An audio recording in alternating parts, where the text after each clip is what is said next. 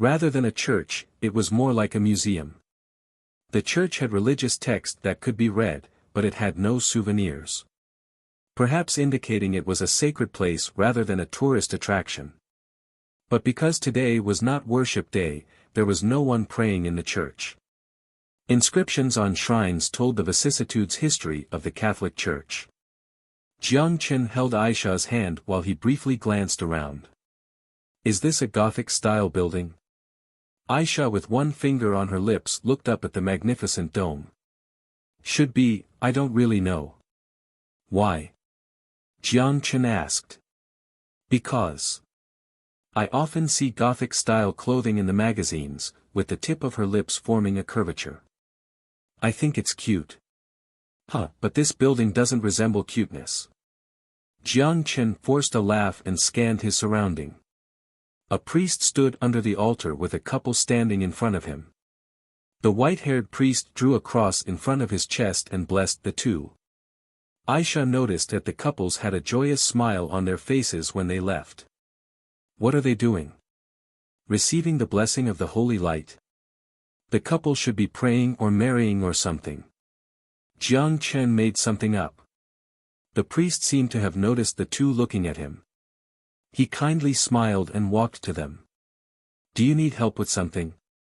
Considering Aisha's religion, Jiang Chen wanted to refuse, but the girl blinked her eyes and looked at the elderly father with white hair. Even as a pagan, is the blessing effective? The question was blatant, but the priest only paused for a moment before he spoke with an earnest expression. Of course. It all depends if you love him or not. Aisha's cold expression bloomed into a joyful smile. Aha! I love him dearly. Jiang Chen felt teary. Aisha's honest but innocent confession made him feel a different emotion. He never admitted that he was a good man. Not because he was greedy, he just never had a strong mental fortitude. The priest looked at Jiang Chen, his eyes seemed to possess the ability to observe everything. Then, do you love her? I love her, Jiang Chen said affirmatively. Aisha's eyes welled up with tears. She hugged Jiang Chen's arm and rubbed her face against it.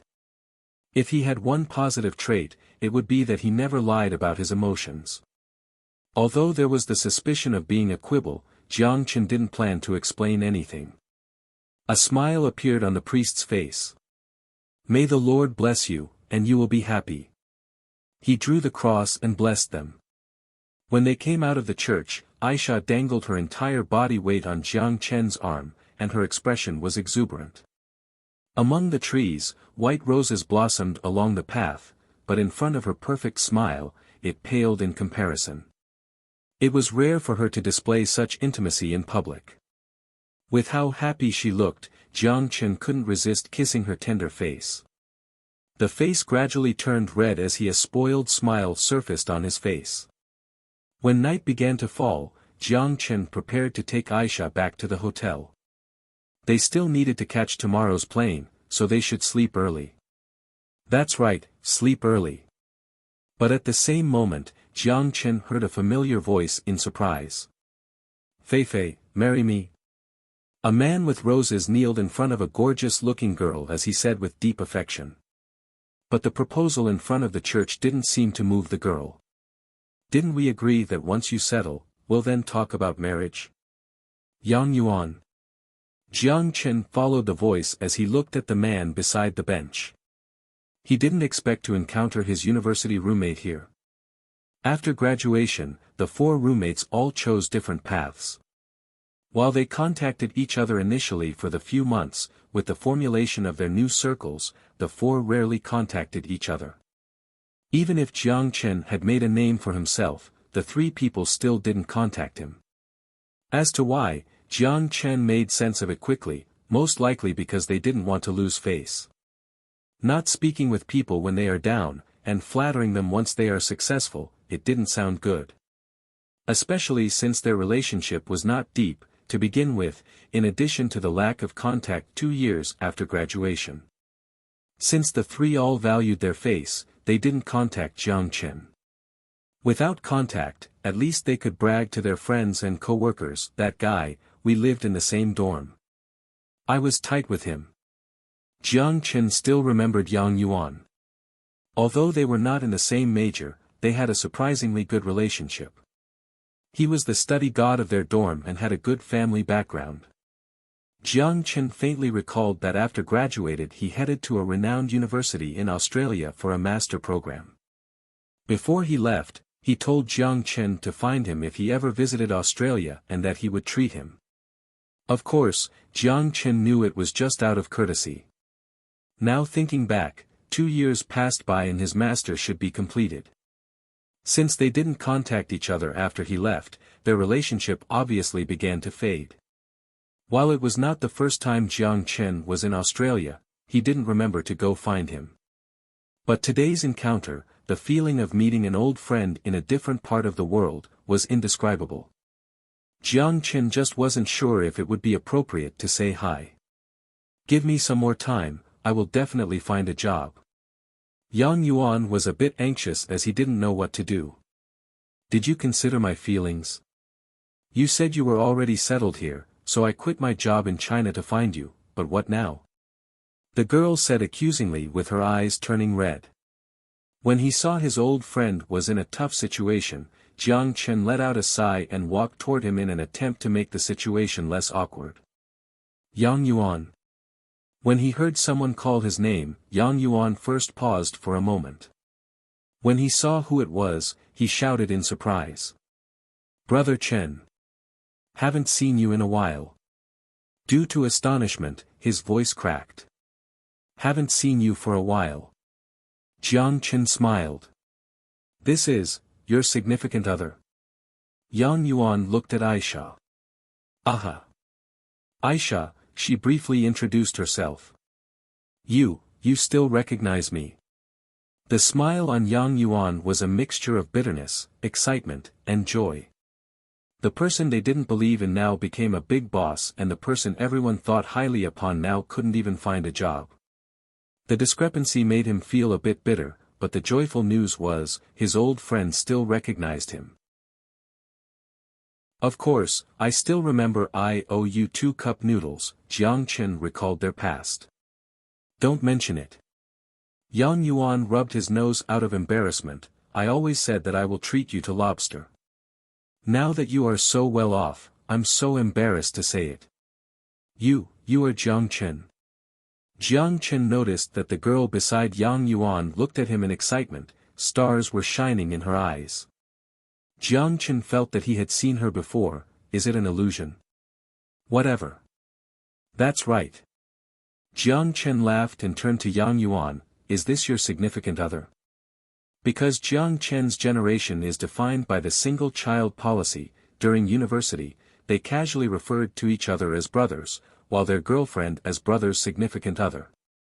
"I am Su Fei, a fan of Little White," Su Fei said while blinking her eyes. "Aha." Yang Yuan's expression was somewhat awkward. Jiang Chen sensed that he didn't want to speak too much on this as he diverted the topic. "It's rare to see you, how about I'll treat you to dinner?" No, I said I would treat you."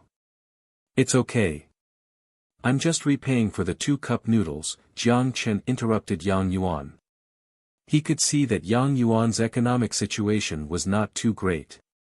He only wanted to find a way for them to catch up. If he burdened his old friend, it would be against his original intention. "Oh. Okay." Yang Yuan saw Jiang Chen's intention and nodded. They arrived at a restaurant by the sea. From the exterior design, it was easy to see the luxury of this restaurant as well as the extravagance of the price. Yang Yuan's expression was unnatural when he looked at the servers in suits. But with how happy his girlfriend was, he didn't have the heart to tell Jiang Chen to change a place.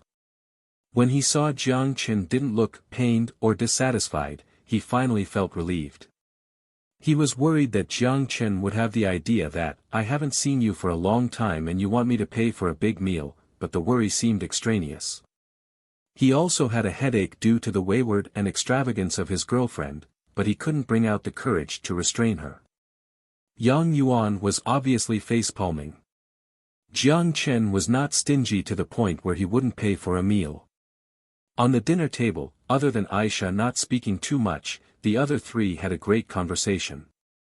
Su Fei continually proposed a toast to Jiang Chen to demonstrate her energetic side, but at the same time subconsciously or consciously began asking about his private life. However, Jiang Chen managed to divert the question smoothly. Jiang Chen has seen too many similar situations. Although he didn't know why his old friend would like a woman like this, he still had his own boundaries. Therefore, he maintained his distance with Su Fei. Seeing that her attempt to get close was unsuccessful, Su Fei put her attention on Aisha and tried to befriend her. But to her warmness, Aisha's was unmoved. Yang Yuan seemed to be slow in this area as he didn't sense anything. After downing a few beers, he began chatting about what happened after graduation. Because he was drunk, Yang Yuan dragged him to the balcony of the restaurant. With the refreshing sea breeze sweeping across their face, they continued to chat. It didn't take long before the conversation changed to the start of the company. Jiang Chen selectively skipped the sensitive topics and summarized the process of creating Future 1.0 and only spoke about the details of when the company started to become successful. Damn! The prom queen of the business school, Xia Xiyu, you managed to date her. Wow, this Brother Chen title is certainly deserving. Yang Yuan exclaimed in a loud voice laced with drunkenness. What do you mean? Jiang Chen joked, she is the CEO of my company. But, our relationship might be a bit different. There weren't as many concerns when men spoke to each other. But isn't that your S.O? Jiang Chen was a bit awkward, she is too. So corrupted. Yang Yuan took a long time to process his words before he punched Jiang Chen on the shoulder. Ahem, we like each other, it is not being corrupt. Let's not talk about this. Speaking of you, what's going on with Su Fei? Yang Yuan let out a sigh. Nothing's going on. Just like this. I feel like I have seen her before. She is also a graduate of Wanghai University, 2 years younger than me. I only asked her to come abroad at the end of last year, you probably have seen her in school. Yang Yuan said nonchalantly. I see. Could be. I originally thought that I got a metal bowl, referring to a stable job, but I didn't even take a scoop out of it before I lost the bowl. I should have just signed when PetroChina interviewed me. There was regret in Yang Yuan's words. Although state-owned enterprises' salary was lower compared to foreign companies, the stability was undoubtedly a plus. Even if it were operating at a loss and heavily subsidized, the government would not allow the workers who worked diligently to contribute to the country to lose their job. Just from this point again, it was more virtuous than working for the capitalists. A metal bowl, 1. Yes, in the first year of my master's in Australia, I already signed with Rio Tinto. But this year, the mining industry was not looking pleasant, combined with the oil price plunging, Rio Tinto immediately began laying off people. So I, unfortunately, became a casualty. Certainly unlucky. Jiang Chen said in his mind. Does PetroChina not want you anymore? Of course they do, why not? I am a master student who studied abroad majoring in resource exploration. With my family connection, I will be promoted in just 2 years. Yang Yuan was still confident with his own ability. Then why don't you go back? Jiang Chen glanced at him. A bitter smile surfaced at Yang Yuan's face. I want to go back, but... As he spoke, Yang Yuan turned to look at Su Fei in the restaurant. That girl was dissecting the lobster in excitement while chatting with Aisha. Jiang Chen instantly understood his bitterness. She didn't want me to go back. From her perspective, now that I finally acquired immigration status, it would be a waste if I let that go. Whenever I talk about going back, she would cry and threaten to break up with me. Is it good like this? Jiang Chen asked. To be honest, Jiang Chen didn't like Su Fei's personality. He didn't know what was attractive about this type of girl. But since Yang Yuan likes her, he couldn't say anything. What could I do? Yang Yuan's bitterness deepened. Do you love her? Aha. He didn't know that the engineer was such a devoted person. Back then, Jiang Chen just thought he was unexpressive, he didn't think he had this quality. Then try to satisfy her, though it might be an endless pit. Yang Yuan let out a sigh, I know. I just want to wait until tomorrow, if the market picks up again, there will be demand for employment. Jiang Chen fell into deep thought as he listened to Yang Yuan's words. To be honest, he happened to be worried about molybdenum. Other than molybdenum, niobium ore, tungsten ore and even rare metals all have a big gap in the wasteland. But based on what Oliver said, those ores would be hard to obtain in any country, so Jiang Chen had the idea to extract them himself. Panu Island's ocean resources were extremely vast and rich. While no oil and gas existed in its territory, the mining deposits underneath the sea were yet to be explored. It would be hard to believe if there were not a single bit of deposits in the vast ocean territory. Since iron and aluminum had a low cost, Jiang Chen didn't mind paying. But for rarer metals, if he were to buy, it would certainly pain him. As to how to extract the ores from the seafloor, Jiang Chen already had an idea in mind, though it still remained in the research phase. Could the deposit distribution of the apocalypse be the same as the modern world? Jiang Chen never thought about this before. Because the history of the two worlds was completely different, he selectively ignored the possibility of using the information from the future to his advantage. Lottery? The amount and number might even be different. Suck up to future leaders. Pack never existed. Music? That's more absurd. Would India's pop music be popular in China? If not, then the music from Pack would be the same. But mining resources were different. It would not change because of human activity. Therefore, the mining beds dug clean before the war may not have even been drilled or explored yet. The more Jiang Chen thought about it, the more he wanted to hit himself for not thinking about this earlier. Selling ores and oil location would be much more profitable compared to gold. Just that it would be hard to explain the source. Speaking of this, I happen to have a job, are you interested? Yang Yuan shook his head. I don't know tech at all. Thank you, but I will not bother you.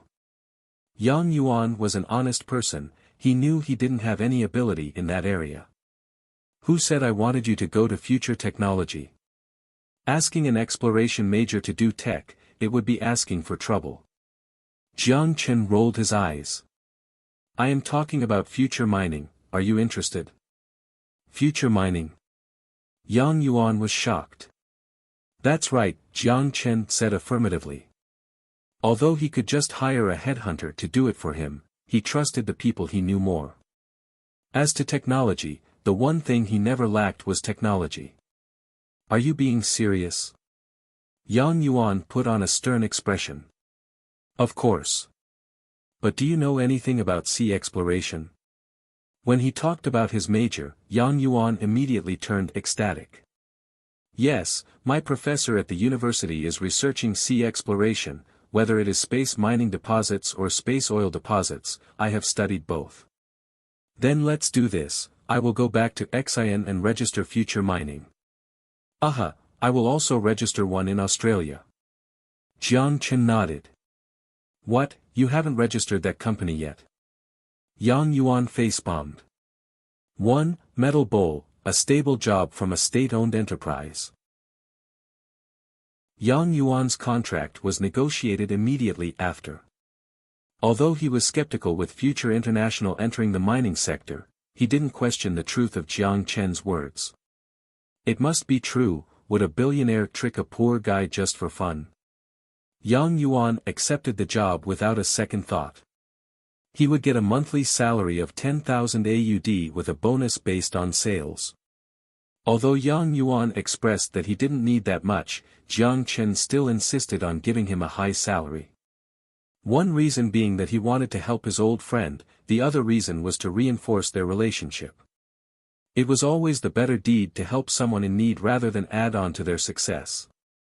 For example, it was far more meaningful to drag him up when his career and relationship were at their worst rather than giving him a raise when he had a salary of over 100,000. In the beginning, when Su Fei heard that Yang Yuan would work for Future International, she was naturally very excited. But when she heard the work was in a place called Panu Islands beside New Guinea, her face immediately turned sour. Then she heard she could live in a mansion by the beach with a salary of 10,000 AUD with flights back to Australia for vacation covered by the company. She became happy again, her mood changing as fast as a summer storm. Jiang Chen didn't know what to say. Since Yang Yuan liked her, he couldn't do anything about it.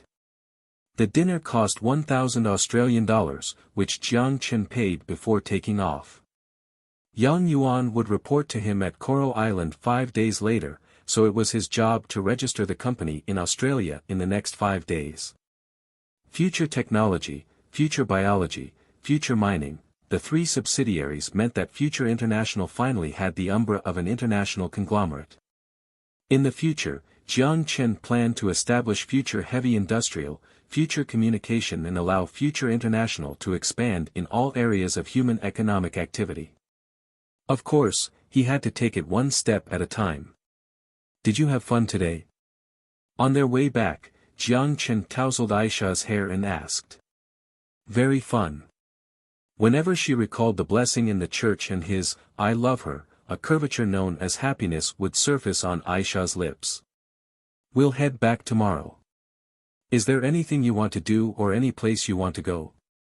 There's still some time before it gets completely dark. No need. With a blushing face, Aisha moved her eyes into the distance. Let's go back now. Is she tired? Jiang Chen initially didn't understand the meaning behind Aisha's words. It was only when the door of the hotel room closed that he personally experienced the passion hidden underneath her coldness. Only the soaked sheets told the intimacy of the night. The next day, they boarded their returning flight to Xi'an and got off the plane on Coral Island. After he settled down the weary Aisha, Jiang Chen left the mansion and headed to the nutrient supply plant located on Ange Island. It was the hottest time of the day, and the workers at the plant were all on break, but Zhang Shujie still stayed in the lab and carefully examined DH seaweed cells under the microscope. He didn't even notice Jiang Chen standing behind him. Did you discover something meaningful? Jiang Chen sighed with a helpless expression. No. Zhang Shujie shook his head in honesty. He researched this for over half a month, yet he was still without any clue. He didn't know how the mechanism worked. It's normal for you to not make sense of it. If you could understand it in this short period of time, the technology would be worthless. The RNA transcribed from the single-stranded DNA doesn't match the DNA. A protein found in an animal cell divided in a plant cell. How does this work? Zhang Shujie's eyes shined with frenetic flames as he asked Jiang Chen. Don't look at me like that, I'm only a merchant, it wasn't me who researched this technology. Jiang Chen shivered at the thought of a man watching him like that. Could I meet him? No. Jiang Chen rejected it without any room for compromise. To Jiang Chen's surprise, he thought Zhang Shujie would insist on meeting the scientist, but after being rejected, he only sighed. Okay. I thought I reached the boundaries of science, but it looks like I don't know anything after all. Such astonishing technology exists in this world. Did you know this is like an art? Zhang Shujie took off the glass under the microscope as he praised its magnificence. Art. It's that valuable. Considering what he said, Jiang Chen was afraid now. Nutrient supply is going to be sold to the masses. If people start examining it with microscopes, but thinking about it more deeply, he rejected the possibility. Cells could not pass through the molecular filter, and that thing filtered at the particle level. Valuable?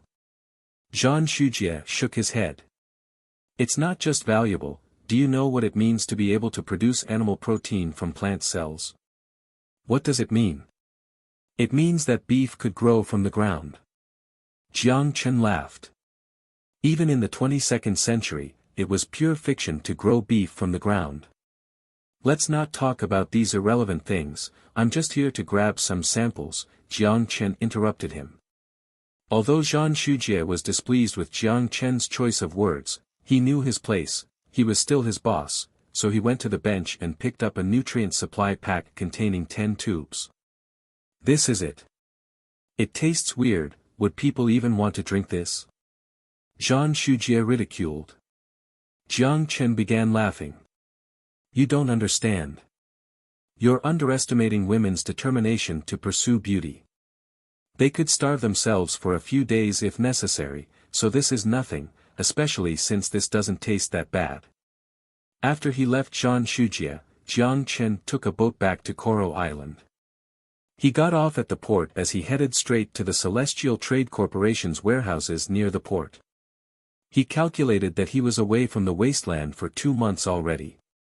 While he did occasionally travel back to meet with Sun Jiao, visit Yao Yao, and tease Lin Lin, he never stayed for too long.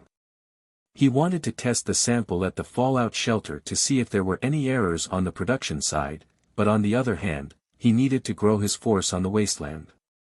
Provided with the resources of the modern world, limitations on the apocalypse's industrial capabilities would be removed entirely. He closed the door of the warehouse and put on the bracelet Lin Lin gave him. Jiang Chen took a deep breath, staring at the small mountain of food. Storage dimension activated. Storing all the food, he didn't need to move an inch, but the supply of food in the warehouse slowly depleted. With the interdimensional mass teleportation device, it was much easier to transport goods to the apocalypse. When he had to constantly travel back and forth, not only was it inefficient but it made him feel dizzy and it wasted more crystals too. Now, it was a much easier process. After 10 minutes passed and 1,000 crystals used, Jiang Chen emptied 2 warehouses full of supplies. The capacity of the storage dimension seemed to have hit some bottleneck and stagnated at 30 cubic meters. Regardless of how many crystals Jiang Chen used now, he couldn't expand it by even a cubic millimeter. Jiang Chen didn't mind since 30 cubic meters of space was plenty for him. Perhaps the bottleneck could be broken by a future opportunity, so he didn't worry. He left the warehouse and called Aisha. Soon after, Aisha drove to the warehouse with the Lamborghini. From the exhaustion on her face, she evidently had yet to recover from last night. Are you feeling bad? Jiang Chen asked caringly as he sat in the car. Aha. Are you planning to head to that side? Aisha acutely saw through Jiang Chen's thoughts. I'm planning to take care of something on that side. Let's go back to the mansion. Be safe. Jiang Chen paused before a smile emerged. Aha. When he returned to the mansion, Jiang Chen changed his clothes. Just like his usual routine, he laid on the bed, closed his eyes, and commenced travel. Behind his back was still the soft bed, but the oppressive radiation dust outside the window told him explicitly that he wasn't in the peaceful modern world anymore. He stood up and before he managed to gain his balance, ferocious footsteps came from behind the door. Sun Jiao pushed open the door, dove into Jiang Chen's chest and pushed him back onto the bed. I missed you. She rubbed her face against Jiang Chen's shoulder. Honey, it's not like I haven't been back before. Jiang Chen stroked her silky hair and hugged her. Just like a cat, she escaped Jiang Chen's hug agilely. Sun Jiao sat on the chair and looked at Jiang Chen. How long do you plan to stay? Probably for a while. Also, how did you know I was coming back? A proud smile appeared on Sun Jiao's face. I heard sounds coming from the warehouse in the backyard and they continued for a while. When I checked it out, I saw a bunch of stuff appear, so I thought you must be preparing to come back. How have you been? Very well, or rather, too well. With her chin against the back of the chair, Sun Jiao exclaimed. To be able to live such a comfortable life was unimaginable before. It was 2 months until an entire year passed after meeting Jiang Chen. This year was the happiest she'd been since she left the fallout shelter. Although a lot of things happened during the process, they managed to make it through intact. Just like a miracle, the soil tainted by war welcomed order again. After he said hi to Yao Yao, Lin Lin, and Sun Xiaoro, Jiang Chen headed to the warehouse in the backyard. This place was previously the base's warehouse, and now it was modified into a building similar to a transport array. 2 old warehouses were bulldozed and built into a metal shed around 500 square meters big. Inside contained the magnified version of the interdimensional mass transportation device Lin Lin designed. Right now, the warehouse was filled with containers of canned food, fresh vegetables, fruit, and meat. Jiang Chen sent Wang Qin a message on the EP, directing 15 workers from the logistics department to transport the food. Last quarter, we produced 2,000 Reaper assault rifles, 400 Hummingbird drones, 20 Type 50 electromagnetic pulse cannons, 10 T3 power armors, and 1 sample T4 power armor. Wang Qin pushed up her glasses as she reported to Jiang Chen the recent production figures. The T4 power armor is finished. Jiang Chen was surprised. The defense ability of the T3's armor was something Jiang Chen always criticized. While the front armor was enough to defend against light weapons, it was nowhere enough in a battle against the Deathclaw. Jiang Chen demanded that the new model had to replace the plastic armor with the more durable C-type steel without sacrificing mobility. Just like he expected, the problem that couldn't be solved by researchers at 6th Street was no trouble for the scientists at the fallout shelter. The difficulties with the engine were solved by researchers at the fallout shelter. The improved crystal fuel rod increases energy efficiency by 20% and engine output by 15%. This solves the problem of lack of mobility. The weight of the armor was increased to 700 kilograms to reach the threshold for land-type power armor specs. The total defense increased by 50% while ammunition decreased by 10%. What about the attached weapon models? It still has the revolving machine gun on the left arm as the primary weapon, but based on this, the researchers at the fallout shelter also added a 5-round grenade launcher on the same side. The grenade is capable of heat-seeking. It was a moving fortress. Insane, but I like it. Jiang Chen thought to himself. What are the weaknesses compared to T3? While the front armor is reinforced more strongly, the armor in the back has been decreased. Also due to the weight of the armor, the acceleration provided by the engine is weaker compared to before. It can't perform the high mobility dodging maneuvers T3 could. It may feel unresponsive when dodging anti-armor weapons, so our research added reactive nitrogen armor on 4 different sections of the T4 power armor. Improving its defense meant sacrificing its mobility, but it was a worthwhile sacrifice. Since not all people could perform the dodging action in less than 0.1 seconds, most of the soldiers in power armor would require the armor to take damage directly and act as a moving shield for the light infantry. It was the role power armor played in combat. What's the cost of producing a T4? Wang Qin's finger pressed on the screen and a number appeared in the center. 27,130 crystals. That's so expensive. Jiang Chen was shocked by the figure. It was almost 3 times the amount compared to T3 armor. But Wang Qin couldn't do anything about that fact. The price of iron and rare metal continues to climb at the 6th Street to the point where there's a shortage. Based on the information provided by Chu Nan, although there's been an economic boom as well as other factors, there's also been an increase in the number of scavengers, so there's still a significant gap to meet industrial demands. Fishbone Base's metal resources primarily depended on imports from the 6th Street. With the influence of the economic boom last fall as well as the formation of the bank at the year's end, countless factories emerged. The garbage dumps left unmanaged for many years were swept clean by all the major factories. After the hunters that hunted for crystals and mercenaries that protected trade routes, professional scavengers became the hottest profession at the 6th Street. This was unfathomable before because no one imagined that so many factories would emerge at the 6th Street practically overnight. The current production capacity of the base is restricted by the lack of raw materials. A lot of scavenging teams already signed a contract with the factories. Although I suggested Chu Nan to forcefully purchase the resources that Fishbone Base requires at a premium, he rejected the proposal. He said that unless you made the decision, he wouldn't interfere with the contract between private companies and scavengers. Wang Qin sighed. What he did was right, Jiang Chen said. Chu Nan was undoubtedly an interesting individual, although he was just a pilot. It was surprising that they shared a similar thought process. One trait that most survivors shared on the wasteland was that the moment they saw something nice, they would steal it.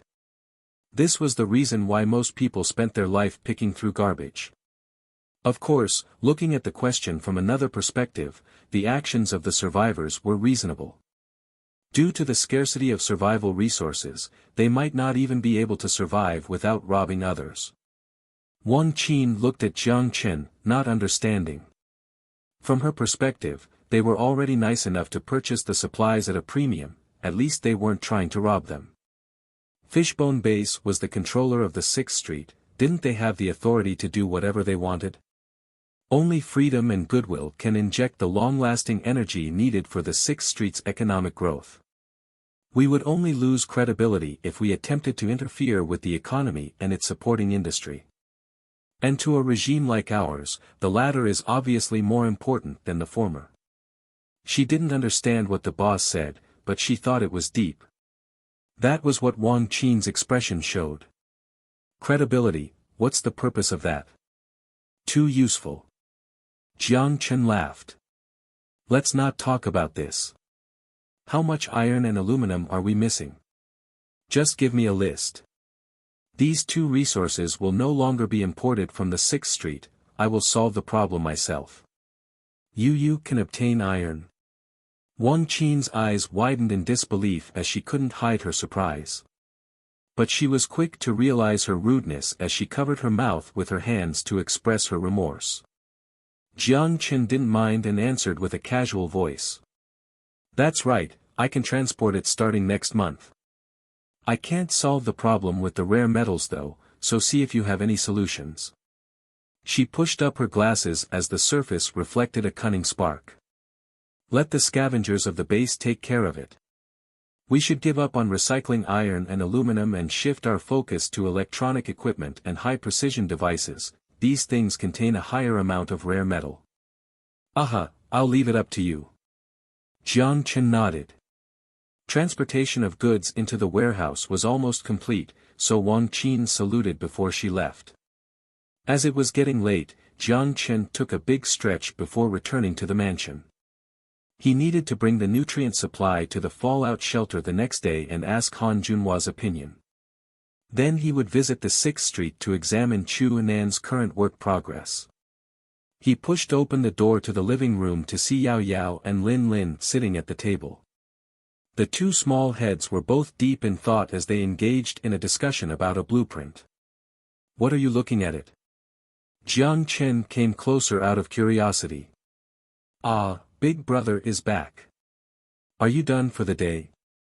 Yao Yao smiled gently at Jiang Chen as she turned her head. Lin Lin proudly straightened her back and kept her chin high. We're currently researching a magnificent technology, but since it requires some computer knowledge, I have to ask Yao Jiayu. Jiang Chen expected Lin Lin to boast, so he chose to ignore her and directed his gaze at the cute Yao Yao. Hello. Stop ignoring me. Lin Lin protested. It's about a database converting brain waves to electronic signals, it's nothing special, Yao Yao timidly said. Database? Jiang Chen was puzzled. Sorry for troubling you guys so much. Sun Xiaoro walked out of the hallway dressed in a light purple floral dress. She lowered her eyes apologetically. Not at all, it's not troublesome. Lin Lin felt awkward by Sun Xiaoro's sincerity as she scratched her face. Although it was Tingting in her body who destroyed the chip causing Sun Xiaoro to become like this, she still bore some responsibility for not controlling the bug. Even if Sun Xiaoro never blamed her, she always felt guilty. While Lin Lin had a big mouth and was somewhat arrogant, she was still a kind person deep inside. No problem at all, Yao Yao also hopes that sister can start walking soon. Yao Yao nodded her head earnestly. Thank you, everyone, Sun Xiaoro said emotionally. Jiang Chen sensed they had a good relationship with each other. Was it because they lived together for so long? Thank you too. Me? Jiang Chen looked in surprise at Sun Xiaoro smiling at him. Aha! It was only because of you that I reunited with my sister and meet so many lovely friends and also, a cute brother-in-law. Her eyes turned into two crescents. The smile was sweet, but Jiang Chen felt the smile gave a vibe similar to her sister. The devil-like smile. Jiang Chen gulped as he shivered uncontrollably. Fu*K, does that count as teasing me? After dinner, Jiang Chen and Sun Jiao went to the third-floor gym. Inside were two virtual reality training chambers. Jiang Chen was told that the virtual reality MMORPG was finished. Of course, he couldn't wait to experience it as he dragged Sun Jiao along. Was a name created by Du Yongkong. He didn't create the content himself because a lot of the data and models were already available. All he needed to do was replicate the famous virtual reality MMORPG on the new engine.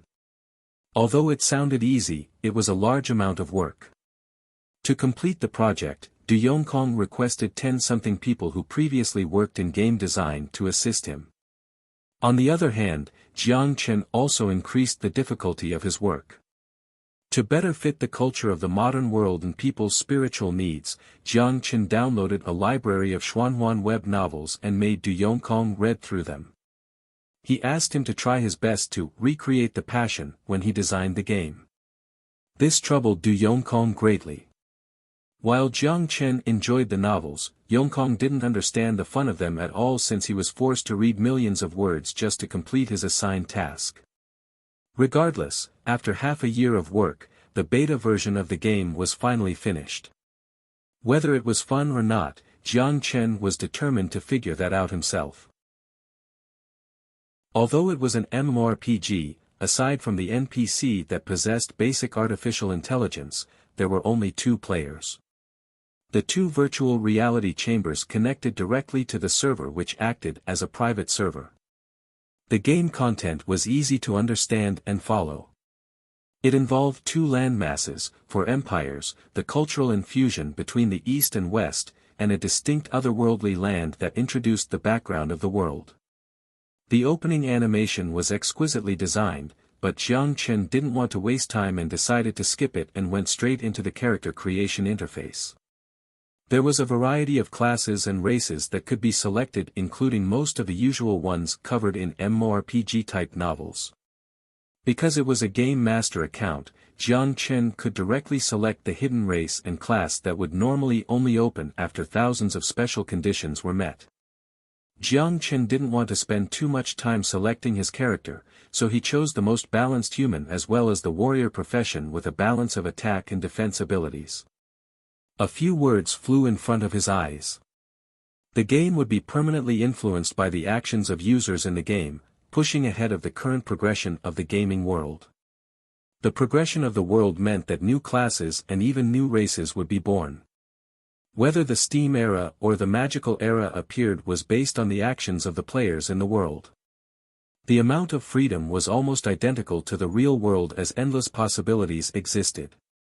This level of detail was an impossible task for modern supercomputers because the number of variables and changes would be an astronomical number.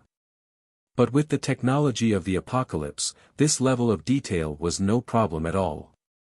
No one would choose to miss the opportunity of experiencing a second life. Jiang Chen could already imagine the craze people would have when they purchased the virtual reality helmet. White light illuminated the space and Jiang Chen appeared in the starting village, naked. Another white light flashed and Sun Jiao also showed up naked beside Jiang Chen. Ah! How come I don't have any clothes? Sun Jiao cried as she looked down to cover her private areas while she trembled with a red face. Do you like elves? Jiang Chen scratched his chin as he examined the character Sun Jiao created. Other than her voice, it was completely different compared to the real her. The chin was too sharp to be considered humanly possible, and slim and elegant ears passed through the green strands of hair. It had a slender waist as well as a chest the size of soccer balls. It had the face of an angel but the figure of a devil. As Jiang Chen looked, he nodded, pleased. The face creation system must be nerfed since she doesn't look too different from her actual appearance. The idea of an ugly girl with a pretty face speaking sweetly to him gave him goosebumps. Also, the gender has to be restricted. He discovered that during character creation, he could choose to create a female account. Is Jiangkong dumb? When he thought about a man with a female account interacting with him, a shiver went down his spine. At least create a separate server just for people like that. Is this the time to say that? Clothes. Give me clothes. Sun Jiao cried out in embarrassment. It was rare to see Sun Jiao in such a panic. Of course, appearing naked on the street would make anyone panic. It's okay, we're all NPC. Jiang Chen extended his finger and pressed into the air. Also, with the existence of the control center, you can create clothes yourself. A long dress dropped on the ground. Sun Jiao, with a speed of lightning, snatched the clothes on the ground and covered her private areas. Then the benevolent elf smiled gruesomely at the shocked crowd and unleashed thunderous strikes. Her finger moved. Thousands of flame trails dropped from the ground. The level 100 mage's forbidden spell, Endless Hell, burned the entire starting village to dust. Typically speaking, it wasn't possible to kill people in the starting village, but Sun Jiao ruthlessly abused the infinite abilities of the NPC. That was how GM played the game. You don't have to wipe everyone out, there were a few dwarf Lolas there. The flames dropping on Jiang Chen displayed a bunch of zeros, the spell was useless on him. They're programs after all. Sun Jiao gave Jiang Chen a dirty look as she bared her teeth to display her prowess. She was indeed right since all these people were NPC. While they appeared shocked, embarrassed and even had sexual desires when they saw a naked body, behind the characters were just lines of code. All the personality programs were based on D&D's matrix and were determined based on random variables. Okay, you're right. Jiang Chen scanned the scorched earth and collapsed buildings. The smell of burnt meat even drifted into his nose. It wasn't good to be too realistic. If blood began to pour out with a single sword cut and a mere flame ball spell burned people, the game wouldn't operate for too long before the Radio and Television Ministry shut this down. Create a less violent version. Maybe they could automatically identify the age and nationality of the user and limit the graphic effects based on local laws of the user. What's fun about this game? Sun Jiao scrolled with her finger as she worked on her equipment. Jiang Chen didn't need to ask as he knew she must have put the 10 stars god weapon into her inventory. A green light was cast out as godly equipment, the armor of the elf queen, was donned by Sun Jiao. This equipment perfectly demonstrated the idea of saving clothes for the country. Only a few metal plates covered the private area and most of her skin was exposed under a thin veil. Seeing that there was no one around, Sun Jiao didn't consider whether the equipment that resembled lingerie was embarrassing or not, but she teased Jiang Chen with her 36 GS. Looking at the naughty Sun Jiao, Jiang Chen scanned the tightly wrapped clothes in front of her chest. Did you drag the chest size up to the max? Sun Jiao, who had her secret exposed, didn't even blush as she rolled her eyes. I don't believe you didn't drag your thing to the max. To be honest, Jiang Chen hadn't even thought about it. He allowed the system to replicate his look when he created his character. Sun Jiao reminded him that in the virtual world, he could be a bit bigger. His finger drew in the air as the indescribable part began to bulk at an unbelievable speed. Jiang Chen had a smirk on his face. Why don't you test it out? The area inside the camp walls more than doubled and extended from outside the square to the bus stop. The four corners of the camp had patrol towers 10 meters high. Each of the towers was equipped with four 20mm cannons. The large-caliber stationary machine gun could not only easily rip Deathclaw's armor, but it could even do damage to Roshan's high-density fat. Of course, the machine gun was primarily targeted towards the Roshan, since the Deathclaw was limited in number and hard to hit, while the Roshan could bite with eyes closed. Compared to when Jiang Chen left, the changes inside the base were also astonishing. The tent area was messy as the ghetto was removed and replaced by rows of concrete apartment buildings. Because of the improvements in living conditions, the mood of the fallout shelter residents was more pleasant. At least few people had despair on their faces while walking on the streets. Based on the directions Jiang Chen gave before he left, Su Lu built another lab on the surface. However, due to lack of experimental equipment, the lab on the surface couldn't be put into service and most of the experiments were still conducted underground. Jiang Chen didn't have to wait too long before Wang Xiaowu and Su Lu came to greet him. After some catching up, Jiang Chen began to ask about the status of the camp. The number of stationed troops increased from 80 to 200. To adjust for the lack of personnel, a new drone control terminal was established in the camp with an attack fleet of 400 drones being deployed. Wang Xiaowu reported the defense status of the base. Have there been any security concerns? Jiang Chen raised his eyebrows. The activity of the zombies from Wanghai is increasing. Also, mutants are becoming more active. Last month, there was an incident where a Deathclaw attack caused 14 casualties. Wang Xiaowu lowered his head in guilt. An incident like this occurring was completely his fault. The Songjiang area didn't have any Deathclaw nests, so no Deathclaw should have been active in the area. This was almost common sense to the Wanghai survivors. It was enough of a coincidence that Jiang Chen encountered a mother of Deathclaw last time, but no one expected that another Deathclaw would be active in the area. Raise your head, Deathclaw attacks weren't your fault. Your responsibility is to react and handle this type of emergency situation. But from what I see, you are doing very well. Jiang Chen scanned the walls surrounding the base. Wang Xiaowu raised his head and looked sincerely at Jiang Chen. Also, do you have any more intel from the last explosion at the camp? Jiang Chen had a sense that the death of the elder man and the golden apple might be connected somehow. Not for the time being, but we found a digitalized human body on the adjacent block. While there was no direct evidence linking him and the explosion, based on the time of destruction, the body was destroyed on the day of the explosion, Wang Xiaowu said. Digitalized human?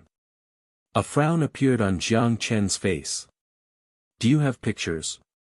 Wang Xiaowu nodded, brought out an image from his EP and passed it to Jiang Chen. Jiang Chen's pupils gazed at the distinct figure. Lin Chowan. Although the face was barely recognizable, from the remaining few facial traits, Jiang Chen could still recognize his identity. We also found a laser sword and a dagger nearby. Aha, I see. Jiang Chen nodded. Regarding the mysterious digitalized human with ill intentions, he currently had no solutions.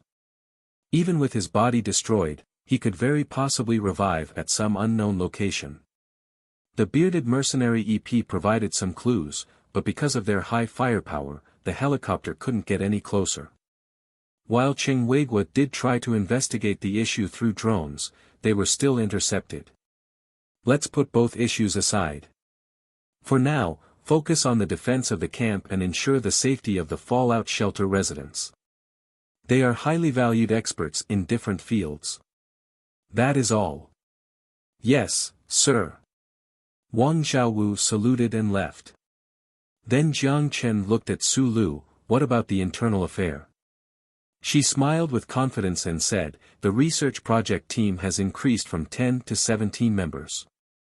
The research results include 4 sub-projects related to T-4 power armor, 20mm transportable cannon, Tiger II, and improved nutrient supply. Tiger II is completed? Jiang Chen was shocked. Aha! Since it was limited by the lack of raw materials, the test model could not be produced. But the researchers built a mathematical model to verify the combat ability of this tiger model. Perfect. Where's the lead for this project? Jiang Chen was jubilant. Inside the fallout shelter. Do you want me to call him up? Su Lu said. No need, I have to go down anyways. Jiang Chen waved his hand. Anything else I can help you with? Su Lu said. Take me to the basement. Roger, Su Lu said respectfully. It was already approaching June, but the basement was still cold and damp. The guard opened the metal gate for Jiang Chen and he waited outside with Su Lu. Jiang Chen wavered in front of the door, but he still walked in. Han Junhua raised her head and looked peacefully at Jiang Chen. Are you going to surrender? No response. With eyes as composed as still water, she made Jiang Chen frustrated. How could one person be stubborn to this extent? An evil thought flashed through his head, but he took a deep breath and restrained his desires. The longer he stayed in the apocalypse, the more blurry his boundaries became. Since he had just come back, however, rationality won this battle. I hope you seriously reconsider. Jiang Chen gave her a long, meaningful look and left the basement. With the closing of the metal door, Han Junhua felt relieved. Although she didn't know why he didn't do anything this time, to her, it was a relief. Jiang Chen took the elevator down to the fallout shelter. Just as he was about to send the nutrient supply sample to Wang Fangpin and look at the results of the Tiger 2 project team, he happened to encounter the two people he was looking for in front of the lab. They seemed to be arguing over something. Bring in X1 bacteria inside the fallout shelter. Are you crazy? Tiger 2's project lead Fang Wei shouted at Wang Fangpin. X1 bacteria controlled the zombies. This is for experimentation, for science. And it's not like you haven't been injected with vaccines, why are you so scared? With spit droplets all over his face, Wang Fangpin roared. The two were arguing furiously with each other. If it wasn't for someone bumping into them and the guards standing by, the two educated people might erupt into a brawl. And then? Create an X3 or X4 immune to the vaccine. Fang Wei said mockingly. Any experiments are designed safely, I only need a small strand of DNA. This is the distrust and bias of life science. X1 bacteria was detected on the touch screen of the quantum computer in the lab, do you think it's safe? Fang Wei was enraged. Due to the limited experimentation equipment inside the fallout shelter, there was only one quantum computer capable of handling experiment simulation. The computer was pivotal to research in the 22nd century as a lot of complicated calculation and data modeling could only be completed by it. Although Fishbone Base offered a reward of 50,000 crystals at 6th Street for anyone who could find an experiment-level quantum computer, unfortunately to this day, no news was heard. Therefore, all 17 research projects had to use the single quantum computer in the fallout shelter. Oh my god, which dumb *SS didn't wash their hands before they touched the screen? I will investigate this, but boss. Just as he was about to erupt into another debate with his colleague, Wang Fangpin noticed Jiang Chen standing beside them and immediately shut his mouth. The people in the hallway dispersed when they saw Jiang Chen. What's going on? Wang Fangpin cut in front of Fang Wei to explain, this is what happened. Because the seaweed project has stagnated due to a bottleneck, I asked the guards to collect some cells from the zombie's neck to obtain X1 bacteria. X1 bacteria? What does that have to do with the power-generating seaweed? Jiang Chen was puzzled. Because X1 bacteria have high photosynthesis efficiency. To increase the conversion of sunlight in the seaweed, one of my researchers proposed a possibility that from the X1 bacteria's nucleus, the DNA of the chloroplast could be implanted into the seaweed. What if the seaweed ends up displaying similar characteristics of X1 bacteria? Fang Wei interrupted with a sneer. Fu*K, that's a big problem. Fang Wei's words made Jiang Chen jump. He first thought that what Wang Fangpin did was right, research must be done at all costs. But when he remembered that this must be grown in the modern world, he instantly became worried. He didn't want Resident Evil occurring in the modern world. That's impossible, you don't understand genetic engineering. Wang Fangpin's face was red and steamy. But I understand the risk to technology. Fang Wei immediately countered Wang Fangpin's perspective. Enough, stop arguing. Jiang Chen stopped their argument out of annoyance. The two of them both shut their mouths. But from the way they stared at each other, they were clearly still heated. After a pause, Jiang Chen looked at Wang Fangpin. Transplanting DNA strands from X1 bacteria must be stopped now. Just like what Fang Wei said, research must be carefully designed and executed within safe boundaries. Any DNA samples injected with X1 bacteria must be destroyed. Yes, Wang Fangpin said reluctantly. Seeing as he got the upper hand, the tips of Fang Wei's mouth curved up proudly. Jiang Chen patted Wang Fangpin's shoulder and used an encouraging tone to comfort him. It's great to take bold, innovative leaps, but the amount of risk can't be ignored. Also, here is a sample of the mass-produced improved nutrient supply. Take a look to see if it meets quality standards. Since his research was discarded, it would be natural for him to feel defeated, but Wang Fangpin wasn't narrow-minded. After taking a deep breath, he bounced back from his negative emotions. Okay. He took the nutrient supply from Jiang Chen and left. Then Jiang Chen turned to Fang Wei. Report this type of incident to the camp, and in the future, don't try to solve incidents like this privately. You're not a barbarian, what can arguments solve? Yes, Fang Wei replied, abashed. Internal conflicts could only be solved by remaining neutral. Jiang Chen didn't know any other methods to resolve strained relationships between researchers. Let's not talk about this anymore.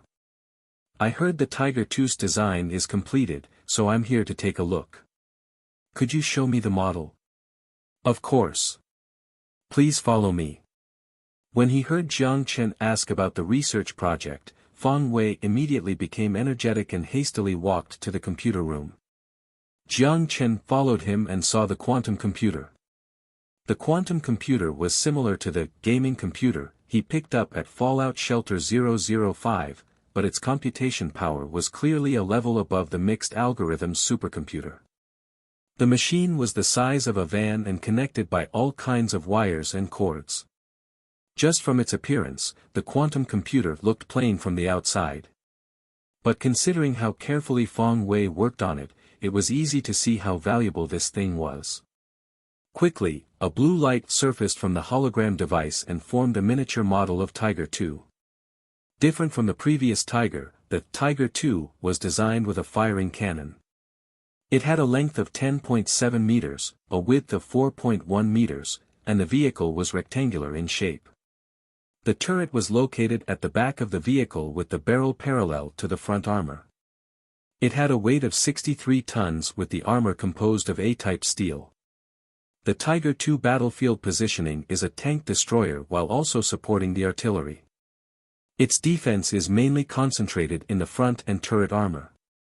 In addition to the main cannon, on the top of the turret is a 10mm machine gun to attack targets in close proximity. Of course, words can't reflect its actual combat ability, let me show you. After a brief explanation about the specifications of Tiger II, Fang Wei pressed another button on the control screen. The hologram graphics began to change as a desert appeared underneath the Tiger II. 7 sets of weight-bearing wheels under the steel armor began to rotate as the Tiger moved at full speed in the desert. The environment then changed from desert to city, city to forest. This is the model we created based on simulating real physical environments. It realistically replicates the combat ability of the tank. I'll demonstrate the actual combat effectiveness of Tiger II. With a stunned expression on Jiang Chen's face, Fang Wei proudly pressed a button on the screen. Giant letters surfaced on the hologram. Battle simulation. The environment changed again as the Tiger II model reappeared in an empty desert. At the same time, 4 soldiers with Python anti-tank rocket launchers appeared in 4 different directions. 4 rockets launched simultaneously before they landed on the front, side, back, and turret of Tiger II. Flames engulfed the Tiger II, but when the smoke dispersed, only the back armor of the Tiger II received any kind of damage. Jiang Chen had witnessed the destructive power of the Python before. The chief tank destroyed in the Civil War had a massive hole blown in its front armor. Though he never personally experienced the war, he saw the image captured by drones from the rocket striking the target. Whether fighting against anti-tank weapons or weapons of other tanks, Tiger II is designed with survivability in mind. Of course, it's not meant to be a tank, so I don't recommend sending it to the front line to fight against the other tanks. Then Fang Wei demonstrated Tiger II's survivability against other pre-war tanks, and the results were impressive. Other than being unable to defend against the Wanderer's particle cannon, most of the tank's blows could be absorbed by the front armor of the Tiger II. As for the power of the Type 50 electromagnetic cannon, Jiang Chen saw it many times already, so Fang Wei didn't need to demonstrate it. Compared to the previous Tiger with its cannon on the truck, only the Tiger II's armor was improved, the cannon itself didn't change.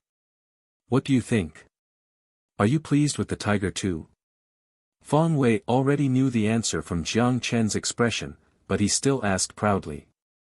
Compared to Wang Fangpin's personality, Fang Wei was more extroverted.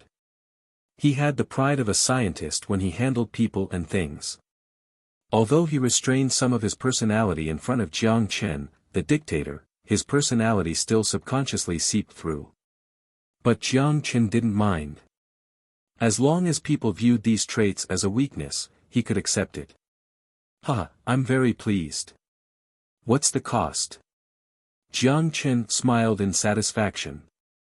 Everything is on this list. Fang Wei handed Jiang Chen a graphene card. Less than 101 tons of iron, 10 tons of aluminum, 2.1 tons of molybdenum. The first few were okay, but the long list of rare metals gave Jiang Chen a headache. The lack of supply of the rare metals must be solved. It was still too difficult to fill industrials' need by simply recycling. When Jiang Chen returned to the surface, he immediately found Su Lu and explained to her his idea of deepwater mining. Deepwater mining? Su Lu looked at Jiang Chen, puzzled. All detectable mines on Earth have been mined clean. Even if the mantle beneath the deep sea a few kilometers below still has undeveloped deposits, because of the high cost of mining and the severe damage to the geological environment, the operation would be impossible to conduct. Also, the existence of space elevators significantly reduced the cost of space. 22nd century's mining operations were all focused on space mining. It was fair to say that deepwater mining was as outdated as coal power generation. That's right, deepwater mining technology, preferably an automated system. Is that possible? Jiang Chen asked. It is certainly possible since it is an outdated technology. But are there mining deposits along the coast of Wanghai? You don't have to worry about that. As to where to mine, I have my plans. Jiang Chen laughed. Since Jiang Chen has already spoken, Su Lu nodded and agreed. Okay, I will establish another research team to focus on the replication of the deepwater mining technology. However, currently there is only one quantum computer. If there is an increase in the project's progression, it will slow down the research speed of other projects. Jiang Chen was lost for a moment as he didn't know what research was currently being conducted and the reliance of the research on quantum computers in the 22nd century. A lot of people born after the war didn't understand either, but since Su Lu came from before the war, she knew some elements of it. Acutely, she read the confusion on Jiang Chen's face as she concisely explained the reasoning. Quantum computers' power calculation ability is precise enough to simulate the physical environment at quark level, which would allow a lot of experiments to be simulated in a pure math state. It was not only easy to eliminate the possible interference in the experiment, but it could also simulate a chemical reaction that usually takes a few days to complete in less than a second.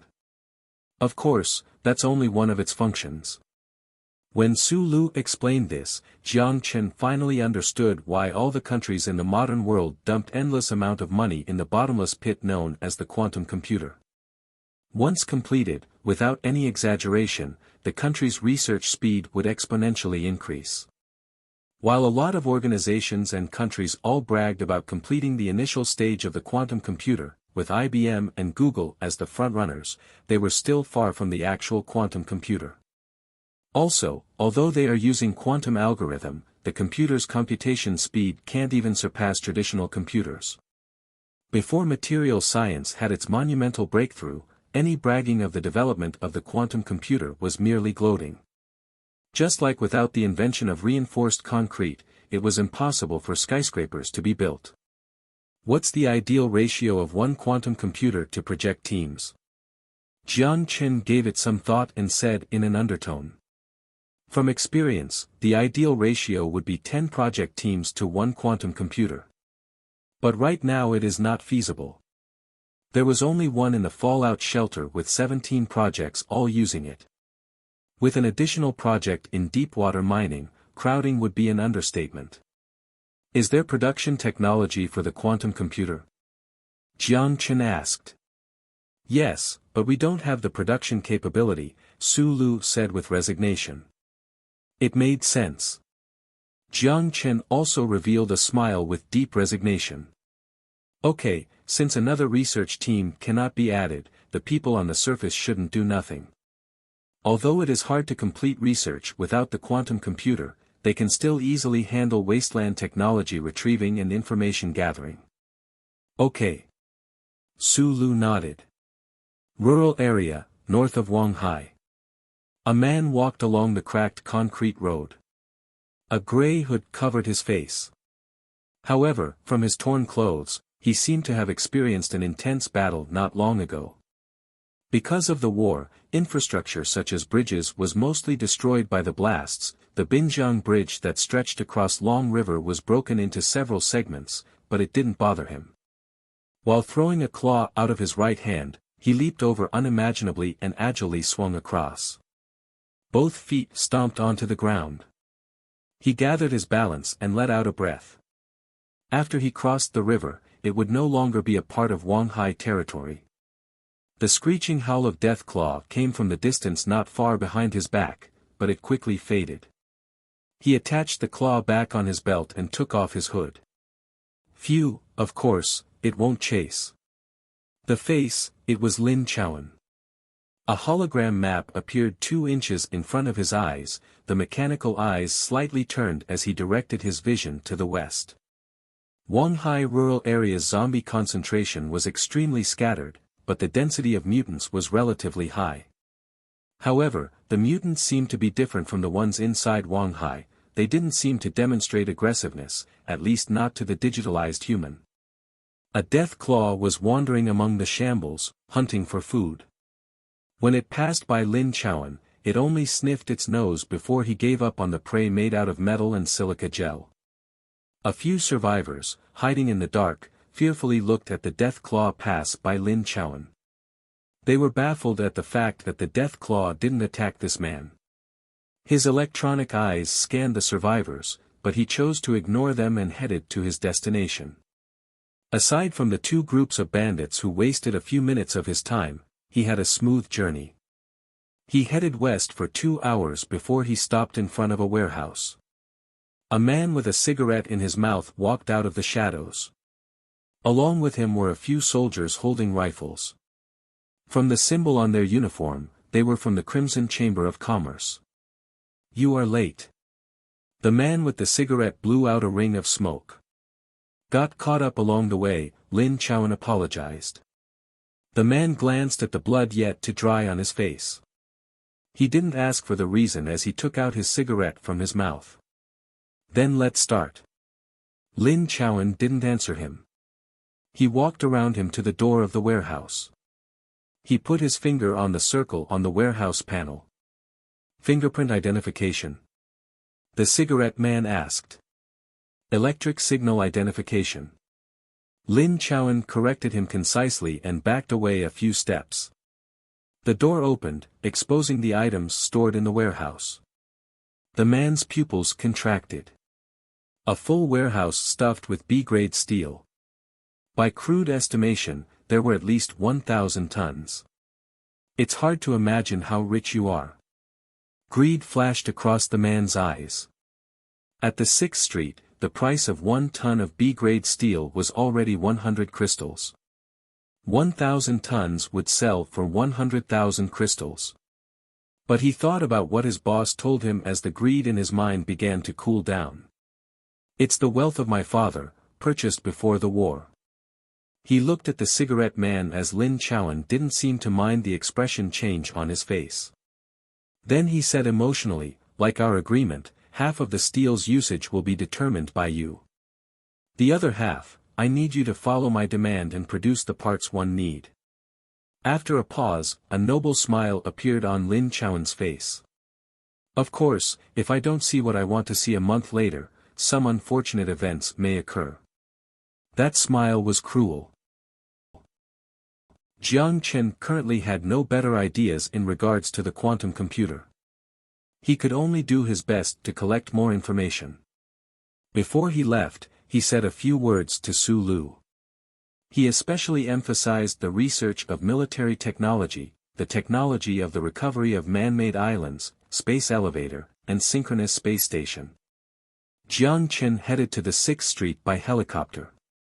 After about 10 minutes of flying, the helicopter arrived above the 6th Street. With an aerial view, the 6th Street was indeed different compared to before. After Chu Nan became the acting general, he immediately tightened the control of the army and established strict rules. He also extended the free trade policy used by the Group of 10. Even with a military dictatorship, the government didn't use any authority unlawfully. Compared to before, the military government led by him was fairer and more just. The benefits of his action was evident. Not only did the survivors from Wanghai City begin to migrate toward the 6th Street, but even survivors in nearby cities also followed suit. While they increased the labor force, they also brought the technology necessary for the 6th Street. The skyscrapers in the inner circle and the buildings in the outer circle began to look more prosperous. Jiang Chen noticed while being in the air that the underground sewerage entrance was now a part of the newly built wall of the outer circle. Other than that, small camps were surrounding the 6th Street and scattered across the ruins. The camps were mostly built by businessmen stationed at the 6th Street. Due to the price of land gradually increasing in the outer circle, they built their factories and camps outside of the wall. They paid taxes to the military government, followed the 6th Street's laws, and accepted protection from the patrolling team. The small city was like a seed, spreading onto the barren land and bringing forth the birth of a new sprout known as civilization. The guide on the ground waved his signal sticks, notifying the helicopter it was safe to land. After coming to a complete stop, Jiang Chen jumped out of the helicopter and saw Chu Nan already waiting at the door. When the helicopter first appeared on the radar, Chu Nan immediately rushed over. I haven't seen you in a while. How long has it been? Jiang Chen exclaimed to his old friend. Half a year already. Do you want to check my place out? Chu Nan laughed. Compared to everyone else, he went through the most significant change. Jiang Chen recalled that when he first freed him from the basement, he still had naiveness on his face. But now, he was calm and reserved. Of course, it is convenient, Jiang Chen gladly accepted his invitation. An ordinary-looking car stopped in front of them. The driver saluted and opened the door for them. It was a 10-minute drive before the car arrived at the council building. At the top of the council building was the offices of the military government, and 2 of the rooms were Chu Nan's home. Chu Nan warmly invited Jiang Chen inside, and they sat on the sofa. Zhou Xiaoxia in casual clothes walked out to pour water for them. Just by looking at her, the former lone traveler's mental state seemed to have recovered drastically. Although he didn't know if she has regained her memory, at least she didn't live in the misery of the Huizhong mercenaries anymore. The two chatted and began to discuss the development of the 6th Street. Because of the influence of economic growth, the total population of the 6th Street grew from 53,021 last quarter to 82,102 this quarter. The number of factories increased from 37 to 239, the number of registered merchants went up from 301 to 2,000, and there are 29 new mercenaries, 105 hunting teams, and 421 scavenger groups. These are explosive numbers. Jiang Chen couldn't do anything but praise him. Chu Nan nodded. Economic growth primarily benefited from the crusade last fall. The population growth was attributable to economic growth and political stabilization. And your wise decisions, Jiang Chen mocked. It is your wise promotion, Chu Nan said humbly. Don't give me that, your achievement is your achievement. Chu Nan didn't reply, but the smile on his face indeed showed proudness. Chu Nan cleared his throat as he continued, after the good news, there is the bad news. Oh. What's the bad news? The survivors that escaped from Jia City to the 6th Street brought information from the west. This spring, the mutated humans attacked the defenders from the 7th area. With the funding of the Dusk Church, they captured Jia City. Because of this, the number of trade routes decreased by 60% from Heng City, and the routes entering Wanghai from the southwest were practically blocked. After he listened to Chu Nan's report, he raised his eyebrows. Jia City lied in between Wanghai and Heng City. If the mutated humans captured this area, the merchants between Wanghai and Heng must be affected. Compared to the bandits without an organization, the organized mutated humans were obviously more concerning. And your opinion is? Organize the Second Crusade with the goal of freeing Jia, Chu Nan said succinctly. A rather aggressive proposal. The Second Crusade? What's there to take away from the mutated humans? Jiang Chen was somewhat surprised by the proposal. Do you still remember their equipment? Chu Nan with a smile looked at Jiang Chen. Equipment? Other than heavy machine guns, and the armor on their body. D-grade steel. Jiang Chen suddenly realized. There are ample amount of steel reserves in the mutated human's head. There was enough to turn them into armors and treat them as moving fortresses. The last crusade for the source of bacteria brought crystals here and ignited the fire of industrialization. And this crusade will bring the steel that will be necessary to fuel the flame of industrialization. Needless to say, it was an attractive proposal. Although Jiang Chen could solve the problem of iron ores, C-grade steel required more than just iron, there was a high requirement for rare metals. The mutated human C-grade steel was there and available, it was undoubtedly a good choice. When are you planning to act? Jiang Chen asked in an undertone. Departing in the fall, finishing by winter, he answered quickly. This guy clearly has been planning this as he even had a strategy in place. Departing in the fall and finishing by winter, it would leave an ample amount of time to prepare while finishing the battle before the mutated humans gained the advantage during winter. It was also the perfect timing to eliminate the obstacles before the next spring for the trade routes. Even excluding economic reasons, the mutated humans were a big concern. Even if the 6th Street didn't send out a force in the fall, there was no guarantee that they would not invade during the winter. But it was approaching June. Was there enough time to prepare the crusade? Jiang Chen began to deliberate this in his mind. If we do fight, what's our probability of winning? Jiang Chen thought Chu Nan would give him an accurate response, but he shook his head. Hard to say. Why? Jiang Chen asked. From the current command structure, even if we mobilize more troops, it would still be hard to win. Chu Nan was straightforward. Changing the command structure. Do you have any recommendations? Before he headed back last time, Jiang Chen had been thinking about this problem, but he didn't really have an idea. He has established the administrative structure, but the militarily one. To be honest, other than knowing how to play a few strategy games, he was completely illiterate in military knowledge. I don't know too much about military command. Didn't you capture a colonel? She probably knows more than all of us, Chu Nan said. A glimpse of awkwardness flashed across Jiang Chen's face as his eyes drifted to the side. Ahem, she still hasn't given up her loyalty to the organization. With a slight frown, Chu Nan pondered, that shouldn't be possible. Is there something wrong with the chip? Do you need me to help you? No need, I can take care of it. Jiang Chen quickly rejected the proposal. Chu Nan took a moment to process before he looked at Jiang Chen dubiously. Allow me to be honest, it is not wise to have compassion for the captive.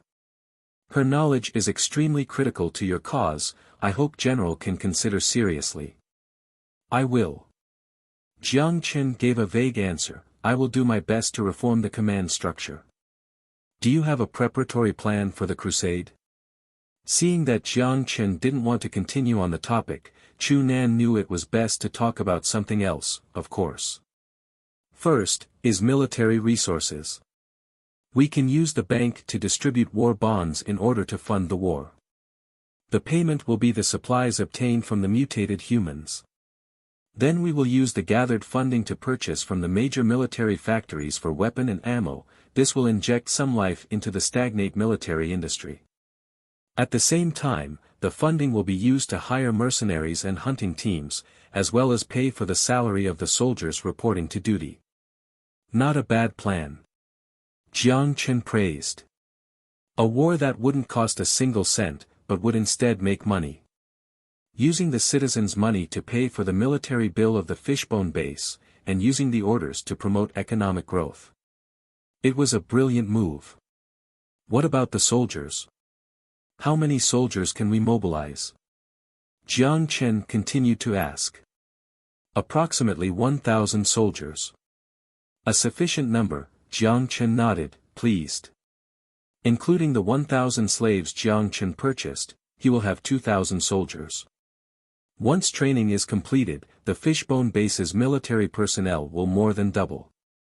Then the preparation for the crusade will be up to you. If there is nothing else, I will head out now. Jiang Chen stood up. Seeing that Jiang Chen was about to leave, Chu Nan also stood up and walked him to the door.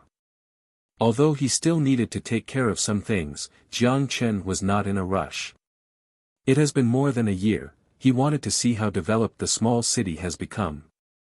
After exchanging departing words with Chu Nan, Jiang Chen strolled through the inner circle before he headed to the outer circle. Compared to last year, this place did indeed become more prosperous. The buildings along the side of the streets were all renovated. A lot of them were bulldozed down and rebuilt into 3- or 4-story high buildings. Just by standing here, ignoring the yellowish-green radiation dust, it didn't feel like the wasteland at all. Busy crowds, a variety of items. The lone travelers with rifles on their backs negotiated prices with the store owners while soldiers in carbon nano combat suit maintained the order of the market. Other than the everyday clothes worn by the Wanghai survivors, there occasionally would be someone with drastically different-looking clothes.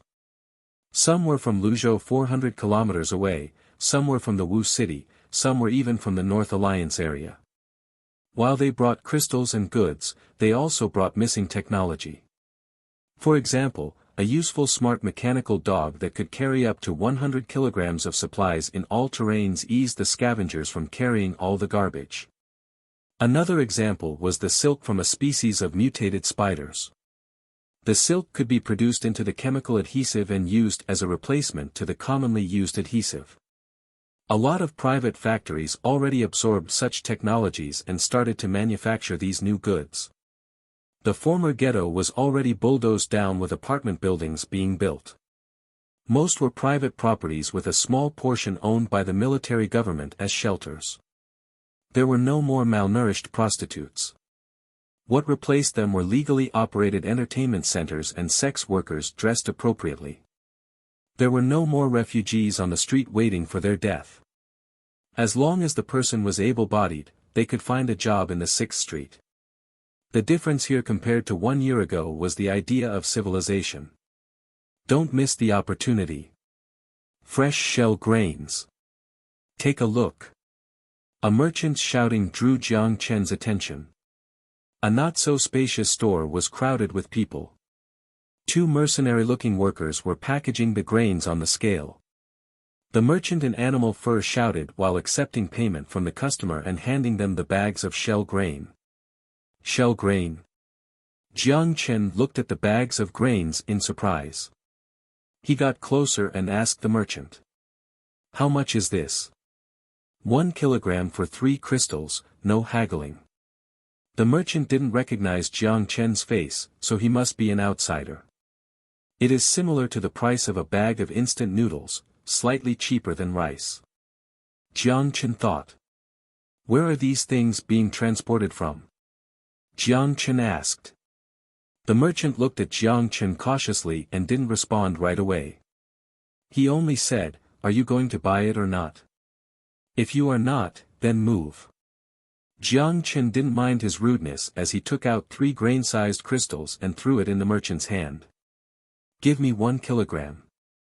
When the merchant saw the crystals, a smile quickly appeared on his face as he handed him a bag of shell grains with both of his hands. With the bag of shell grains in his hand, Jiang Chen stood there for a while before he walked to the warehouse area. When he arrived, Zhao Qinwu had been waiting at the door for a while. Beside him was another person, Hu Yud from the giant pit. Hu Yud's eyes lit up when he saw Jiang Chen and quickly went up to greet him. "Mr. Jiang, we meet again. I brought the slaves you wanted. Where are they?" Jiang Chen looked around. There was no one else in sight. "Ahem, of course, it is not here. Slave business is usually done at the shelter outside of the wall. It is a rule set by you," Zhao Qinwu walked up and explained to Jiang Chen. Could be a rule established by Chu Nan. Jiang Chen didn't know. The 3 came to the slave trade area at the outer circle. After Jiang Chen paid the 20,000 crystals, the 1,000 slaves were transferred under his name. Escorted by fishbone soldiers, the slaves in shredded clothes walked in the direction of the underground tunnel. They will be brought to the fishbone base and receive 3 months of military training. If they successfully pass, they will be promoted to lower citizen. For the people that can't pass, they will be transported to the colonies for production work. Hu Yud gave an elaborative bow after he received the crystals from Jiang Chen and then left with his back hunched. "I bought something from a store at the 6th Street. Do you know where these came from?" After he dragged Zhao Qinwu to the side, Jiang Chen took out the bag of shell grains. "Shell grains? I know about this. It was not until my trade fleet left the province of Suong did I realize the wasteland was far bigger than we have imagined. In Jinshu land 600 kilometers away, the survivors there all grow these types of crops. Only recently did these crops arrive here." Zhao Qinwu stared at the bullet shell-sized grains as he forced a smile. "How's the production quantity of these?" Jiang Chen asked in an undertone. "The production quantity is substantial, but there is a strict requirement for soil quality. Only soil with both radiation and contamination below 20 could be used. Thus no soil in Wanghai fits this condition. Even in Jinshu, there is not a lot of land that can produce this crop. Although the plantation tower can grow this, the cost would be high." Zhao Qinwu paused and grabbed a few grains out of the bag. The starch of this type of shell grain possess a few types of special plant proteins because of its compact structure. If it were cooked into rice, usually the outside would be overcooked, but the inside would still be undercooked. Therefore, this type of shell grain would usually be used to make flour and then mixed with a special type of butter produced by mutant meat to make bread or cookie, or even alcohol. My trade fleet saw those in Wu City. Of course, when I saw that they could produce food. To be honest, I was surprised. I originally thought that only the Northern Area Alliance and some of the fallout shelters could produce food, but somehow people managed to discover an edible mutated crop. Radiation brought too many surprises to this land. Similar to no one knowing what monsters would walk out from the nuclear pit, no one knows what treasures are hidden inside. When the plants from the old world could no longer grow on this piece of soil, new plants of the new world replaced them and prospered. Would this type of mutated plant not accumulate toxins? Jiang Chen was confused. In his impression, the reason why most of the plants on the wasteland land could not be used was due to the toxins in the soil accumulating in the plant itself. It was the reason why mutated fruits were not edible and could only be used as ingredients for nutrient supplies. The shell grain is unique. The toxins are accumulated in the shell of the grain so it can be edible without throwing it into the organic converter. Zhao Qinwu let out a sigh. This was not good news. With the crop flowing into Wanghai, it would impact the monopoly that the Fishbone Base and Zhao Corporation have in the food business. Although the taste was nowhere comparable to rice, for the poor that could not afford rice, it was a good substitute. Seeing that Jiang Chen was silent, Zhao Qinwu proposed. I recommended Chu Nan increase the tax on shell grains. Oh. His response was? Jiang Chen asked. Free trade. Zhao Qinwu shrugged helplessly. He has the same idea as me. Okay, since this is your business.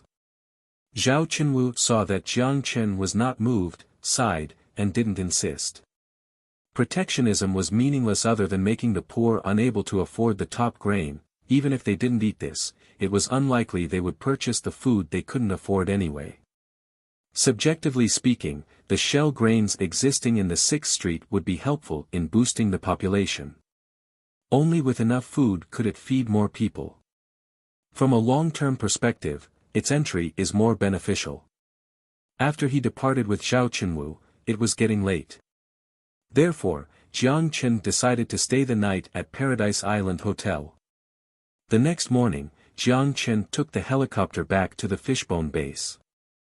1,000 slaves stood at the square in front of the community center, under the statue of the Mother of Deathclaw. The slaves' clothes were all replaced with Fishbone's uniform. Although they were not at ease with what was happening, they didn't have room to resist with a rifle pointed towards them. Cheng Weiguo was on top of the temporarily installed podium and was lecturing the new recruits. He then announced the rules of the Fishbone Base as well as the training plan for the next 3 months.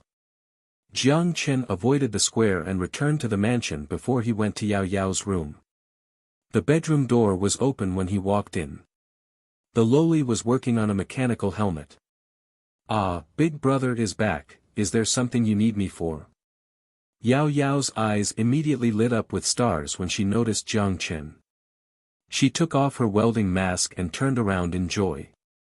Her thin legs dangled on the side of the chair as they matched perfectly with her pink dress.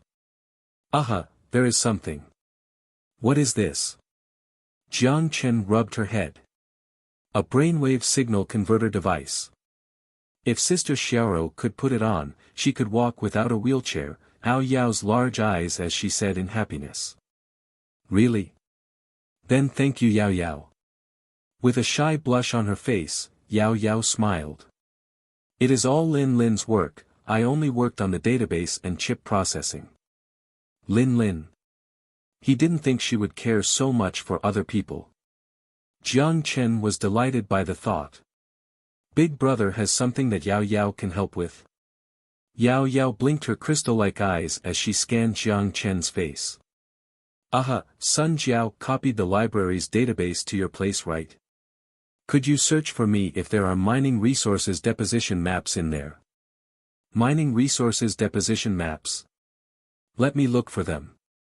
The white stocking-covered feet was just long enough to reach the slippers on the floor. Yao Yao slid her chair to the other computer table as she rapidly typed on the screen. A blue loading bar appeared in the middle. Half a minute later, 37 search results popped up. Jiang Chen stood behind her as he confirmed map by map, but he didn't see anything he wanted. Why are these all production output data? No specific deposition information. Jiang Chen forced a smile. Sorry, I didn't manage to help you. Yao Yao lowered her head in disappointment. No, it is not Yao Yao's fault. Perhaps this geological information is too sensitive and not recorded in the city library's database, Jiang Chen comforted her. It made sense. How would these key information appear in a library open to everyone? If it is not in the library, would it be at the Wanghai Geology Ministry? Yao Yao suggested. She didn't want to just give up. Ministry of? That's a good idea. Could your computer search for the location of it? The map on the EP was only an aerial map. It could only recognize stations, airports, hospital or other prominent landmarks. No problem, leave it up to Yao Yao. The library's database has city maps from before the war. Here it is. As she said this, Yao Yao already dragged out the map and presented it in front of Jiang Chen. On the outskirt of the city center, Jiang Chen with a frown stared at the red dot on the map. The helicopter engine roared. Sitting in the cabin, Jiang Chen conducted a final check of the equipment on him. He was wearing the new sample model of the T-4 power armor. Pitch black painting and thick front armor. The armor renowned for its defense looked a lot more reliable than the T-3. Weapon system, functional, power system, functional. Lights flashed as Jiang Chen scanned each of the modules of the power armor. Although there were some differences to the operating system compared to the T-3, the look remained mostly the same. The cursor in his field vision moved with the focal point of his pupils. After he confirmed that all systems were operational, Jiang Chen grinned at the T-3 across from him. Of course, through the metal box, he knew she couldn't see him. Are you a kid? Sun Jiao mocked. Remember to close your communication channel next time you chuckle like that, Sun Jiao, without any consideration of his dignity, continued to mock him. Yao Yao beside Jiang Chen giggled discreetly while covering her mouth. She was not in a power armor but had an earphone attached to her mouth, she could obviously hear their conversation. Zhao Gang in a carbon nano suit had a ghost sniper rifle in his hand. He sat there without saying a word. From the not-so-expressive face, Jiang Chen couldn't determine if he had no reaction or was trying hard not to laugh. As to the two other soldiers in power armor, Jiang Chen guessed they didn't dare to laugh. Yao Yao put on the protective suit, Sun Jiao reminded her. They were about to enter the high radiation zone. Yao Yao obediently took out the full gray body protective suit and stepped inside. The mission was simple, airdrop at the Ministry of Geology and retreat by helicopter. Combat units, 4 power armors, 1 sniper, and 1 hacker. To conduct a mission in the zombie-concentrated city center, there was no use in having an advantage in numbers. Unless an army was sent, there was no way you could outnumber the zombies. Of course, there was no point to do that just for a resource deposition map. Because the helicopter was equipped with the Type 50 electromagnetic cannon, not including the pilots, it could only transport a maximum of 6 power armors. Because the T-4s weighed nearly double the T-3s, they barely managed to squeeze in 4 people.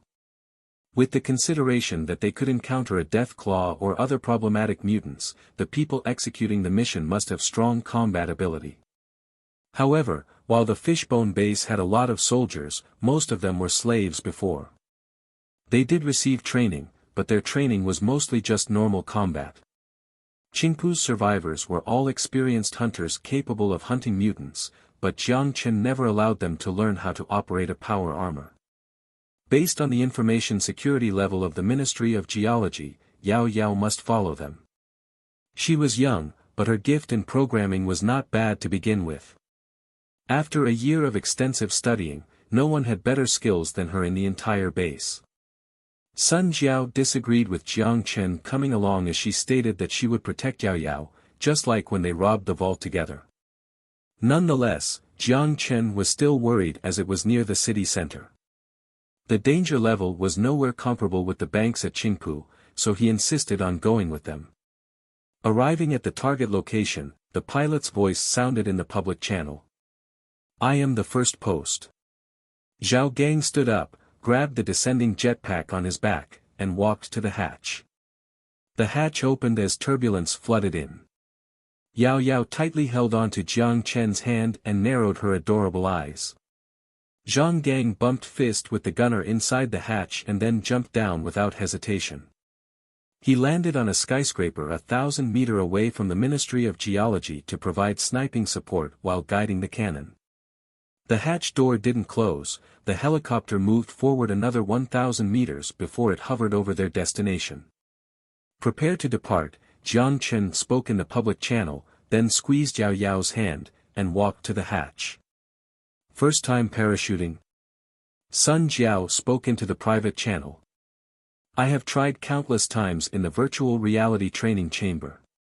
Jiang Chen grinned, and then followed the person in front of him, jumping from 1,000 meters above ground. The chilling wind swept across the surface of the armor, the turbulence screeched beside his ears. Different from the training inside the virtual reality chamber, there was no loading here, there was no opportunity to redo once failed. Height 900 meters. Sun Jiao's calm voice transmitted from the public channel. 700 meters - 500 meters. Open the descending device. At the same time, Jiang Chen activated the turbine engines behind him. The eerie blue flame burst out as the drag force quickly halted the rapid downfall of the power armor. The scenery on the ground gradually increased in size. Through the helmet, Jiang Chen already saw the street tightly packed with zombies. The airport was nearby, and before the war, it was a high-traffic area. The dead bodies not cleaned up were the culture of X1 bacteria. The engine output was at its maximum. Jiang Chen adjusted his landing position with both feet directed at the ground. Boom! Concrete dust scattered everywhere as two giant pits appeared on the concrete ground. The zombies' blank stares moved in their direction as their eyes began to turn a bloodthirsty red. The daytime was not its home field, but this didn't mean they will let the living creature beside their mouths escape. Without stopping, Jiang Chen immediately raised his left leg and swept away the zombies leaping at him like a hammer. The trident revolving machine guns rotated as bullets splashed out like raindrops. It took down a giant area of zombies. At the same time, the other power armors all landed. Enter the Ministry of Geology. As soon as she gained footing, Sun Jiao immediately ordered. Understood. 3 replies echoed as the 4 quickly moved towards the building.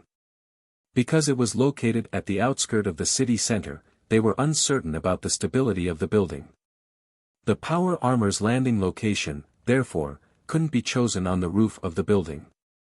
The threat of a thrower and an acid bug that possessed long-range threat meant that the helicopters couldn't be too close to the ground, so the 4 could only drop onto the street. They dashed into the door. Jiang Chen, who was responsible for the securing the back end, kicked a few zombies dashing at him to the other side of the street. Then he fired his machine gun at the waves of zombies. At the same time, 1,000 meters away, Zhao Gang crawled onto the roof with the crosshairs at the zombies flooding towards the Ministry of Geology. In the scope, a 3 meters high thrower waved its feeble legs, and giant stomach stumbled towards the door before it threw the infant zombie in its hand. The infant-sized zombie was aimed directly at Jiang Chen, but it was dissected into several parts by a bullet. Distance 1,100 meters. Zhao Gang took a deep breath and pressed the trigger. Bang dash. Over 1,100 meters in the distance, the sniper rifle bullet penetrated the neck of the thrower without any doubt. The black blood splattered everywhere, and the thrower immediately died. At the same time, its stomach blew up as a bunch of zombie infants crawled out and let out terrifying screams. It was the monster that was the most difficult to deal with in the city center. The infant zombies would expand rapidly when it approached its target. Then, it would blow up and emit highly concentrated zombie bacteria. Although these type of attacks were ineffective against the power armor that defended against nuclear, biological, and chemical weapons, it was the most difficult to deal with to the rather slow infantries. Not far away in the distance, a few more throwers were moving towards the Ministry of Geology. Even two Roshans were slowly moving in their direction.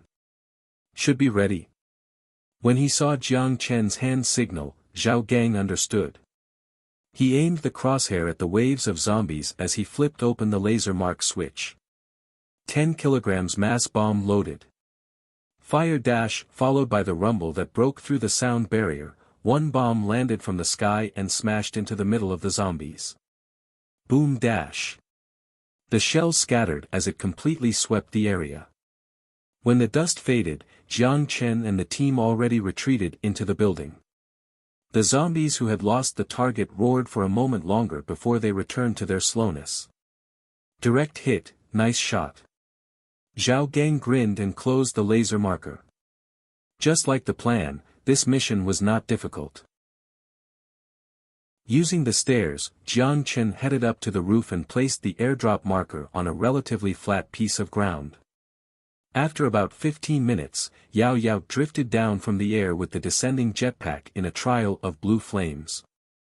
It was her first time parachuting. When the girl landed, her body was still tensed up. Not until Jiang Chen took off her jetpack did her pale face gain back some life. Sun Jiao observed the zombies returning to peace on the street. Okay, all is ready, prepare for action, she ordered in the public channel as she took out her tactical rifle. Roger. Including Jiang Chen, the three all took out their weapons, locked and loaded. Don't be afraid, follow me. Jiang Chen comforted the girl in the private channel. Aha. Yao Yao's face turned slightly red as she followed behind Jiang Chen. The excessive protection and the happiness it brought almost made her dizzy. Although it was not the first time she was out executing a mission, it was her first time with Jiang Chen. The space inside the Ministry of Geology was spacious, and the transparent rotating stairs headed deep into the ground. From the design of the stairs alone, Jiang Chen felt the deep ill intention of the designer. It was a statement against people who feared height. But what he didn't know was that these stairs were made mostly for decoration purposes. In the highly digitalized 22nd century, rarely did people choose such an outdated method to move. The building design extending down was standard in the 22nd century.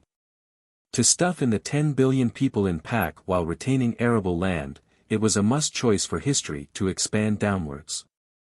The wealthy people lived in the skyscrapers, and the poor lived at the base of it.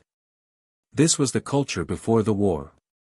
Yao Yao without combat ability stayed in the middle with Jiang Chen while AT-4 soldier in front scouted for any dangers in the dark building. Why are there no zombies inside this type of building? Jiang Chen asked Sun Jiao in the private channel. Since they were in the office area, there should be a lot of bodies here. Two possibilities. The people here before the war evacuated on time, or it may be a mutant nest. Sun Jiao scanned the dark zone with her tactical flashlight. Which possibility do you lean towards? Nobody, should be the first. Jiang Chen was unsure. Why a questioning tone? Because there is no absolute in the wasteland. After being peaceful for so long, I feel like my instinct is a bit dull. Sun Jiao sighed.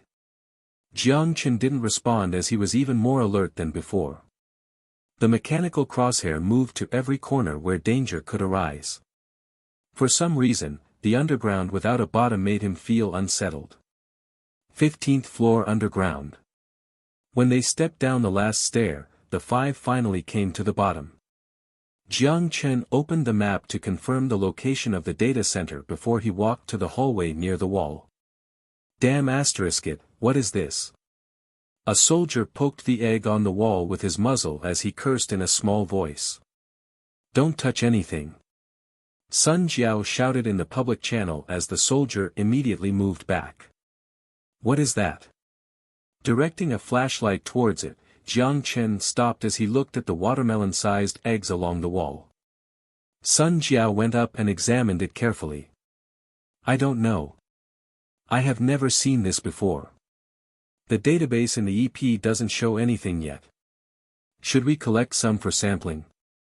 Jiang Chen scanned the disgusting eggs that gave him goosebumps. Do it when we leave. If the eggs are connected to the mother somehow, damaging it would create unnecessary uncertainties. Yao Yao looked around anxiously. For some reason, she had an ominous feeling. Feeling Yao Yao's unease, Jiang Chen comforted her in a soft voice. "Don't be afraid, I will protect you." "Aha." I heard a weird voice. Voice?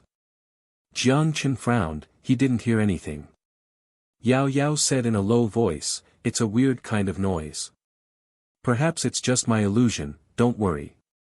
Illusion? Jiang Chen hesitantly looked down the hall. Since they were already there, it was not his style to return empty-handed.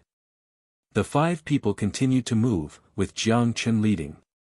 After the discovery of the eggs of an unknown creature, no one let their guard down anymore as they used 200% of their focus and cautiously looked out for any potential threats. Yao Yao still tightly followed behind Jiang Chen. Although the cold armor didn't feel like his warm temperature, the close distance made her feel more at ease. *K, the eggs are everywhere.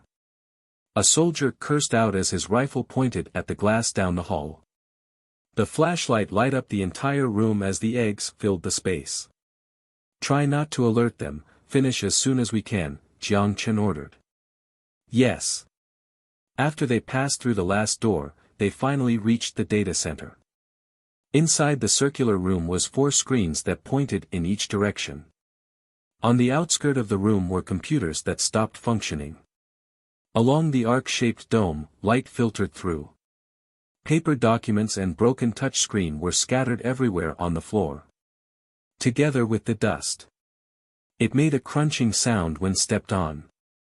Yao Yao walked into the room as she gently put her hand on her left chest. The sound was getting closer. For some reason, the faint static noise made her feel comfortable. She wanted to say something, but she clenched her teeth and resisted the temptation. Although she enjoyed Jiang Chen's care for her, subconsciously she didn't want him to treat her as a child that must be protected. 2 soldiers guarded the door. Jiang Chen and Sun Jiao brought Yao Yao forward.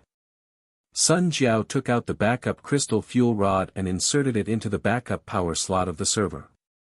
The faint sound of electricity flowing appeared. After many years, the servers finally flashed the light green indicator light. "Start." Jiang Chen encouragingly looked at Yao Yao. Yao Yao nodded and walked to the computer. But at that time, the screens lit up. A familiar face appeared in the middle of the screens. "That's surprising, we meet again." Looking at the completely shocked Jiang Chen, Lin Chaoan sneered. Yao Yao blankly stared at the person on the screen. Jiang Chen subtly raised his muzzle, but Lin Chaoan raised his hands, surrendering. "Don't overreact, are you not going to wait for me to finish? Instinct tells me that it is not words I want to hear." Maintaining his shooting position, Jiang Chen locked right onto him. "Lin Chaoan. Why would this guy appear here? Who is he?" Sun Jiao looked at Lin Chaoan with a frown. "A robot that always causes trouble for me. Whether it is intentional or not," Jiang Chen said. No, you may have mistaken." Lin Chaoan waved his hands and smiled, "I don't have any intention to cause anyone trouble, or rather, I am your only destination." "Destination?" Jiang Chen had a dubious smile. "That's right, nothing is more adaptable than a metallic body in this miserable world. Join us, we'll grant you the perfect body. A body that will never age, and never die." His smile was noble, but it shined the same way as a demon's. "Just like you." Jiang Chen raised his eyebrows and laughed. "Stronger than me." Lin Chaoan's smile was bright. Looks like it didn't take much to convince him. "Therefore, the 6th Street will be part of Supreme's territory. In your dreams." Jiang Chen laughed. The smile froze on Lin Chaoan's face. "Then that's disappointing." Lin Chaoan sighed. As an intermediate artificial intelligence, he didn't have anger as an emotion. Or rather, even his smile was fake. As his words died down, a sharp screech came out of the data center. Immediately followed by the sound of bubbles bursting. What happened? Sun Jiao's became alerted as she aimed for the door. The two soldiers raised the revolving machine gun on their left arm and anxiously aimed at the empty hallway. Poison teeth spider, an interesting bug. The door to the side of the hallway opened. The dense sound of the floor being scratched diffused through. Under the light of the flashlight, spiders the size of a shepherd moved its furry legs and flooded the room to the data center at the end of the hallway. Fire! Sun Jiao shouted and first pressed the trigger. Tat-at-a-dash. The sparks from the bullets wavered in the hall and shredded the spiders into pieces. Flesh could not stand the test of machine guns, but machine guns could not sever the flow of the water.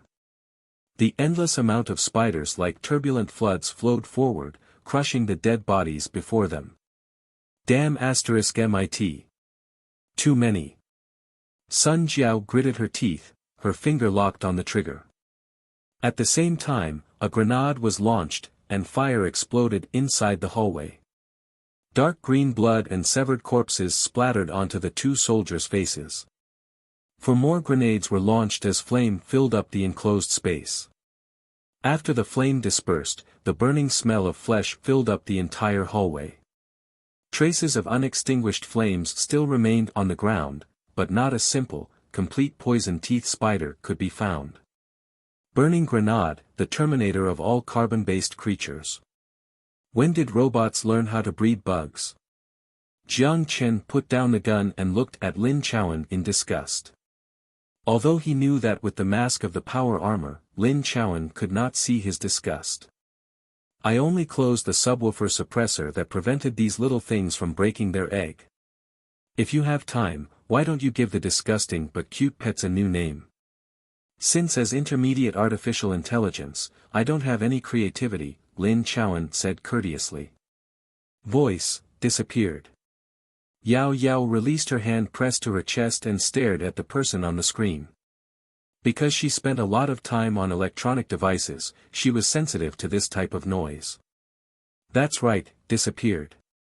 Lin Chaoan gently smiled, therefore, it should come out too. The ground began to tremble as a series of sharp glass shattering noises came from the room across the hallway, but then quickly faded. What is it? Jiang Chen was concerned. Shining a light in that direction resulted in emptiness. Are you really not going to consider surrendering? If you are willing to receive the salvation of the Supreme, I may consider sparing you. Lin Chaoan smiled. I'm willing. Jiang Chen's face never blushed when he lied. There is a special medicine on the table at the corner. Although it is not prepared for you, drink it in your dreams. Jiang Chen lifted the rifle and unleashed the bullets. The screen shattered. Yao Yao, extract the data. Jiang Chen ordered calmly. Okay. Yao Yao recovered from the shock as she returned to the screen and her fingers rapidly moved between the keys. Sun Jiao, deploy the drones. Okay. The hummingbird drones were released from the back storage into the hallway. After it stabilized its position in the air, the drone flew to the hallway across them as it shared the image from its camera to the team. But the instant the drone crossed the door, Jiang Chen saw an angry face. The deathly silk covered every inch of the ceiling as the giant body filled up the entire room. Its terrifying teeth were like manes as they densely filled the mouth. A giant spider. The thick hair and teeth gave Jiang Chen a daunting chill down his spine. Although he didn't know how to read the expression of a spider, it must be furious right now since he probably just saw them kill all of its children. He then recollected the subwoofer suppressor that Lin Chaoan mentioned as he tried to figure out the relationship between Lin Chaoan and the spider. For some reason, Lin Chaoan breed these spider eggs and then used the subwoofer suppressor to suppress the mother spider at a specific location. While Jiang Chen didn't know why he bred these spiders, it must not be for a friendly purpose. The drone suddenly stopped. Like a mosquito stuck in a spider web, it was glued tight. Then a black shadow cut through before the picture turned into a static white. What are we going to do?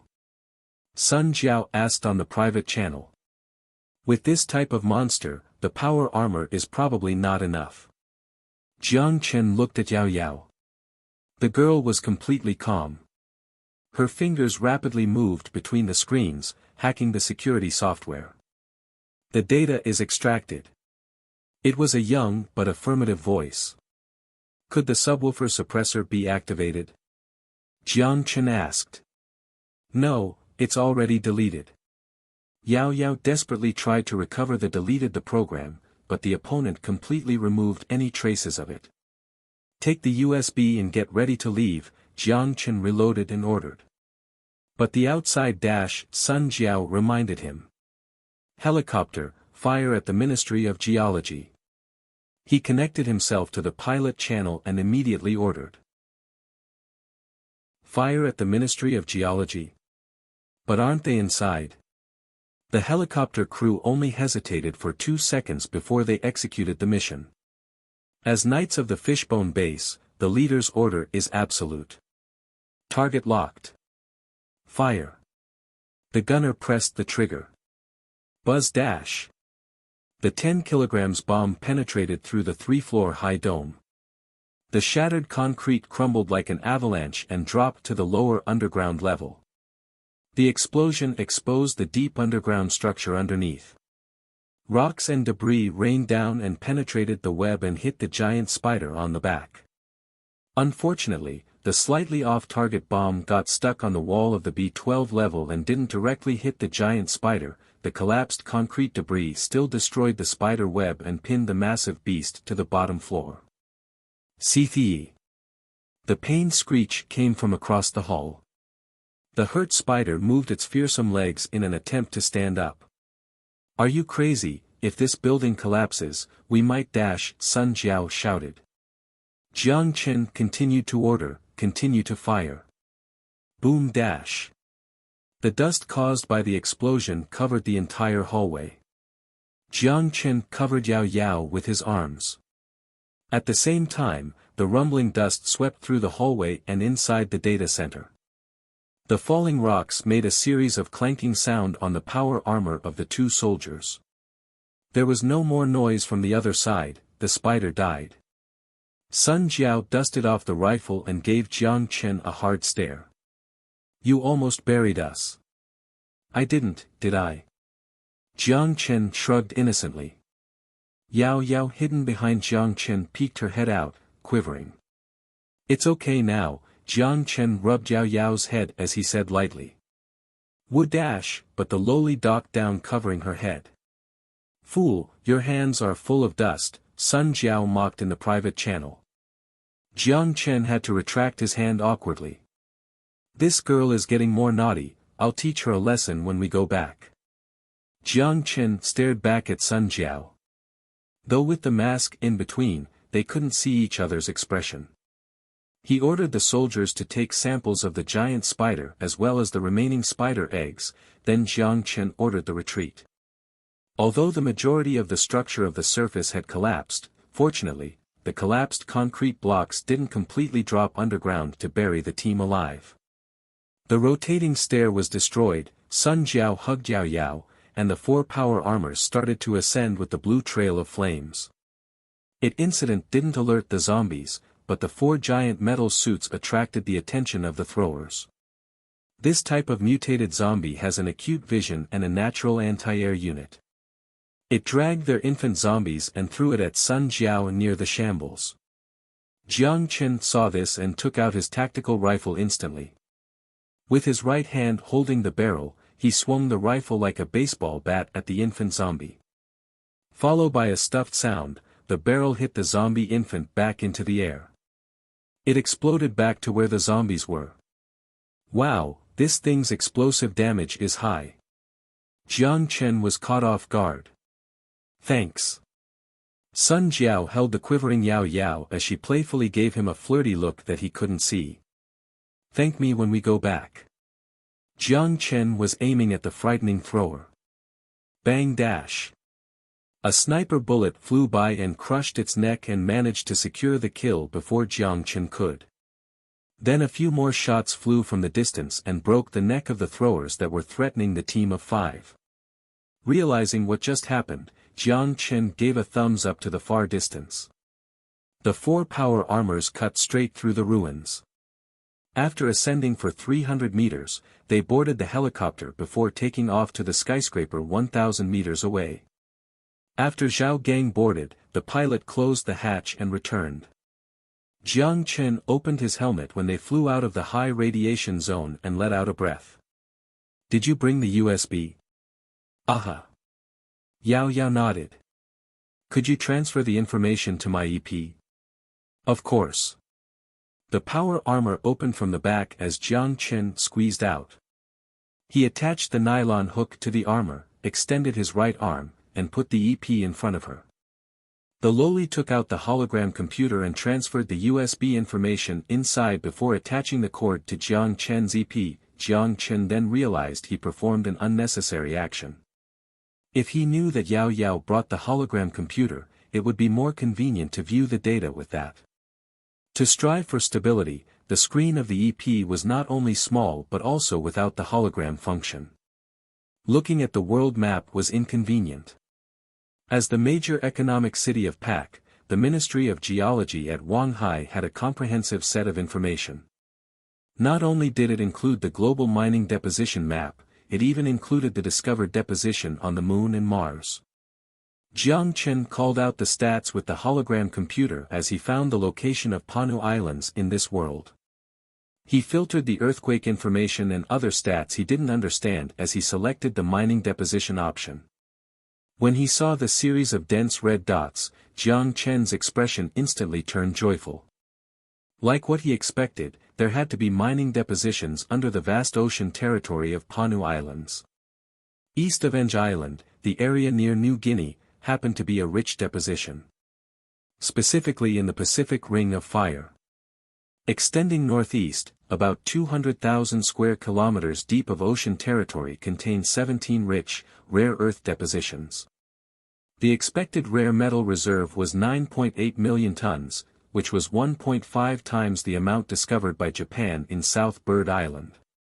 Other than rare metals, iron, aluminum, molybdenum, copper, and gold also had an insane amount of depositions.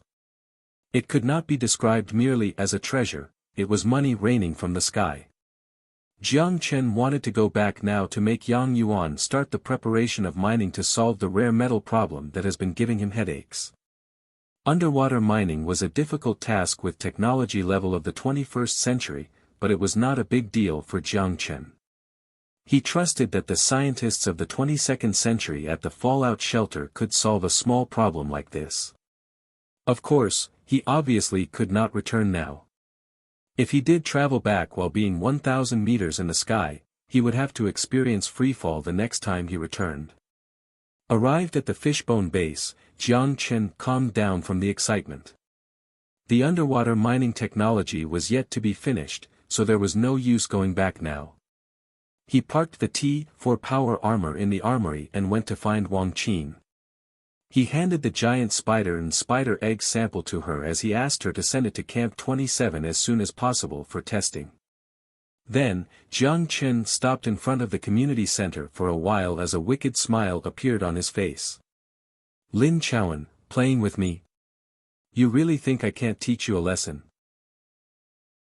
Inside Liuting's radar station, 20 workers in old Pak marine uniforms stared at the screen anxiously. The middle-aged man with a cap on gravely watched the red dot on the radar as a trace of the same anxious expression appeared between his eyebrows. "Did it launch?" "Launch confirmed." A drop of cold sweat rolled down his forehead as the worker closest to the general typed on the screen with shaking fingers as it confirmed the reliability of the signal. "What did that bit *H Tang Mia do? Didn't she say she reached an agreement with that lunatic dictator?" With eyes locked on the red dot ascending, the general cursed the person countless times already. "The missile is approaching the troposphere." The general cursed and took out the phone from his waist. "Attention Cannon 1 crew, raise the electromagnetic cannon." "Roger." Since the failed mission last year, the heavy electromagnetic pulse cannon were not used for a long time. However, because of the Fishbone Base's dangerous act, the cannon was reactivated. But everyone knew that if a war were to erupt, Liuding would be the eventual loser. Once the Fishbone tank bulldozed the feeble allies and approached the Bohai aircraft carrier, it would only be a matter of time before they sink Liuding. The missile reached the stratosphere and had started to turn. Landing spot confirmed, the target is Songjiang near the outskirt of the city center.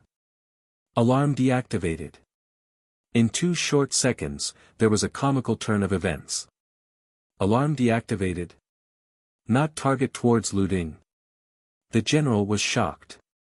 He thought that the dictator at the west of Wanghai finally couldn't sit around any longer as it was prepared to flash its evil fangs at Liuding. But he didn't expect that the ballistic missile's target was not Liuding or Liuding's allies, instead of an unknown force located in the city center. The general processed this for a minute before he ordered. Attention Air Division, send a helicopter to investigate the target area. Roger. Dongfeng 76, Mimic, ballistic missile was developed and constructed by Jiang Lin from the Aerospace Department. It first displayed its massive destructibility in the war between humans and the mutated humans. With the help of the fallout shelter, Jiang Lin made further improvements to its design, such as replacing the engine, fuel, and modules, to finally complete the Dongfeng 76, Mimic, ballistic missile. The Fishbone Base manufactured a total of 5 and deployed them at low grounds near the rural area to replace the not-so-reliable giant firecracker, using them to deter the threat of Liuding's massive electromagnetic cannon. Right now, in front of the launch pad at the Xinxiang colony, southwest of Wanghai, a few missile maintenance workers were conducting the last launching check. The number 5 launch pad deployed at Xinxiang received the order from the base leader Jiang Chen and immediately initiated the launch program. The green indicator light turned on as the target coordinate was inputted into the central control program of the rocket. Target coordinate locked. Engine ignited. Launch pad separated. Launch. The thick white smoke blew across the street. The 6 meters high ballistic missile separated with the launch pad and flew towards the sky filled with radiation dust. The all-gray ballistic missile pierced the cloud like a sharp sword. Then, like a thunderous fireball, it smashed into the ground. It was the coordinate Jiang Chen obtained from the bearded mercenary. Because of their high defense power, Jiang Chen never confirmed if this place had a connection with Lin Chaoan. But it didn't matter anymore, Lin Chaoan completely and utterly pissed of Jiang Chen. Robot? Digitalized human? Whatever your hidden secrets are, go to hell. I will use your base to test my weapon. The radar on the apartment detected the ballistic missile, but before the sentry gun could point at the sky, the missile smashed down like a meteor right through the roof and blew in the middle of the apartment building. The high temperature even melted the concrete. The heat wave mixed with the scattered metal shards and concrete debris exploded the apartment into pieces.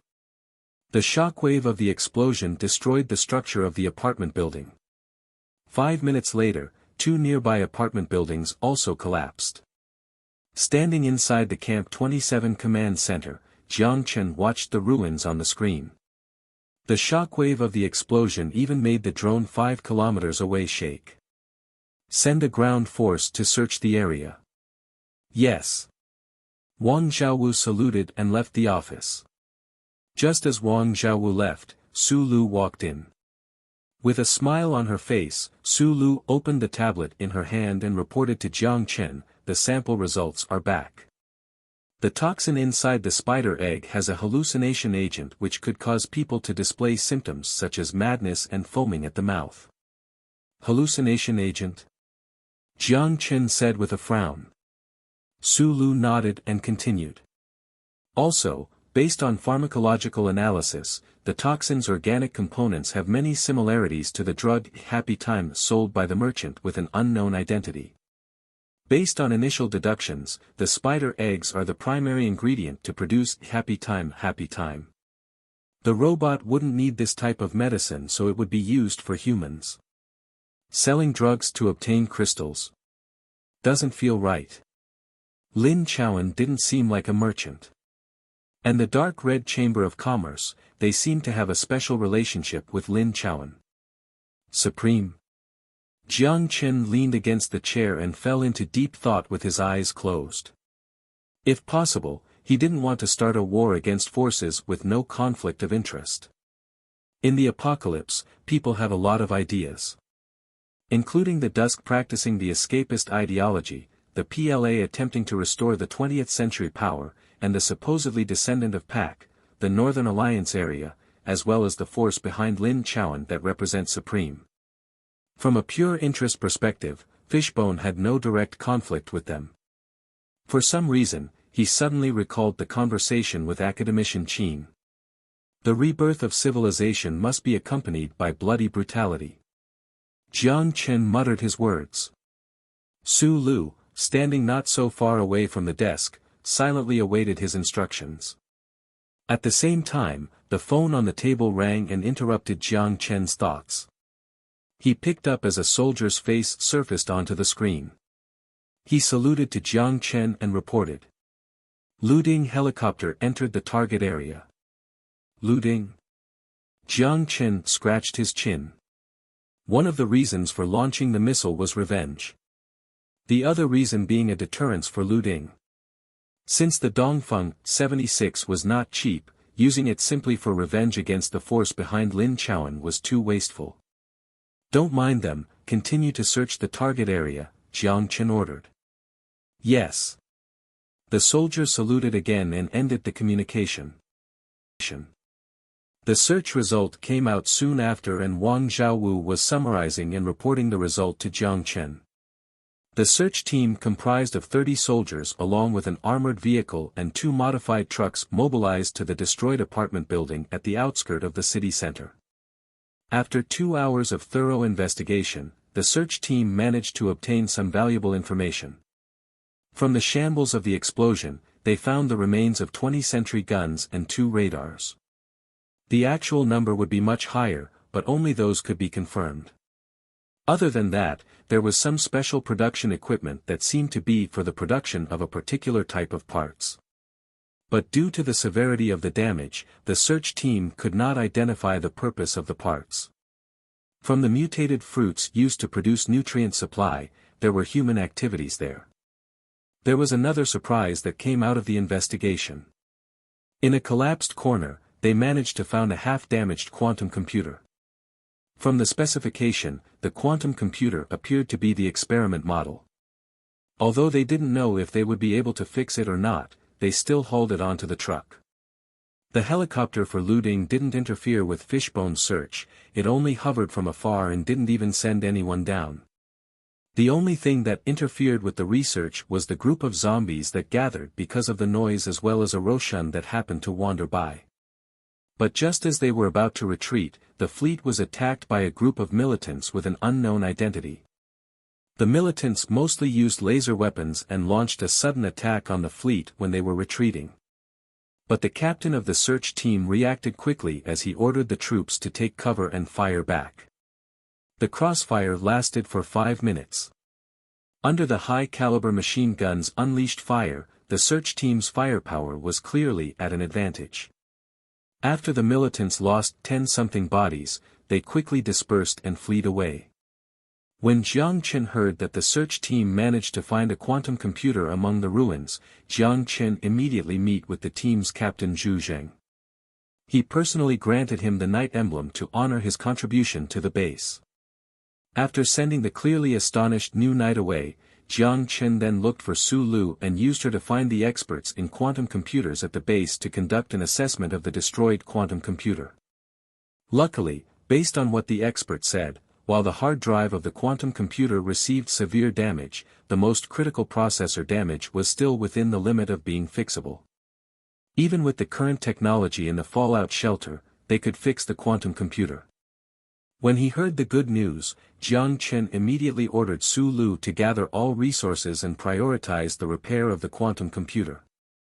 For the research teams of the fallout shelter, it had more significant value to them. Especially the experiment-level quantum computer, it was a God-sent gift on the wasteland. He didn't know Lin Chuan's base would have this, but regardless, the treasure now belonged to him. After he delegated the work, Su Lu took the elder quantum computer expert and left. Jiang Chen sunk into his chair again and faced the empty office. He took a deep breath and took out the restructure order he had half completed. Ah!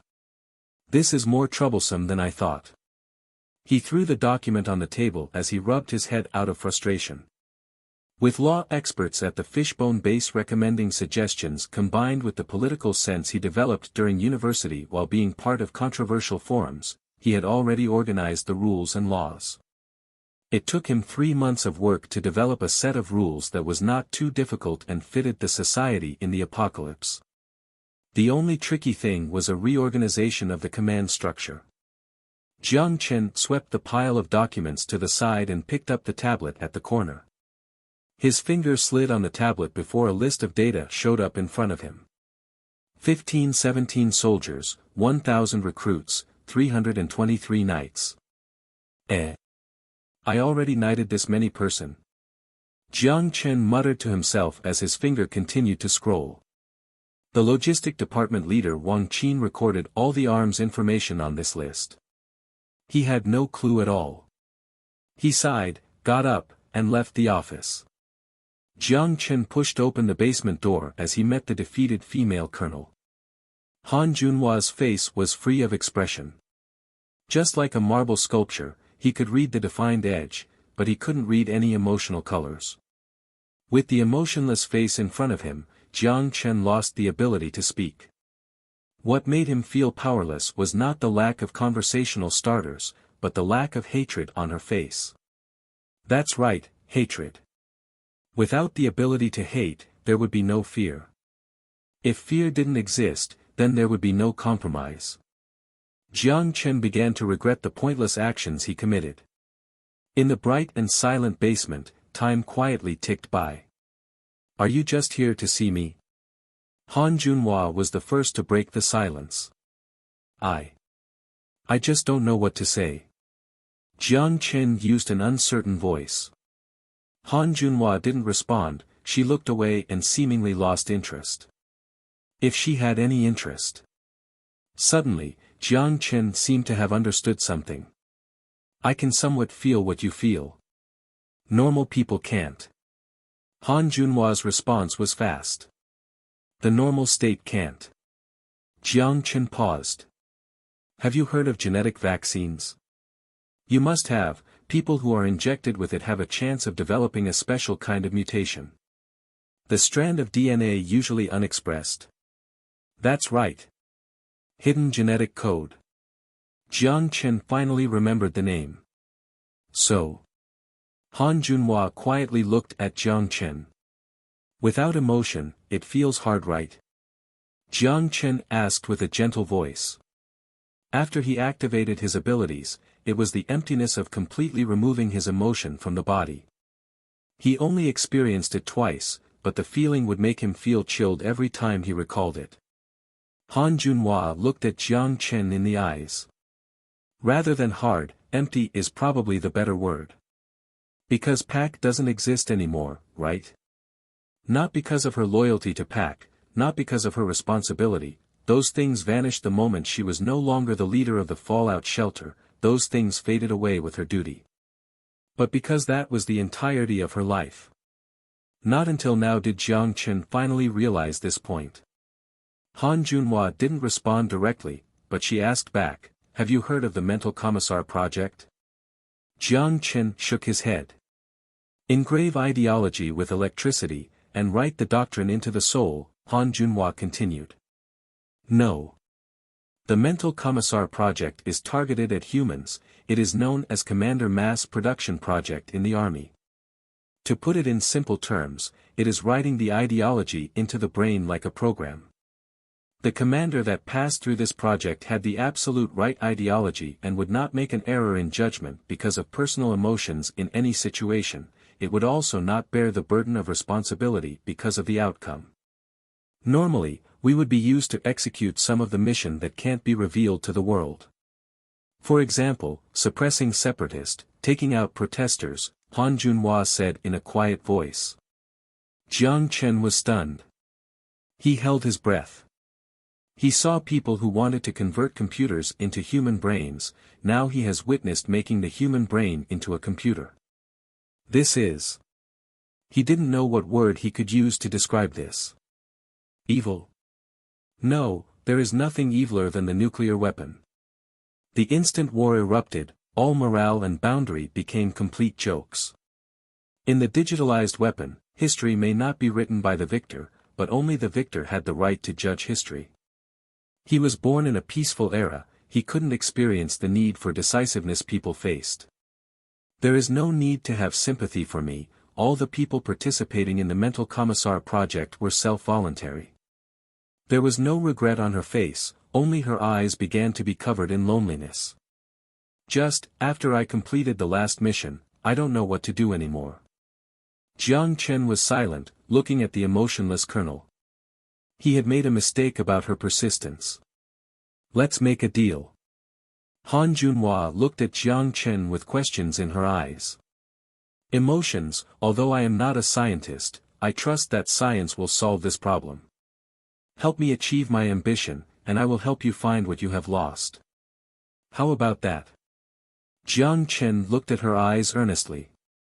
A new mental commissar in the brain? I don't think I want that. No, it's regaining the emotion of a normal person.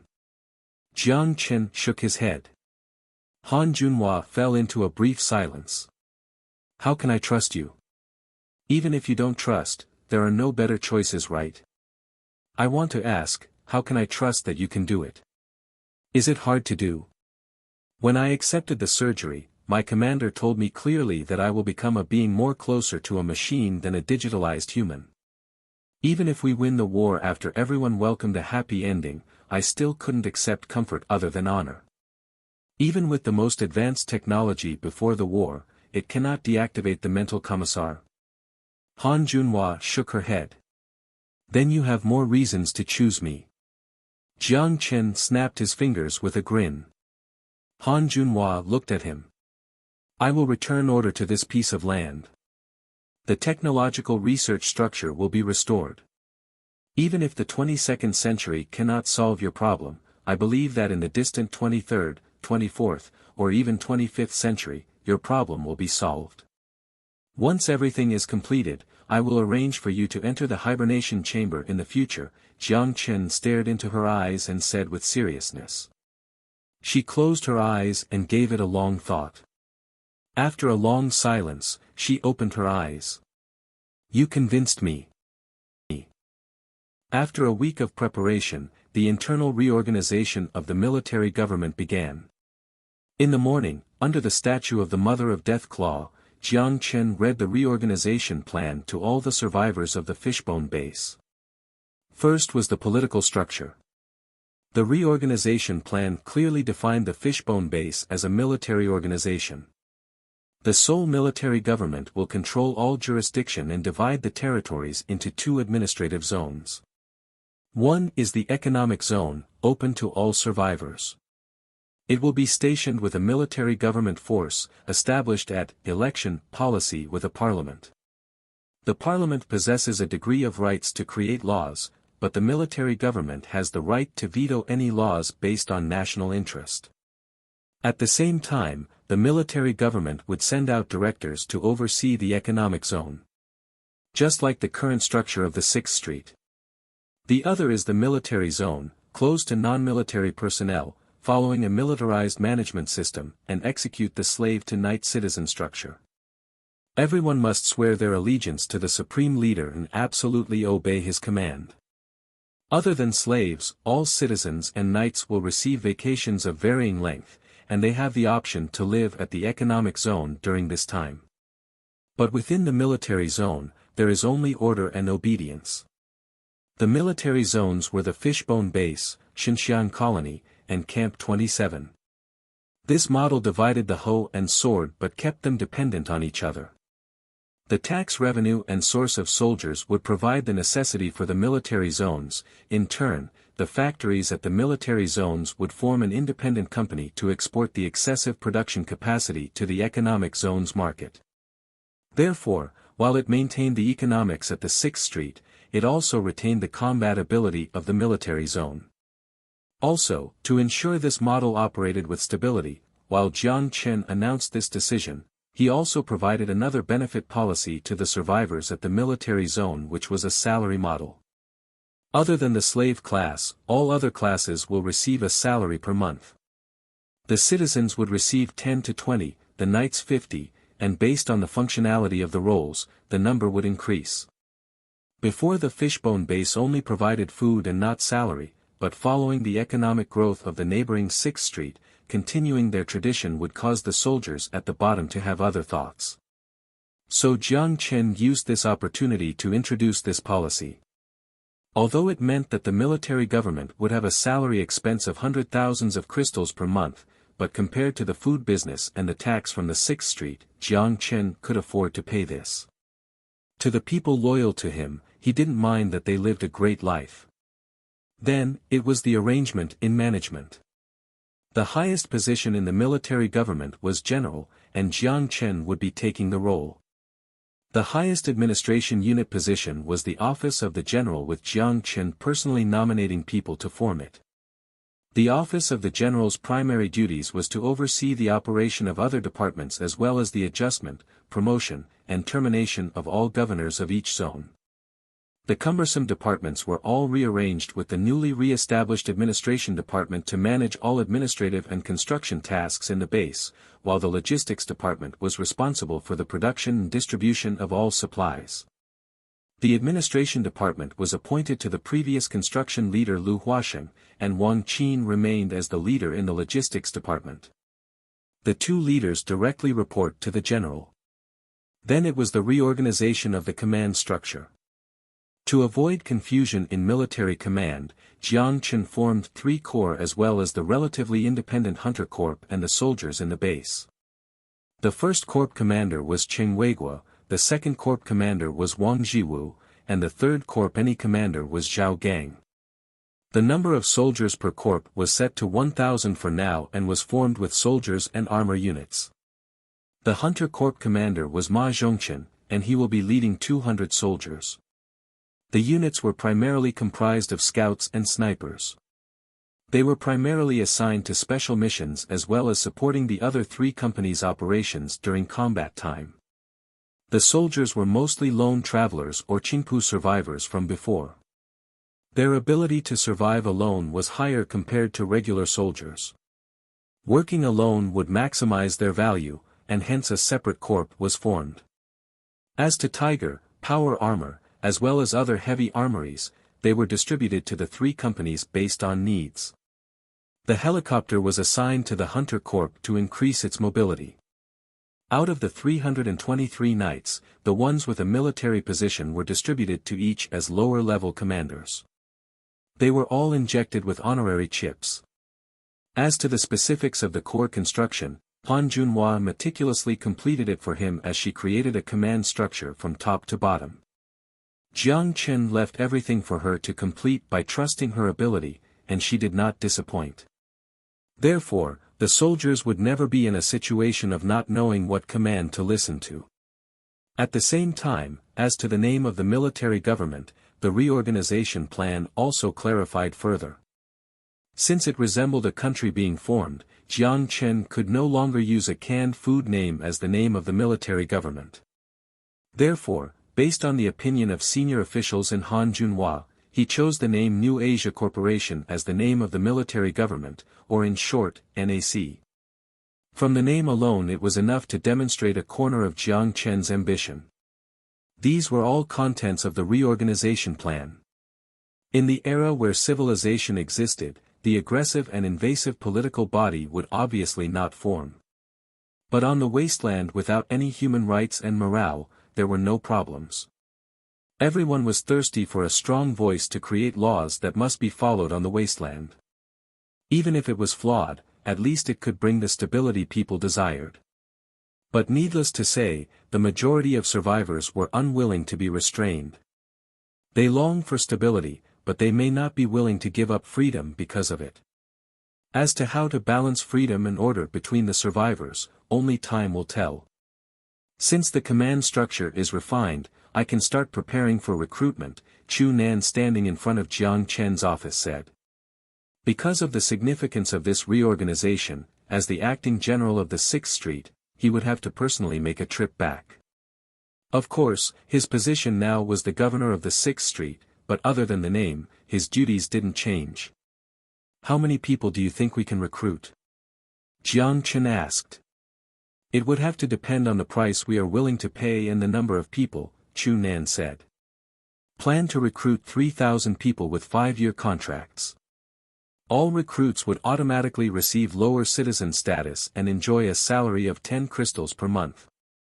After the 6 months of training, all recruits that pass the test will officially receive the status of NAC soldier and be promoted into an upper citizen with a salary increase to 20 crystals. Try to complete this before mid-June. Is it doable? Standing beside Jiang Chen, Han Junhua said concisely. It was the salary level of the regular soldiers at the 3 companies. Although the salary could not attract people with the ability to join, it would be attractive enough for people with low income to join. Especially once promoted to the upper citizen, there would be no restriction on supplies, even people with medium-level income would be tempted. Chu Nan deliberated in his mind before he nodded. It's possible. Also, to the lone travelers, mercenaries, or hunters with outstanding abilities, if they are willing to join the Hunter Corp, NAC will offer them a salary of no less than 50 crystals. The contract will be for 5 years as well. Are there any questions? Chu Nan shook his head. Not regarding recruitment, but I do about the defense at the 6th Street.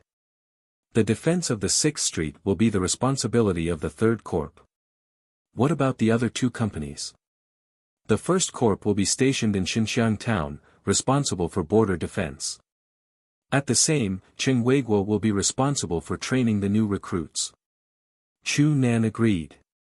Chengweiguo has trained new soldiers before. It would be best for him to continue.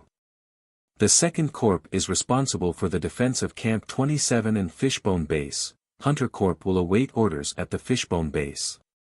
Also, I have another proposal. Han Junhua looked at Jiang Chen. Jiang Chen nodded as she had discussed this with him a few days prior. It was not a bad time to bring it out. When she received the acknowledgement from Jiang Chen, Han Junhua continued. The current militia at the 6th Street is uncontrolled by the military government. I think they should be controlled. That's impossible. Chu Nan forced a smile.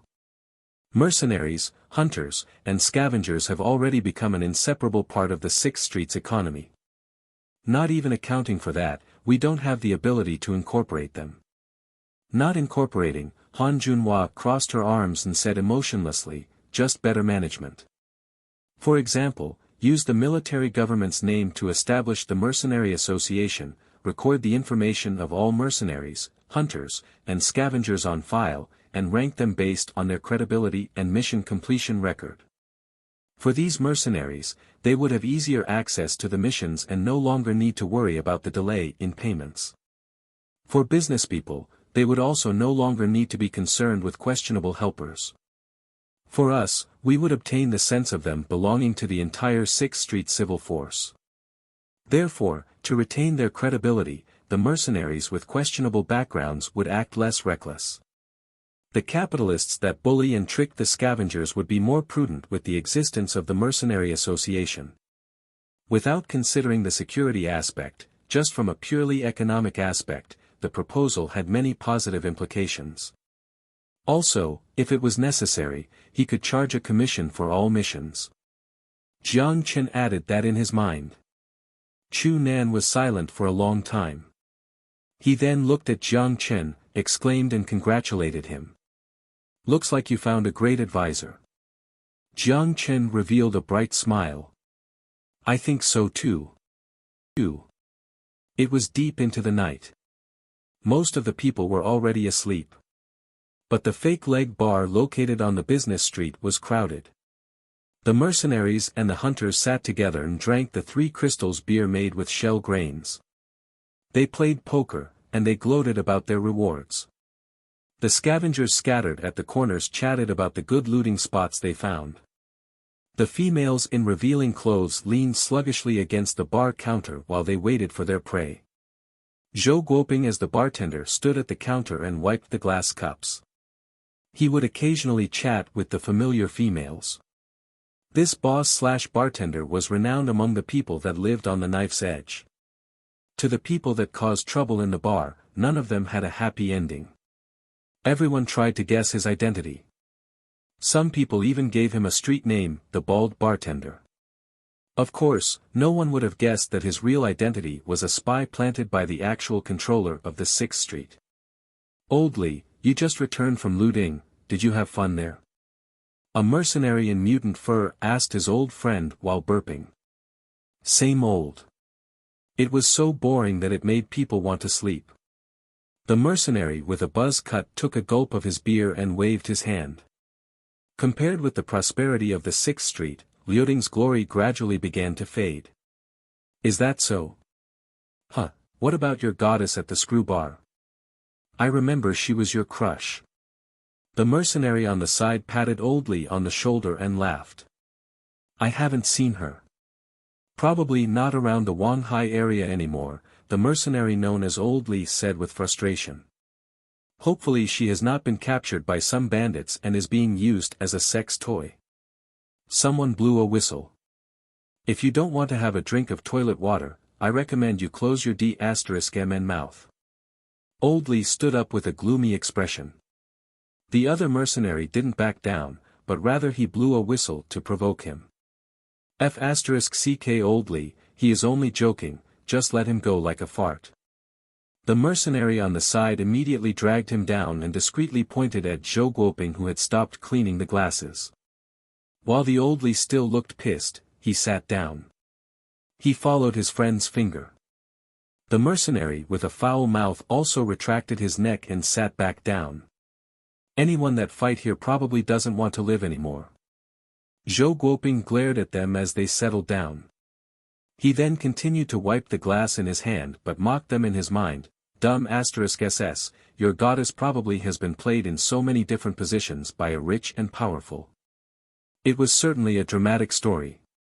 Chu Nan had already worked his way up to become a governor of the 6th Street, and he still was the boss of the bar.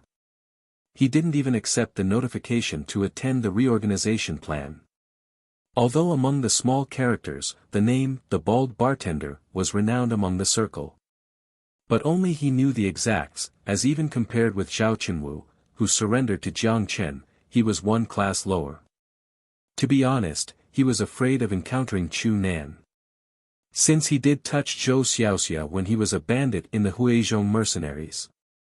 While Chu Nan didn't seem to mind, Zhou Guoping knew well that he was probably worth less than a tenth of what Chu Nan is worth in the boss's heart. It would be easy for Chu Nan to take him out. Once the Fishbone base controlled the 6th Street, the presence of the bar meant to collect intelligence became less and less important. Just as he was zoning out, the messenger he put below the bar buzzed. Like the usual, Zhou Guoping put the towel and glass aside and glanced at the messenger. When he saw the words on the screen, he took a moment to process it before an ecstatic expression appeared on his face. Half a year later, the boss finally remembered him. Zhou Guoping left the job to the other workers as he put on a coat and left the bar without wasting a second. To be honest, to the people with blemished morals, Jiang Chen didn't want to give them important duties. But after careful deliberation, the only subordinate that has worked with the mercenaries on a regular basis was Zhou Guoping. So the position of the Mercenary Association leader was best fitted for him. Currently, Zhou Guoping stood in front of Jiang Chen's table as he waited for instructions with his head lowered. "You are pretty fast." Jiang Chen laughed. "Of course, I can't make you wait, I came immediately after I received the message," Zhou Guoping said while trying to flatter Jiang Chen. Jiang Chen took out a document and put it on the table. "Don't be nervous, it is something good." Take a look at this document. Zhuo Guoping laughed obsequiously as he took over the document. He scanned through a few lines before he stopped. Mercenary Association. That's right. The leader of the Mercenary Association, I want you to take the position. With hands cupped together on the table, Jiang Chen smiled. Thank you thank you, General. Zhuo Guoping was so ecstatic that he almost called out the wrong name as the flattering action was only missing him kneeling down. Okay, save the obsequiousness for later. This is your job. I already assigned the building of the association, it will be built across from the 6th Street Bank. Your job will be to establish it. I want to see results in a week's time. I will complete the task. Zhuo Guoping promised while pumping his chest. Then go. Zhuo Guoping bowed and turned around. But when he reached the door, he stopped as if he had remembered something. Also, that fake leg bar dash, I will find someone to take your position. Your primary responsibility will be the Mercenary Association. Yes. Zhuo Guoping exited the door courteously. Half a minute later, Jiang Chen leaned in his chair and smiled at Han Junhua, who was observing everything. What do you think about giving his position to someone like this? She only used 2 seconds to think. Just by ability, he is the best candidate. Reputation among the mercenaries has more appeal compared to an unknown character. If it were Qing Weiguo or Zhang Gang that acted as the leader, it would be hard to even form the association. What other aspects?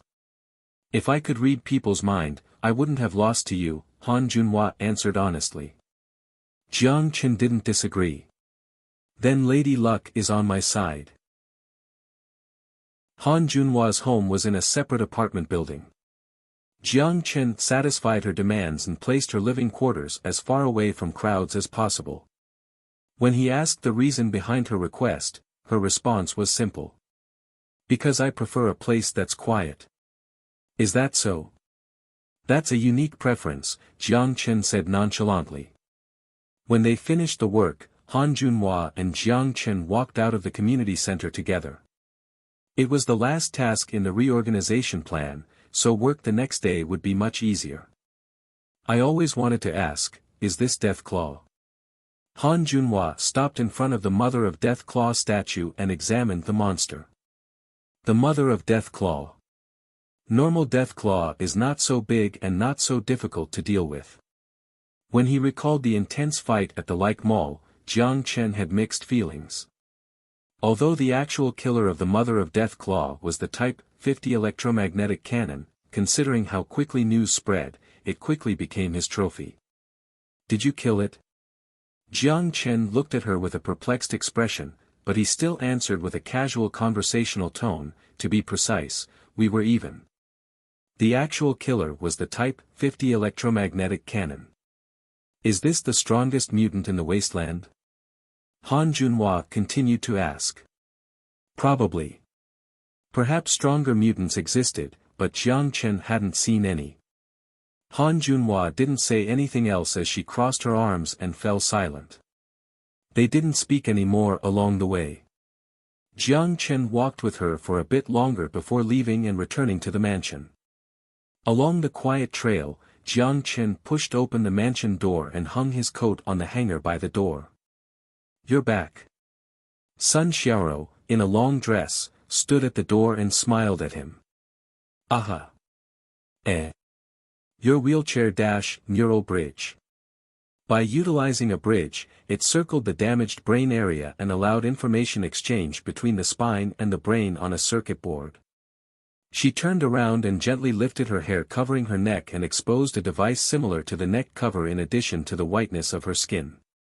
She was wearing a dress with her back exposed. He didn't know where to put his eyes, so he looked away and said, "Technology is a magnificent thing. It's compassion that's magnificent. I have to thank Yao Yao and Lin Lin, if it wasn't for them, I wouldn't have the opportunity to leave the wheelchair." Sun Xiaoro approached Jiang Chen as she put her hand out and adjusted his collar. Jiang Chen subconsciously wanted to move back, but because of the space limitations, her hand managed to reach his collar. Such an intimate motion made him feel slightly awkward. Faced with the eyes that contained the universe, he didn't know what to say. "Where's your sister?" Jiang Chen scanned the stairs to the second floor reflexively. In the virtual reality gaming chamber in the gym. Sun Xiaoro adjusted his slightly untidy collar, but her hands didn't leave Jiang Chen's shoulder. She just dangled them there and watched his eyes cheerfully. "Is that so?" She said it wasn't fun, but she's actually enjoying it. Jiang Chen changed the topic awkwardly. "That's right. Aren't we all like this?" With her arms moving slightly, Sun Xiaoro closed the distance between her and Jiang Chen. Jiang Chen leaned back on the door. Watching her eyes full of passion, Jiang Chen inhaled deeply. "Are you being serious? We made a promise when we were young that we would marry the same person." Sun Xiaoro stared at Jiang Chen's eyes as she smiled like a little devil and teasingly leaned her body closer. "Is that so? But if your sister found out that the first thing you remembered was this promise, she might not be so happy." Jiang Chen raised his hands, wanting to stop her, but his hands hovered in the air not knowing where to place them before he had to lower them again. "No, she won't mind because she's my sister." With her arms around Jiang Chen's neck, the tip of Sun Xiaoro's mouth curled up slightly as her lips got closer. The distance was so close that he could even feel her warm breath on his lips. Time froze in an instant. Jiang Chen held his breath. But to his surprise, Sun Xiaoro didn't kiss him. She turned her head slightly and kissed Jiang Chen's cheek. "You didn't push me away." In an instant, the soft figure agilely escaped away from Jiang Chen. "Time to shave, brother-in-law." She winked at him playfully and breezed away like the wind. "This girl." Watching her skipping away, Jiang Chen touched the wetness on his face and the non-existent beard. He slowly let out a breath. It took a while before his restless head cooled down. "Was it fun?" Jiang Chen laughed. "Aha. So. Speak your mind, what do you need me for?" Sun Jiao sat up from the gaming chamber and tidied her hair. Even in the way they flipped their hair, the two sisters were extremely similar. "It's time to eat, what did you think?" Jiang Chen facepalmed. It wasn't just so by her look. But he was certainly pleased with how addictive the godly land was. With even half of the 3.2 billion netizens playing this game, he'd become the richest man in the world. It's already 6. Sun Jiao checked the time on her EP as her face turned red. She was exploring the forbidden territory of the City of Elves. When Jiang Chen called her, she was fighting a boss. Although she was by herself, the NPC's intelligence was high enough that it was still surprisingly fun to play in single-player story mode. When Jiang Chen heard that the naughty function was unavailable, he immediately lost interest in the game, so it was Sun Jiao alone who explored the secrets of this MMORPG. "That's right, addicted girl, time to eat," Jiang Chen mocked. "What addicted girl? I'm testing the game for you, thank me."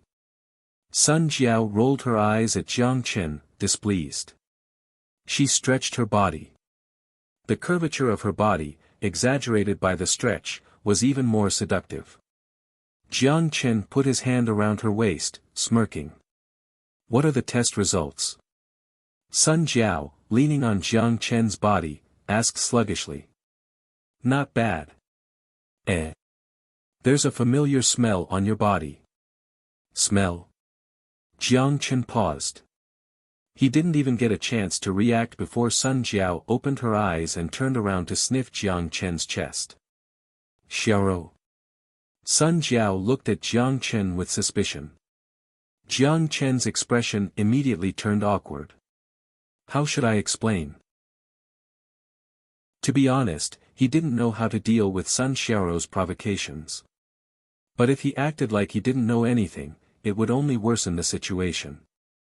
Under Sun Jiao's questioning eyes, Jiang Chen took a deep breath and confessed what happened that day. Was Sun Xiao the provocative one? You sure you didn't threaten her? Sun Jiao looked at Jiang Chen skeptically. Am I that type of person?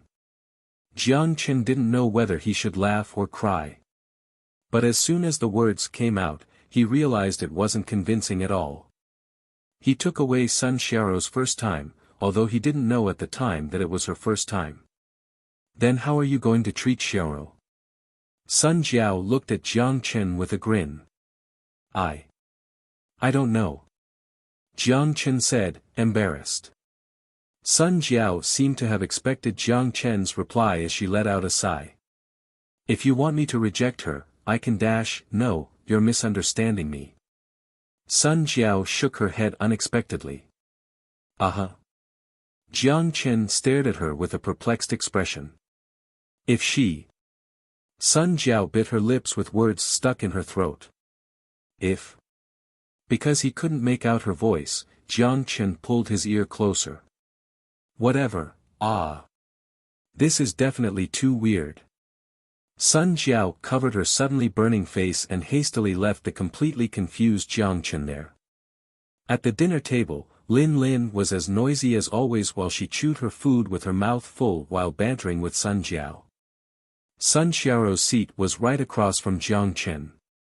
It was her first time tasting such delicious food, so she praised Yao Yao's excellent cooking skills. Yao Yao timidly smiled like always at being praised, her feet dangling under the table joyfully. Jiang Chen was worried that the kiss at the door would cause some awkwardness between him and Sun Xiao, but it seemed like he worried too much. Except, the moment their eyes met, Jiang Chen perceived a long and dubious message from her eyes. After dinner, Jiang Chen went to Jiang Lin's lab. He knocked at the door, and seeing as it was open, Jiang Chen waited for a moment before he took out the EP at the rocket testing site. He looked at the red dot on the map as Jiang Chen muttered to himself. Because of the locating function of the chip, he possessed the exact coordinate of every night. Of course, out of respect for personal privacy, he rarely used this function unless it was necessary. He turned around and headed to the location. Rocket testing site. While the name sounded sophisticated, it was just an empty plot of land circled by concrete walls. There were 2 tables there with one covered in electronic parts while the other had chemical solutions. Aside from the 2 tables, there was also mechanical equipment he brought back from the fake leg specialty store as well as the old parts Jiang Chen funded. Jiang Chen promised Jiang Lin that as long as he finished the work assigned to him, he would fund his dream to develop a warp drive engine for him. Now that the K1 kinetic skeleton production line was optimized and the mimicked version of the Dongfeng 76 ballistic missile was completed, he obviously had the time to work on his own dream.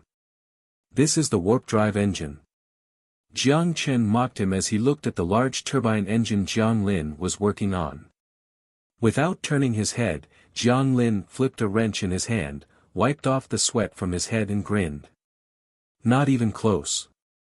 This is only a simple propulsion engine, nowhere close to a warp drive. It's not even remotely close to the RF resonant cavity thruster. I thought you created it already, Jiang Chen said. I thought I almost created it. Jiang Lin sighed. When Jiang Chen first captured Fallout Shelter No. 27, Jiang Lin proposed a research project to Wang Qin. No, precisely, it wasn't a research project, he only provided the theoretical design of the warp drive to an aerospace expert to confirm the validity of his proposal. But the answer he received was depressing. The expert criticized his design using all fields of knowledge and theory. Jiang Lin didn't give up, he even personally went to Camp 27 to debate with that expert. The result was the same.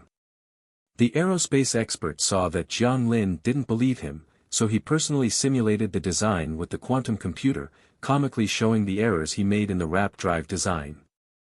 It was analogous to a junior high student thinking he discovered the truth behind the perpetual motion machine who used his knowledge to draw a blueprint he thought was flawless and presented it in front of a physics teacher with a university degree. Needless to say, the spirit of daring to try was worth praising. But in the name of science, only the truth stood. After he heard Jiang Lin's story, Jiang Chen was silent for a moment before he comforted him in a soft voice. At least you proved that method doesn't work.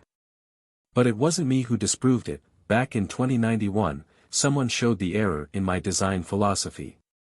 And in the next 80 years, people showed hundreds of incorrect design principles, but I wasn't aware of this at all.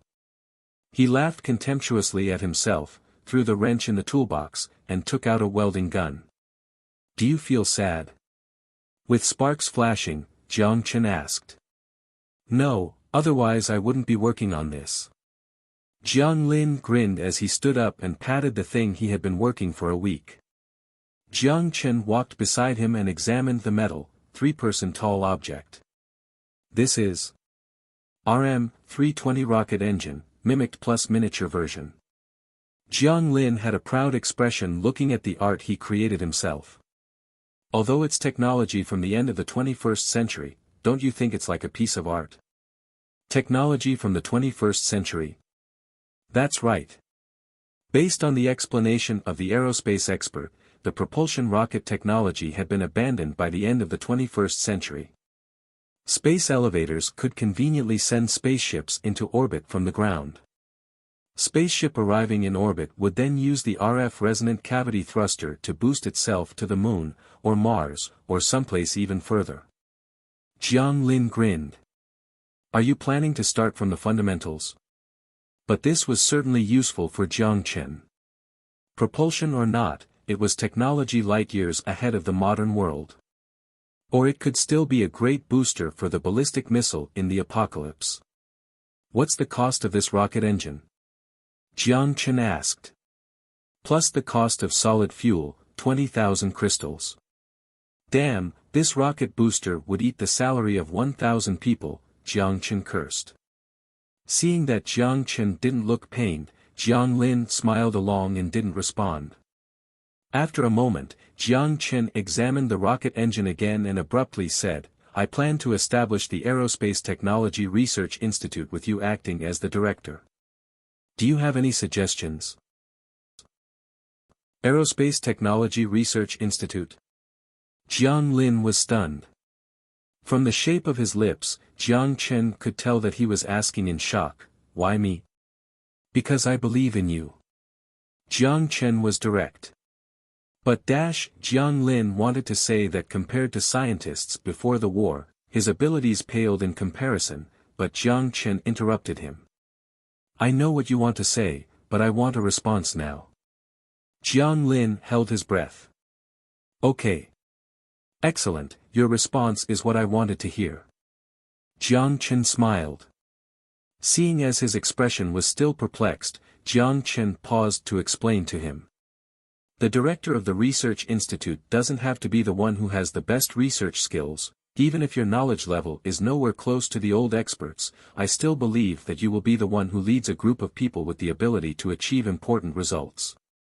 Such as the miniature rocket I saw at your store last time, I still have a vivid impression of it. Not just a vivid expression, it was stunning. In Jiang Chen's understanding, a rocket would have to be massive like a chimney, but Jiang Lin's observation satellite completely altered his understanding of near-orbital rockets. If you wanted that small thing, you didn't need to start a research institute. Jiang Lin showed a troubled smile. You're misunderstanding me. Jiang Chen shook his head. It's the imagination that counts. Imagination?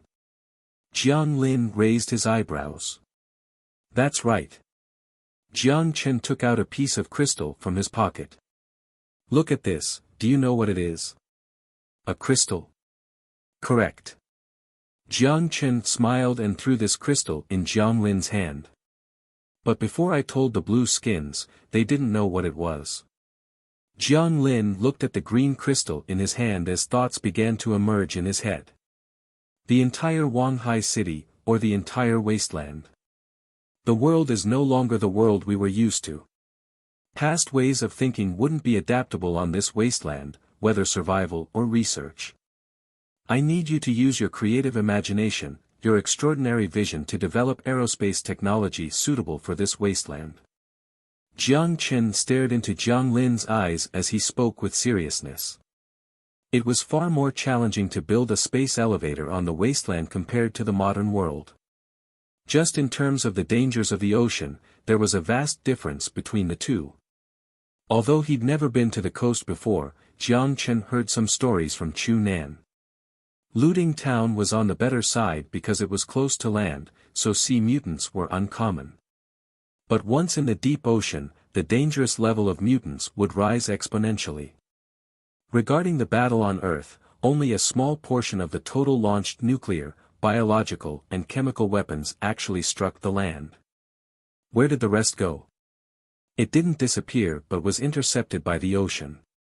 With the influence of bacteria, viruses, and radiation, the mutation of the sea creatures was far more unpredictable than the land creatures. But the foundation of the space elevator had to be built on the ocean surface near the equator. Other than that, the space garbage around the near-Earth orbit and synchronous orbit almost formed a small planetary ring.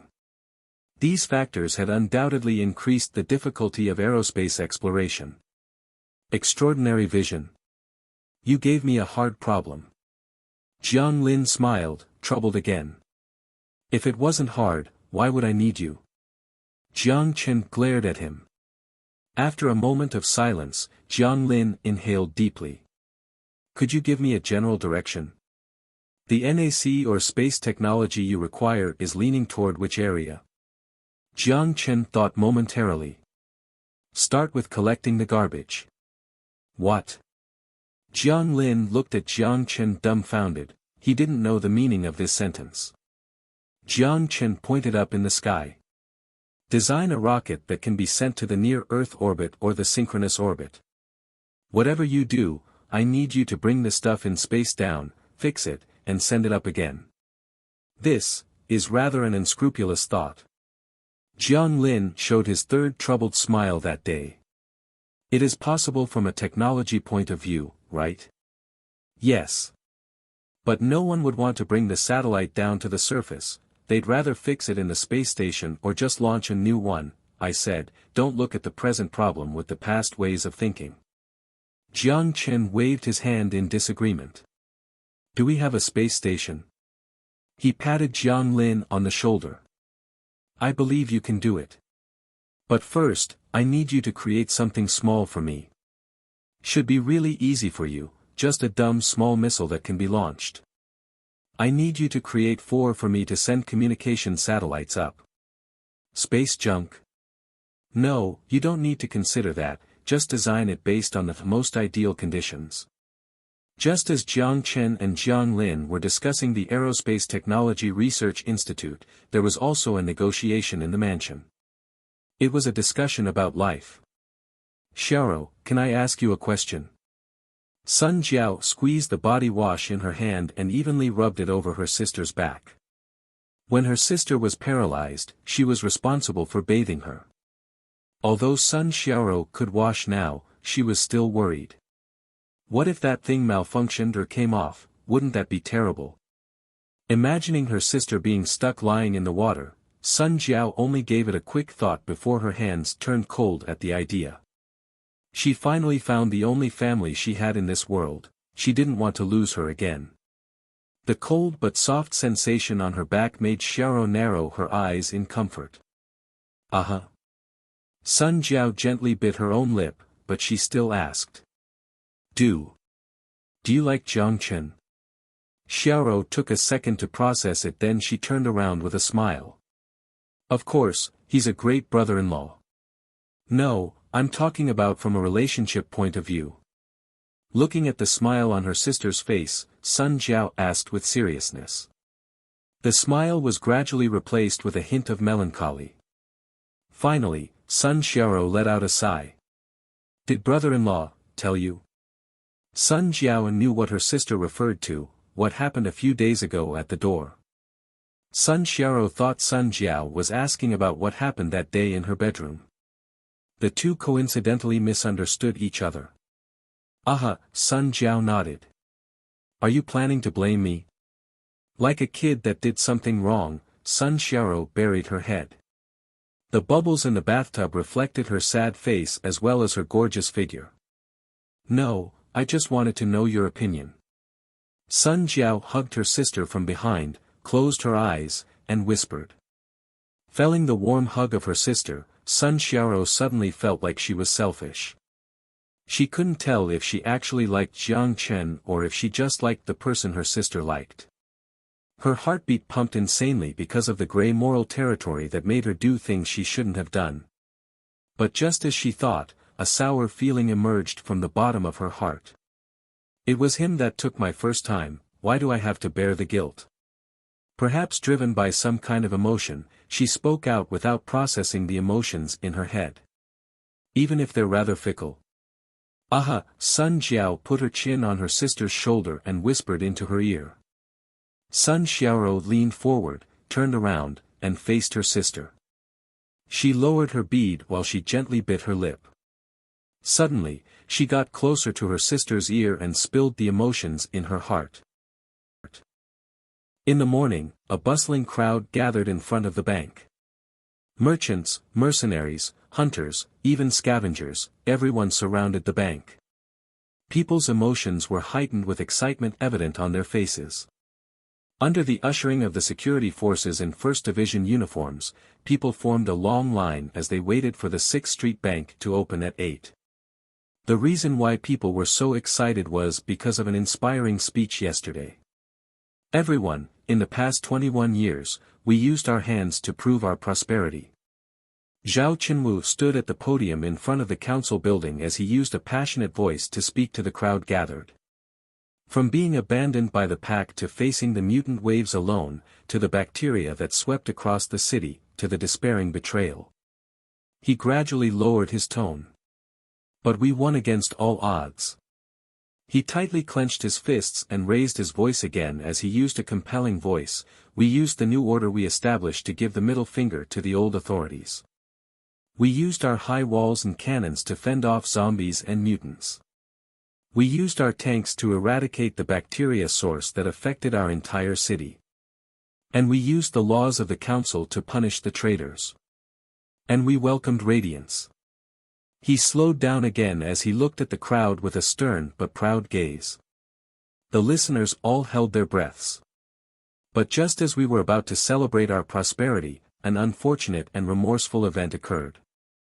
As most of you already heard, our friends in Jia City, the warriors who fought against the mutant humans' invasion, have fallen.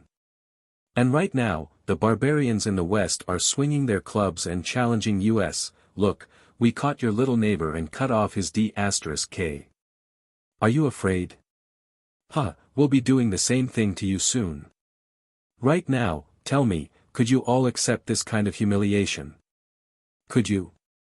There was no response below the podium, but Zhao Qinwu discerned from the faces of the crowd that they couldn't. He took a deep breath as he spoke again. It's small compared to the size of the entire wasteland, it couldn't even be considered a grain. But we must protect its growth and care for it so it can radiate its brightness to places even farther. That's right, it is the radiance we see, a radiance known as order.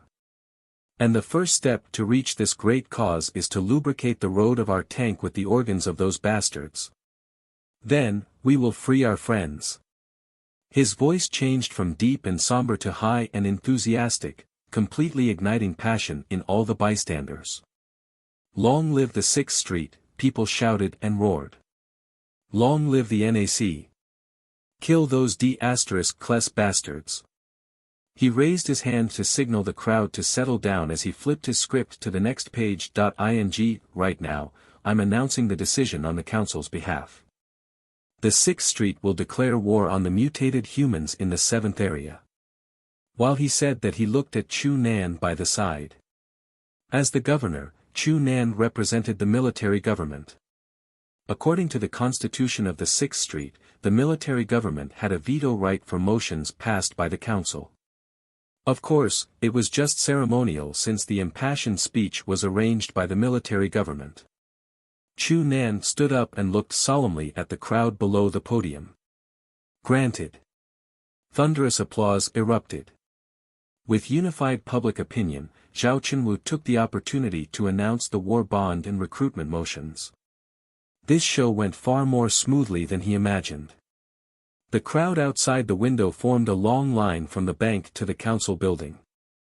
The bank was located beside the building. Chu Nan and Zhao Qinwu sat at the table. There were color-printed newspapers on the table, and on the cover page was the impassioned speech. The newspaper only became popular recently.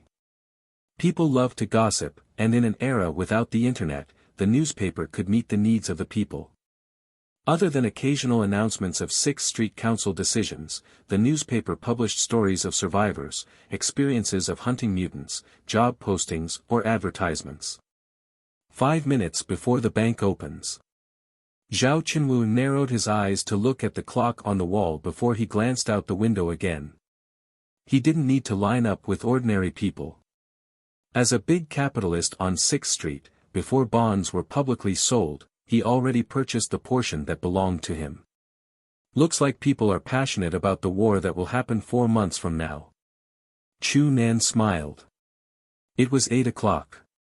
The employees of the council building brought a plate of steamy buns and 2 cups of freshly made soy milk. No one is interested in the war, but people will never say no to shining crystals. Delicious breakfast. Zhao Qinwu grabbed a bun and took a hard bite. He spent 20 years living there already. He knew exactly why people cheered yesterday. It wasn't to free their friends, but they cheered for the mercenary contracts, military contracts, and employment opportunities brought by the upcoming war. That's right. Chu Nan nodded as he reached for the plate as well. Breakfast at the council building was provided by the military government for free. The food there was always the best in all of 6th Street. The fresh meat buns and hot soy milk were delicacies of the wasteland. How did you think to use the steel of the mutated humans to create war bonds? Zhao Qinwu swallowed the food in his mouth. He looked at the crowd flooding into the bank and asked curiously. I got inspired by the Crusade dividend model, then made some small changes in the process. For example, using the steel that the 6th Street's currently lacking as collateral. Chu Nan slowly chewed on the food as he casually responded. The crystals from the last crusade ignited the boiler for production. Now this crusade would bring the raw resources needed for production. How much steel do the mutant humans have? Based on the information provided by the intelligence team, they have an estimated reserve of more than 200,000 tons of C-type steel. What the Fu*K, are they living on top of a mine? Zhao Qinwu couldn't help but curse. It was completed C-type steel, not iron ore, that still needed to be produced. Not a mine, based on reliable information, it's an underground resources warehouse. Pack strategic storage somehow landed in the hands of the monsters. But whatever, by fall of this year, the steel will belong to us. Outside the window, the line was slowly moving. The bank opened its doors. People, with their personal identity cards, all charged at the bank employees. He looked at Chu Nan again. Why is he not making the crystals himself? Don't tell me he's lacking money right now. Zhao Qinwu referred to Jiang Chen. The food trade brought in over 1 million crystals of profit per month. As the biggest shareholder of the food business, Zhao Qinwu would rather think that the bank would go bankrupt than Jiang Chen lacked crystals.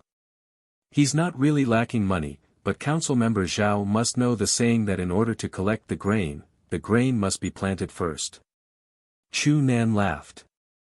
Zhao Qinwu took a moment to process that before he started laughing too. A general with this foresight, it's my honor to be in your presence. My honor too. Chu Nan held up the soy milk cup in a toast. Inside the hologram conference room, Chu Nan's projected hologram stood at the end of the long table and reported to Jiang Chen on the first day sale numbers of war bonds. Including the pre-sale portion, war bonds worth 2 million crystals were sold on the first day. Also, the recruitment work is 30% completed, it's expected to be completed within a week. It's almost like picking up money from the ground. Jiang Chen was amazed. Our credibility worked, all the citizens wanted a bond. No, credibility only relates to the fact that people believe we will pay. But what made people buy the war bonds wasn't credibility, but it's because they supported the war. Sinking into the chair, Jiang Chen smiled. Because there are things to be gained. Chu Nan said mockingly. Partially. Chu Nan didn't bother asking about the other reason, he merely smiled and flipped through the documents in his hand. Was this the only thing you needed to report to me? No, there's another piece of good news, Chu Nan said. Oh. Do you remember that Huawei? The order you sent him, he completed it. When he first occupied the 6th Street, Jiang Chen promised various benefits to the 5 council members that surrendered. Zhao Chenwu's food business, Lu Yun's Horizon Corporation's Inner Circle rebuilt project, Huawei's Galactic Technology Company's pre-war technology collection and the development of the Type 51 transportation helicopter project. Completed already? Jiang Chen looked at Chu Nan, surprised by the speed. On his expected timeline, the research should have taken at least 1 year, but they completed the project already. Yes, they completed it. Chu Nan nodded. Direct their technicians to transfer the production process to our factory until the helicopter is successfully built, and send the remaining 120,000 crystals to them, Jiang Chen immediately said with an uncontainable smile on his face. The development of the Type 51 transportation helicopter meant that the NAC would possess the ability to manufacture helicopters and completely disrupt looting town's domination of the Air Force. With NAC's production abilities, it wouldn't take long before they exceeded looting just on one platform. Okay. Huawei also asked me if there were any new projects for him. Chu Nan nodded. Of course, ask him if he's interested in a joint research project. If he is, talk to him about the development of fighter jets. Chu Nan paused for a moment then repeated to confirm. Fight jets? Yes. Fixed-wing aircraft, the type that could drop a 200-kilogram bomb on the enemy's heads. Let me be honest, the research for fixed-wing aircraft is far more complex than helicopters. And regarding combat effectiveness on the wasteland, fighter jets are no stronger than helicopters. Chu Nan tried to convince Jiang Chen, erring on the side of caution. Since the helicopter research was just completed, the production line hadn't even started, so when would research on fighter jets begin? Chu Nan thought it was better to continue building on the helicopter research with the current model as the prototype while continually improving on its design. Fighter jets? The maximum combat radius of NAC was at most 50 kilometers, were fighter jets even necessary? But what Chu Nan didn't know was that Jiang Chen planned to bring fighter jets to the modern world. Look further, the enemies in front of us aren't just the mutated humans. The Northern Alliance area has always been plotting against Wanghai City. Let's look even further at all of Pan-Asia, even the continent on the other side of the Atlantic. No one knows what's there, no one knows what they think over there. We'll have to face them eventually. I don't want to be completely unprepared at that time.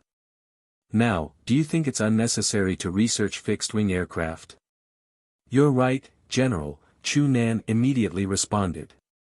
Regardless if he was right or not, it was foolish to argue. Jiang Chen nodded. Perfect, then that's that. He ended the communication session with Chu Nan and stretched on his chair. Ah. This is tiring. Miss Advisor, could you massage my shoulders for me? Let me be frank, that's an assistant's work. Han Junhua, standing in the corner of the room, crossed her arms coldly. Isn't the advisor also the assistant to the general? Jiang Chen said with a joking voice. Your perspective is quite interesting, but allow me to disagree. That's disappointing then. Jiang Chen exaggeratedly made a disappointed face, stood up, and walked out of the conference room in a good mood. If you want to equip the army with fighter jets, I recommend you build an air force independent of the land units, Han Junhua said in a calm voice. It's still too early, the scientists didn't even create the toy model for me yet. Jiang Chen laughed with his voice echoing down the hallway. As the general, he didn't need to wait in the office for information. He only needed to appear in front of people when it was necessary. As for troublesome tasks, they were perfect for the advisor to take care of. This was what Jiang Chen told himself about his job requirements instead of dealing with his laziness. He sat in the office with nothing to do for half an hour before Jiang Chen instructed Han Junhua, "Let me know if anything comes up." It was already early June. Estimating that he could return in a few days, Jiang Chen wanted to spend more time with the people he cared for now. Jiang Chen passed by the square in front of the community center. The training grounds were 200 meters north of it. There was a row of parked trucks at the door as well as the Tiger, still active in service. The women waited for their husbands here because they would be heading to the front lines soon. When Jiang Chen passed by the door, he saw the training grounds packed with people. The first division was about to depart, so Cheng Weiguo was making his last speech to the soldiers. Once that was done, they would board the trucks and head for the front lines. Just yesterday, the General Office approved the request for war from the 6th Street Council. The entire NAC entered a state of war. Although the mutant humans undoubtedly didn't receive the information, there was nothing wrong with deploying their soldiers to the front lines. In the crowd, Jiang Chen saw a familiar face. It was Zhou Jieshi, the wife of Cheng Weiguo. She was the chef of the cafeteria before, but after the cafeteria was reorganized under the logistics department, she began working in that department. Jiang Chen had a faint memory of her. In the beginning, she cooked for the original 30-something people at the base. Now, he noticed a difference from how she looked before. It was her stomach. Zhou Jieshi noticed Jiang Chen and smiled. "Mr. General. Long time no see." Jiang Chen smiled back as he looked surprised at her bulging abdomen. "How many months?" "Already 3. Her face was filled with happiness when she talked about her child. 3 months already. "That guy, he didn't even tell me he's about to become a father," Jiang Chen said. "You're the general, how could we disturb you with that?" Zhou Jieshi said humbly. Jiang Chen took a second to process it but managed to recollect his thoughts quickly and smiled at her. "True." After a pause, Jiang Chen said, "Take care of yourself, also, say hi to old Cheng for me." "Aha, I will." To a leader, it was indeed valuable to gain the respect and awe of his subordinates. But some distance created by awe was inevitable since the people he promoted, other than Zhou Guoping, weren't naturally servile people. "So I need someone who can flatter me?" With that sudden thought in his mind, Jiang Chen laughed. Things would be boring with that type of person around. Am I missing a friend? Or a good brother? Jiang Chen was silent. The troops began to move as the soldiers started to board the trucks and wave goodbye to the soldiers at the door. At the same time, cradled inside a woman's arm, Jiang Chen saw an infant. The ignorant sleepy face and the smile on the mother's face formed a memorable picture in Jiang Chen's eyes. And it was because of that smile that Jiang Chen felt some comfort. Jiang Chen turned around and left. It was late in the night. Jiang Chen leaned in front of the window with a wine glass in his hand. He stared blankly at the swaying tree branches out the window. The orange liquid swirled in his cup and reflected an unclear face as well as a murky moon. "What are you looking at it?" He didn't know how long Sun Jiao had been there behind him. "I don't know, maybe it's our backyard." Jiang Chen didn't turn around but he just gazed at the buds that would never sprout on the tree branches. In the backyard was a trail formed among the short woods, further back was a pool he used to store gold. Of course, the pool was covered by an egg-shaped dome, compliments of Lin's work. He still remembered that he once enjoyed a suntanning session there simulated by high-tech. "Are you tired?"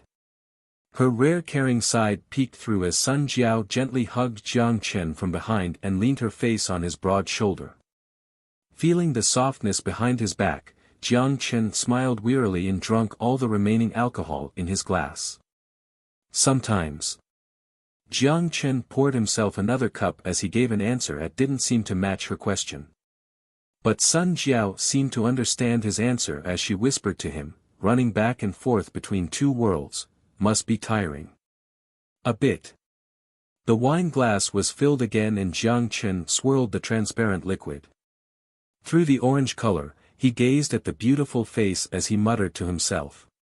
Different environment, different people, different ways of thinking, different values. I feel like I'm living two lives. Although this ability brought me an endless amount of wealth and dragged me out of a pit in my life. I have no right to complain, but I don't know whether this was a stroke of good fortune or not. Until a few hours ago, I suddenly realized that I don't have any friends here. In the beginning, before he established a relationship with Sun Jiao, he didn't think of bringing order to this place. Regardless of how chaotic this place was, he could live a wealthy life on this side. No, he could even be living a more pleasant life. He was slightly intoxicated as a cold breeze swept by and roused him from his thoughts. Aside from you, Jiang Chen added. I'm not your friend, I'm your wife.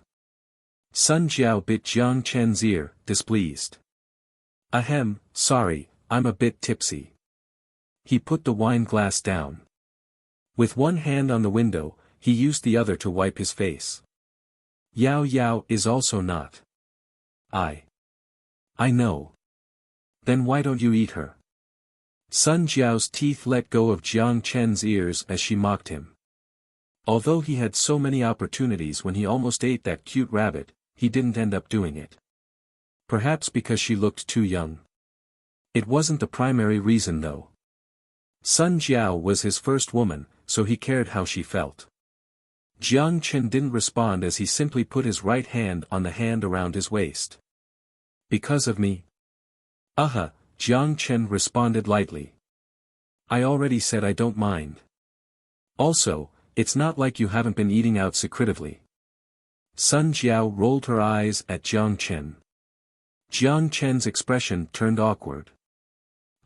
You knew? Han Junhua, right? Sun Jiao pouted. Why did you think it was her? Jiang Chen was puzzled. He originally thought she was referring to the diplomat from Luding Town. He swore that Han Junhua was still a virgin. He didn't discuss any deeper problems with her. Although it wasn't something to brag about, compared to other people in a similar position, the number of people he had sex with could easily be counted. Because one time, I happened to see how she gazed at your back. My instincts told me it wasn't as simple as a subordinate looking at her superior. Jiang Chen laughed and let out a sigh. You're thinking too much, she has no emotions. It's hard to explain, she's something called a mind secretary. Just like when your second ability got activated. Sun Jiao remembered that Jiang Chen mentioned the ability he gained after he opened the second level of hidden genetic code. That's right, it's similar to that. Jiang Chen nodded. Then when you open your second ability, do you have feelings for me? Sun Jiao asked. Jiang Chen paused. He carefully recalled the first time he had Invictus activated in the battle with the lead mutated human. If he really had no emotions, wouldn't the best choice have been to ditch Sun Jiao and retreat? With the speed of the mutant humans, there was no way they could catch up to the T3 power armor. Perhaps, Jiang Chen answered with uncertainty, but he quickly laughed and tried to change the topic. Why are we talking about dash? Sun Jiao closed her eyes and spoke into Jiang Chen's ear. For me, the only fortunate thing that happened in my entire life was meeting you here that day. Jiang Chen was slightly astonished. She then continued, sometimes I'm terrified, afraid that one day you'll feel tired and won't return to this side. Sorry for worrying you. Sun Jiao's finger gently covered Jiang Chen's lips as she smiled. No need to apologize. Jiang Chen grabbed her tender hand and fell into silence. He stood there for a long time before he turned around and wrapped his arms around her. Do you still remember when we first met? Were you referring to me tying you up on the chair, or how we *ked from the kitchen to the bedroom? Sun Jiao put her arms around Jiang Chen's neck seductively. I'm talking about when you licked the cans, Jiang Chen jokingly said. Pitch. Sun Jiao burst out laughing and rolled her eyes. It's getting cold, Jiang Chen whispered. Although it was June, on the land covered by radiation dust, the temperature fluctuated wildly. With a blush spreading across her face, Sun Jiao read Jiang Chen's hint. Aha, let's go. The door was not completely closed. Behind the door, a small figure hid. A coat was tightly held by the figure's hands, covering their chest as they watched through the window. Yao Yao's eyes looked a bit lost as her mouth pouted. Are you a fool or what? Lin Lin, who appeared behind her, let out a sigh. Her voice made Yao Yao jump before she looked at Lin Lin, displeased. If you don't act now, you'll have more and more competition, Lin Lin said with a smirk. Like you. Yao Yao buried her head. Why are you bringing me into this? I am talking about Sun Xiaoro. Last time, didn't she kiss at the door? Lin Lin's face instantly turned red as she rambled on listlessly. But the more she explained, the fainter her voice became. Yao Yao walked forward with her head still buried and stopped beside Lin Lin. Sorry. I shouldn't have said that to you. It's okay. It's me who should apologize. Maybe you're right, but I don't even know what I'm thinking, Lin Lin mumbled in a low voice and hugged Yao Yao. She admitted that her intentions to encourage her friend were rather despicable. The silver-white hair and the black hair mixed together as the two small figures hugged each other. Sun Xiaoro let out a sigh looking at the two girls in the corner. But not long after, a joyful curvature appeared on her mouth as she turned around and walked to the bathroom. The next morning, a ray of sunshine shone through the ledge of the roof and scattered on Jiang Chen's nose. Jiang Chen's eyebrows jumped as he opened his drowsy eyes. Almost at the same time, a sour feeling flooded into the back of his head. Hungover again, after showering last night, Sun Jiao drank some more with him. As to what she did to him after he was drunk. There was no need to guess. Jiang Chen took a deep breath of fresh morning air as he wanted to drowsily rub his sore facial muscles, but his right hand seemed to be trapped by something. He took a moment to process that before he tried to move his left, but it was also trapped. Even though Jiang Chen reacted slowly, he realized that the situation was a bit odd. He shook himself free of his drowsiness, turned his head and immediately understood the situation. Up so early. The sluggish voice rang in his ear as the completely naked Sun Jiao didn't let go of Jiang Chen's arm, but rather, she adjusted her body like a cat being fed. The messy bed and the marks on the sheets as well as the pillows thrown on the ground gave a glimpse of the intimacy that happened the night before. This wasn't the problem. The problem was that there was more than one cat. Jiang Chen slowly turned his stiff neck and looked at the figure to his left. Morning, brother-in-law, Sun Xiaoro greeted him with a grin. This must be a dream. Jiang Chen muttered to himself and closed his eyes again. But it proved to not be a dream. Because of the alcohol, his memory of last night seemed scattered in Jiang Chen's head. But after having a good sleep, all the way until noon, he began to recall what happened.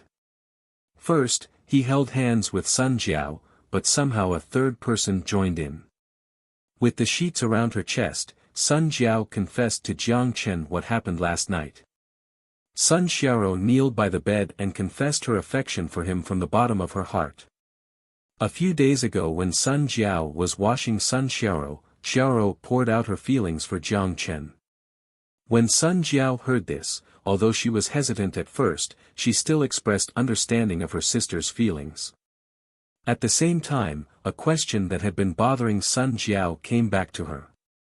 Jiang Chen never ate Yao Yao, so she was afraid that she couldn't keep him in her world just by herself. Having seen the other world through the fourth dimension messenger, she knew that even as the emperor of the wasteland, not to mention the general of NAC, his life here was not comparable to being an ordinary citizen in the other world. She then remembered her sister and the feelings she confessed to her that day. Although what she did was somewhat despicable, she hoped that he could stay on this side, or at least prevent him from randomly disappearing one day. Therefore, she wanted to give him more reasons to stay. That was Xiaorou's thought too, right? She comforted herself like that before she decided to drag Xiaorou into things last night. On the bed, Xiaorou stared into Jiang Chen's eyes as she said remorsefully, "Do you dislike me?" "No, but Jiang Chen smiled bitterly. "As long as you don't dislike me." Like the weather in May, a bright smile instantly bloomed on Xiaorou's face. Drawn by her bright smile, Jiang Chen stared at her blankly when the sheet dropped from her body. At the same time, Sun Jiao hugged Jiang Chen from behind as she said with slight jealousy, "You have to thank me. Also, I'm the main course." I. Because this was all too exciting, Jiang Chen's brain was a mess since words couldn't come out of his mouth. "That's right, sister is the main course." Xiaorou smiled and pecked him on the lips. Jiang Chen felt something shattering in his chest. Something called boundaries. The intimate night was too short since it was already morning, but the emperor decided to skip the morning ceremony. 1.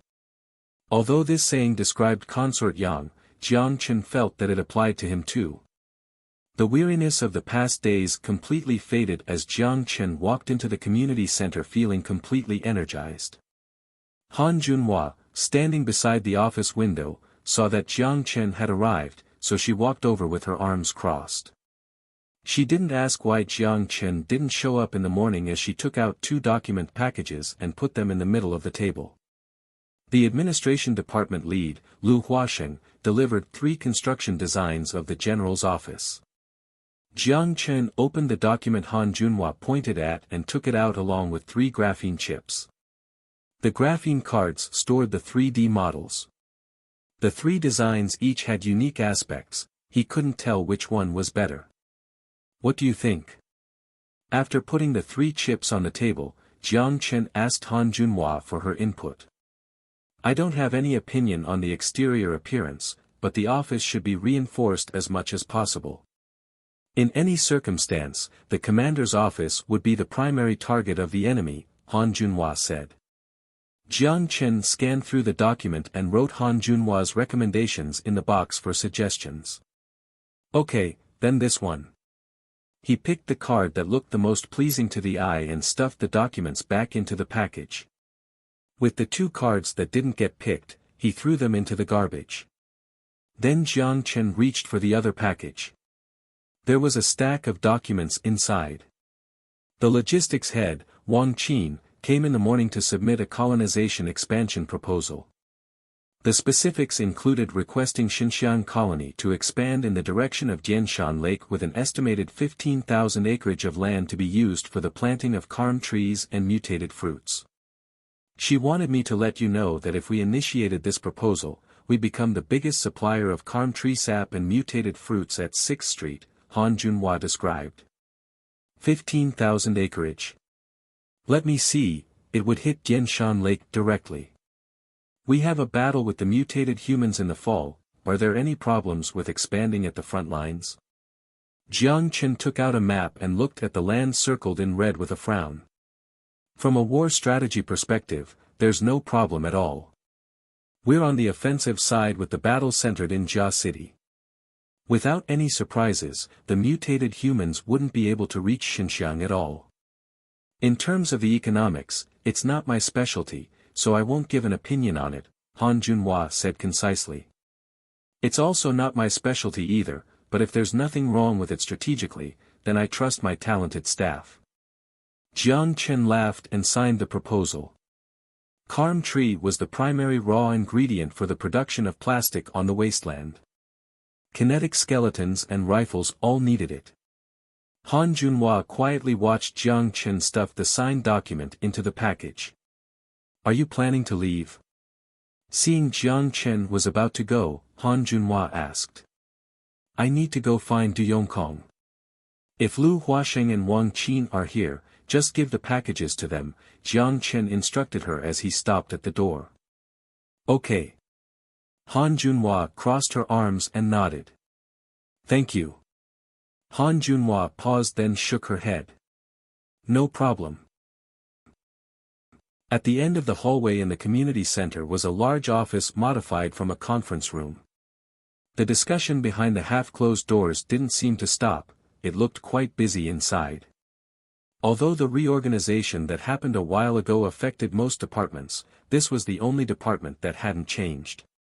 A board carved with words hung on the wall crookedly, "Godly Land Game Developing Department." Right now, the makeshift office was jam-packed. The mission brief is completed. Old Jiang, are you done with the text? Done. Wait one moment, I'll send it to you. Models code C10087 to C10129 NPC have been completed. The rest would be here, and a total of 17 AI must be inputted manually. Take a look. The conference room was separated into individual offices with boards. 50 programmers with dark eye bags worked in front of the hologram computers and continued to refine the virtual reality MMORPG. In front of a hologram computer, Du Yongkong scanned through the lines of code. As the director of the game, he didn't need to personally type the code like the programmers, he only needed to audit the work of each team and direct game development. The work sounded simple, but it wasn't easy at all. The work of 50 people was audited by only him.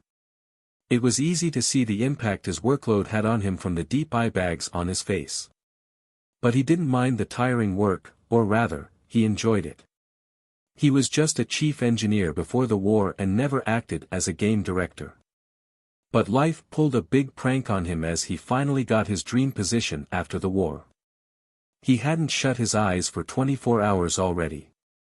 After he audited the last line of code, he was planning to nap for a bit on the table, but he happened to see a surprising person. With Jiang Chen at the door, Du Yongkong's eyes lit up as he immediately got up to greet him. After catching up for a bit, Jiang Chen finally got to business. "Don't be so nervous, I'm just here to take a look. Also, did you finish the server?" "Already done." Du Yongkong nodded. The humble programmer didn't know how to flatter people, so he just kept smiling and smiling. Although he looked a bit comical, Jiang Chen really liked simple people like this. "Let me see." "No problem. Please follow me." Du Yongkong bowed respectfully and led Jiang Chen to the adjacent junk room. The condition of the junk room was typical of a programmer as there were unorganized paper boxes stacked together. Considering the tidiness of the room, Du Yongkong's expression looked awkward as he scratched his head. "It's okay, I don't mind. Just let me see the prototype of the helmet." "Ah, okay, heh." Du Yongkong laughed, rather embarrassed, as he began to dig through the boxes. He moved away a few boxes filled with papers before he managed to drag out the box that contained 5 virtual reality helmets. Looking at the helmets in the box, Jiang Chen felt an inexplicable excitement. If vessels and cannons were a source of romance for men, then virtual reality helmets were the source of romance all netizens longed for. Jiang Chen could say with confidence that for anyone who read web novels or played MMORPGs or single-player games, there wasn't a single person who didn't dream of the ability to use a virtual reality helmet to write their own story in the world created by zeros and ones. "General. You're not a soldier, just call me boss." "Okay, boss." Du Yongkong laughed timidly as he scratched the back of his head. "Is this what you wanted?" Jiang Chen took a helmet from the box as he carefully observed it in his hands. It had a tainted crystal surface along with a bluish-black polyethylene shell, resembling an aerodynamic motorcycle helmet. At the back of the helmet was a small tail, covered in scales, the length was close to neck length, and it could connect one's neural network through microcircuits, interfering with the brain field. It weighed around 1 to 2 kilograms, slightly heavier than a motorcycle helmet. But it didn't matter since the helmet was activated when the user was in REM sleep mode. Therefore, not a lot of people would choose to play this game while standing up. How much molybdenum does one virtual reality helmet require? Jiang Chen asked. Without accounting for improper production material waste, around 300 grams, Du Yongkong said affirmatively. 300 grams? Jiang Chen fell into deep thought as he stroked his chin. Therefore, 1 ton of molybdenum could produce at least 3,000 virtual reality helmets. Once he solved the molybdenum mine problem, this could be produced on a large scale. Of course, there was no rush since before this could be launched officially, Jiang Chen planned to conduct an internal test with some volunteers in the modern world to optimize the game. Since it was an MMORPG from a different era, the degree of cultural acceptance from the 21st century would differ from the 22nd century. He didn't want to decrease the quality of the game because of lack of attention to cultural appropriateness. To produce 100 prototypes, the logistics department took apart a chamber to gather enough molybdenum. Why would we not use the chamber as the platform in the game? Compared to this outdated technology, the more advanced chamber would be better in both performance and comfort. What? Took apart a chamber? That's a big loss, Jiang Chen cursed in his mind, but he didn't show any of it on his face. Performance? Would playing the game with the helmet make the game lag? It won't lag. Lag won't be displayed in the game with rather simple physics, Du Yongkong said. Then it would be okay. This type of fantasy game doesn't need to have a realistic physics model. Don't take apart any more chambers though, I only need the 100 helmets for now, Jiang Chen said. Du Yongkong nodded. Seeing that Jiang Chen wasn't going to change his mind, he didn't speak anymore. He was only making a recommendation for his boss, there was no reason to argue with the boss over it. Then that's all. I'll get people to transport the server and the helmets in a bit. Also, I almost forgot, did you add security measures to the helmets? Jiang Chen patted his own head and asked hastily. I did, the molybdenum gold dense lead barrier can prevent any scanning. Also, if anyone attempted to open the helmet, the internal security circuit would forcefully overload and destroy all the graphene circuits and chips inside the helmet. It would become a piece of junk. But would anyone really want this outdated technology? Du Yongkong muttered in his mind with skepticism. Jiang Chen happily patted him on the shoulder. Huh, good job. Go find Wang Qin in a bit. All the game developers will receive 50 crystals. This is the reward for your hard work. Thank you, boss. Du Yongkong was ecstatic. 50 crystals were equivalent to a NAC knight's basic salary for a month. He didn't have any more doubts about the boss decision. Who cares? As long as the boss was happy. It was either a nuclear crater or a circular lake. The lake reflected a light green luminescence in the night just like a sea of fireflies, beautiful but ominous.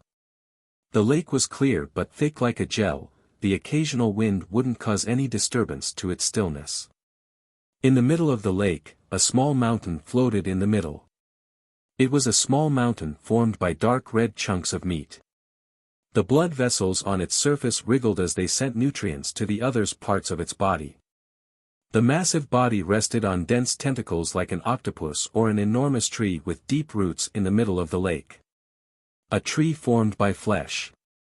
There was a hair-like structure 10 meters long, about as thick as an arm, growing on top. At the tip of it was a meat bubble that could light up. It was like a bright lamp hanging on an antenna. A faint light flickered as it listened to something or called for something.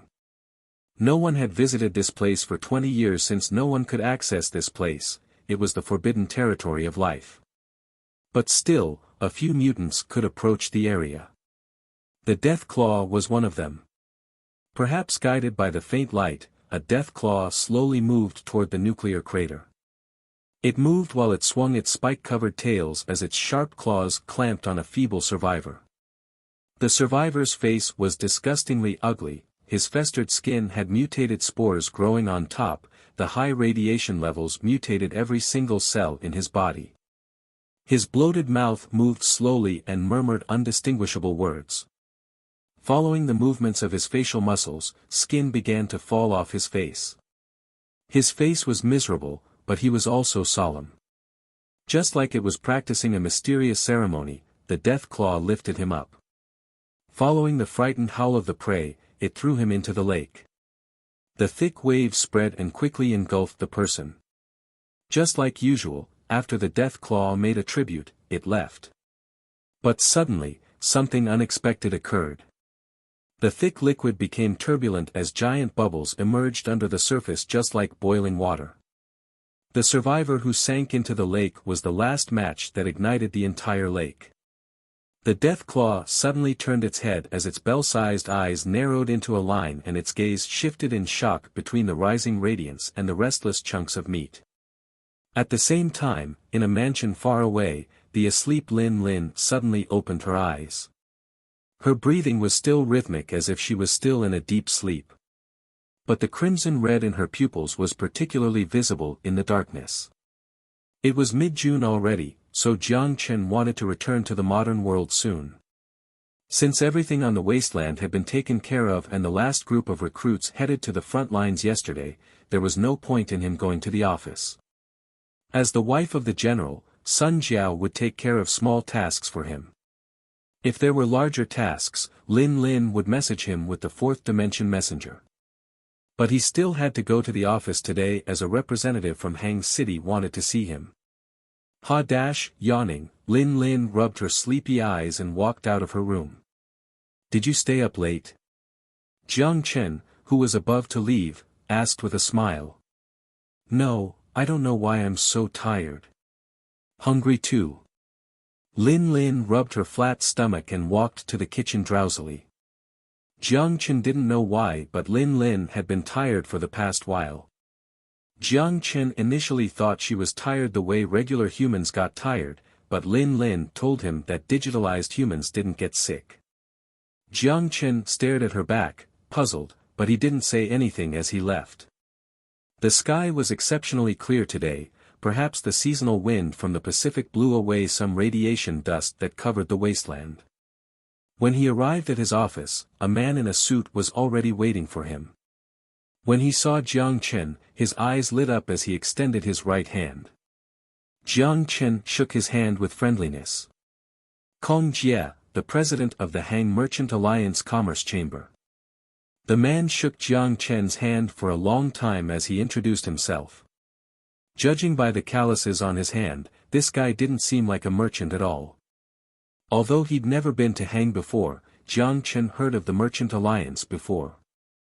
There were quite a number of merchants at the 6th Street who came from Hang. The electronics, tobacco, and adhesives from Hang were all top sellers here. And the majority of the merchants from Hang all belonged to the Hang Merchant Alliance. Having this many merchants as members was indicative of the power of this organization. But between Hang and Wanghai City was Jia City, and 150 kilometers to travel was considered far on the wasteland.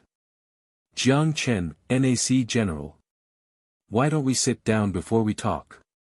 Jiang Chen smiled. Haha, of course. After some small talk, the two sat down on the sofa. Jiang Chen signaled Han Junhua to leave for now. He interlocked his fingers and rested them on his knee as he asked directly, "It's so chaotic outside, so why is the president making a personal visit here?" Jiang Chen didn't forget that Jia City was still in the hands of the mutated humans. "I'm here to bring friendliness and bring crystals. And a personal reason, I wanted to see the rumored king of Wanghai City," Kong Jie said. "The king of Wanghai? Flattering words, but I like it."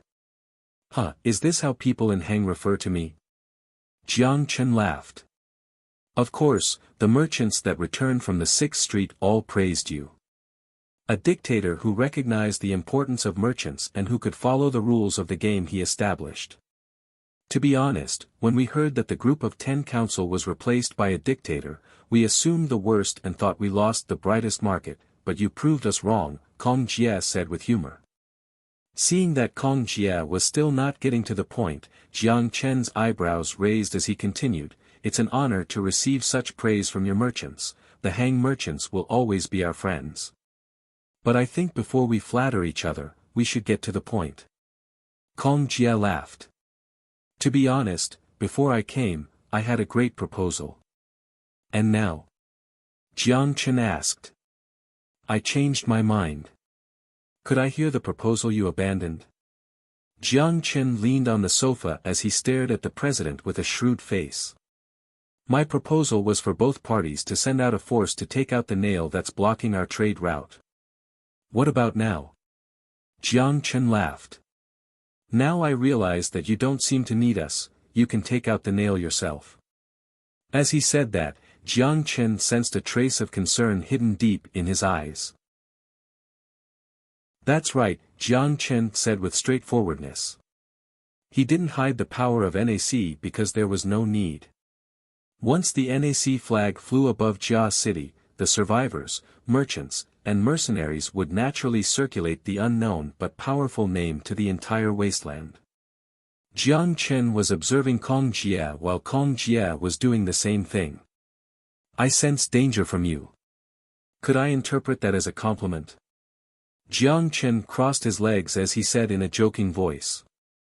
Of course. Our merchants are spread all over the wasteland, there aren't a lot of forces that would scare us. The Northern Alliance area is one of them, as are you. Because of my weapons. Because of your ambition. Kong Jie stared right into Jiang Chen's eyes. This act was extremely disrespectful in a friendly meeting, but he still did it. He wanted to see if Jiang Chen's eyes could reveal anything that could prove his assumption.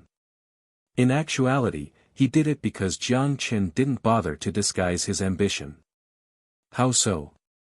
Jiang Chen laughed. From the configuration of the base. Kong Jie shifted in his seat as he scanned the room decorations. As well as this office. For the people who prefer order, they have a high standard of living for themselves and their neighbors. Of course, the best way to demonstrate that is the name NAC. New Asia Corporation. Good name. Do you feel unsettled? To Kong Jie's comments, Jiang Chen only answered dubiously.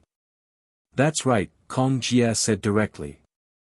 Our merchants are all considering one question, if you take out the nail between us, who could promise that you wouldn't step foot into Hang from Jia City? So your recommendation is? Jiang Chen asked. Let Jia City become the buffer zone between us. Without a land route, our merchants can develop routes in the shallow sea or Tai Lake. But without this nail, we won't sleep well at night. Kong Jie stared into Jiang Chen's eyes, making his proposal with seriousness.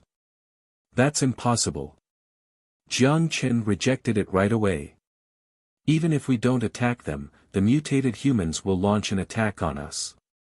By that time, they would have a natural advantage, no one could guarantee that the war won't spread across the Taifu River. I won't prioritize short-term peace to risk losing an inevitable war. We could fund you to build up your defenses along the river. Kong Jie raised his finger. 500,000 crystals, on the condition that you won't send your forces west. Jiang Chen was not moved at all with this proposal. Then that's unfortunate, we already raised 2 million crystals through the distribution of war bonds. The negotiation was at a stalemate. Kong Jie and Jiang Chen stared at each other and fell into silence. Moments later, Kong Jie suddenly spoke with a smile. Do you know how the mutated humans obtained so many weapons? Why? Jiang Chen didn't seem too interested. Based on the data we gathered, an organization named the Dusk that migrated from the Northern Alliance area is providing support for them, Kong Jie said with an ambiguous smile. This information was outdated. The last time the Dusk sent out Sun Xiaoro to assassinate Jiang Chen, he already obtained that information through his unique methods. Regarding the operations of the Dusk, he knew a man called Bo Yu provided help to the mutated humans. It wasn't hard to deduce this as the mutated humans were weak industrially, yet they had heavy machines or even cannons. Jiang Chen would never believe they didn't have support from a third party. But from Kong Jie's ambiguous expression, Jiang Chen read something else. Are you threatening me?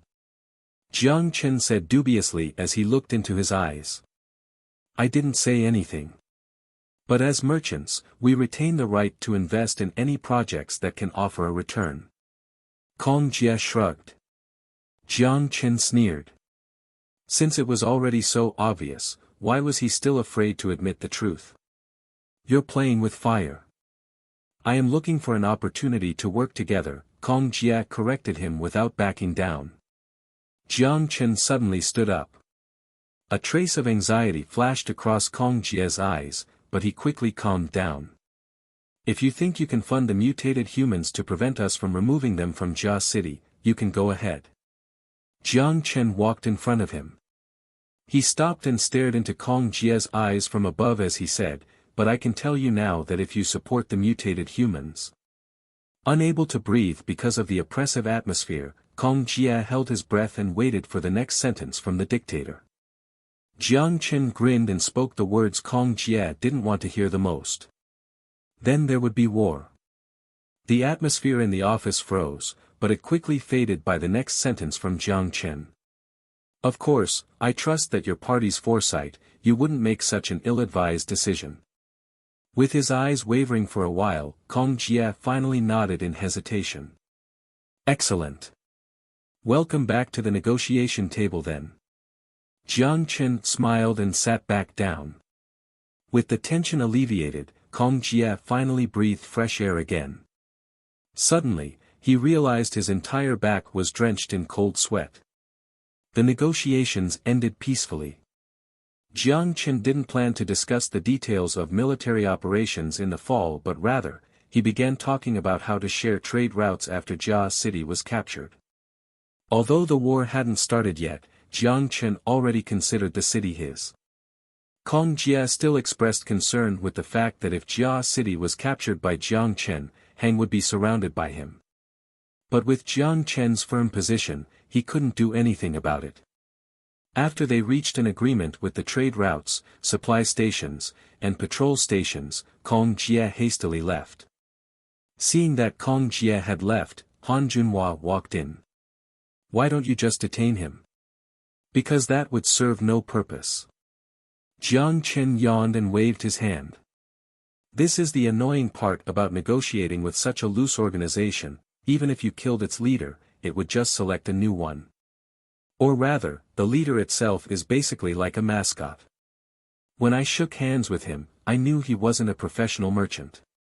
A professional merchant would not have calluses from holding guns. Instead of being a true leader, he was a representative pushed forward by a bunch of merchants. You don't seem to be worried about the reaction from Hang? Han Junhua asked. They need a market, and we have the biggest market in Suong province. Safety or crystals, they must choose between them, and I firmly believe they will choose the latter. Especially since my attitude towards the 6th Street merchants seemed to ease his mind. Even if they were taken over by the NAC, their assets wouldn't be compromised. Most merchants would think this way. Jiang Chen walked over to the desk. There was someone knocking on the door. Come in. It was Wang Qin. She had a grave expression. General, information coming from the 6th Street stated that mutant activities have been on the rise as of late. Mutants including mutated cockroaches and mutated rats are all exhibiting strong, aggressive behaviors. Typically, these mutants wouldn't attack survivors. The information reported that Wanghai City is preparing for the second flood of mutants. Flood of mutants? Jiang Chen frowned. He had never experienced a mutant flood before, he just heard rumors about the terror of it. In the past when the World Alliance organization had yet to launch the space colonization ships, a mutant flood erupted in Wanghai City. The ex-military army stationed near the city's research institute was driven out by the ferocious mutants. The shock also impacted the 6th Street, but with the equipment left by the World Alliance organization, they managed to fend off the attack. At that time, the 6th Street confirmed its rule under the Group of 10 Council. But this time, Wang Qin nodded. Alert Wang Xiaowu to be on the precautionary side, he's closer to the city center. I will give him permission to open the fallout shelter door and lead the citizens on the surface to retreat into the fallout shelter. At the same time, increase the fallout shelter energy reserve to 100 fuel rods. You will be responsible for that, Jiang Chen said. Understood. Wang Qin nodded.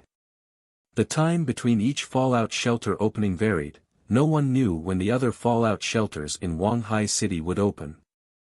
If he lost fallout shelter number 27, that would mean that the research abilities of the NAC would decrease substantially. Jiang Chen would not permit such a thing from happening, so if a mutant flood were to erupt, he had to protect the safety of the scientists. Whether or not a mutant flood would actually occur, there was nothing wrong with being prepared. Also, establish a temporary emergency shelter underground.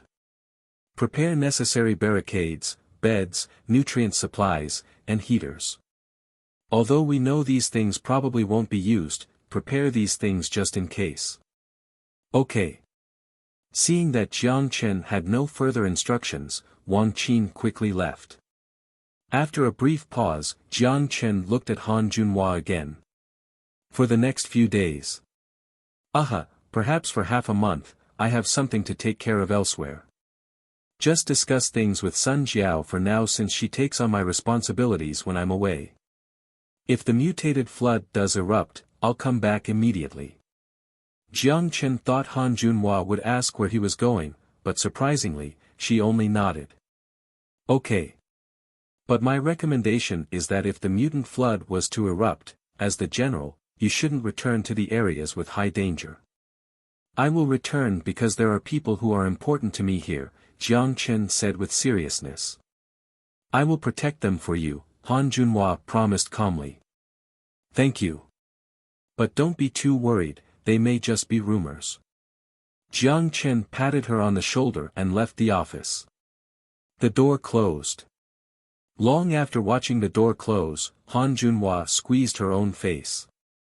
Then she put her hand down. Weird. She muttered to herself with an emotionless voice, then looked outside. It was bright and clear outside, not a single cloud was in the sky.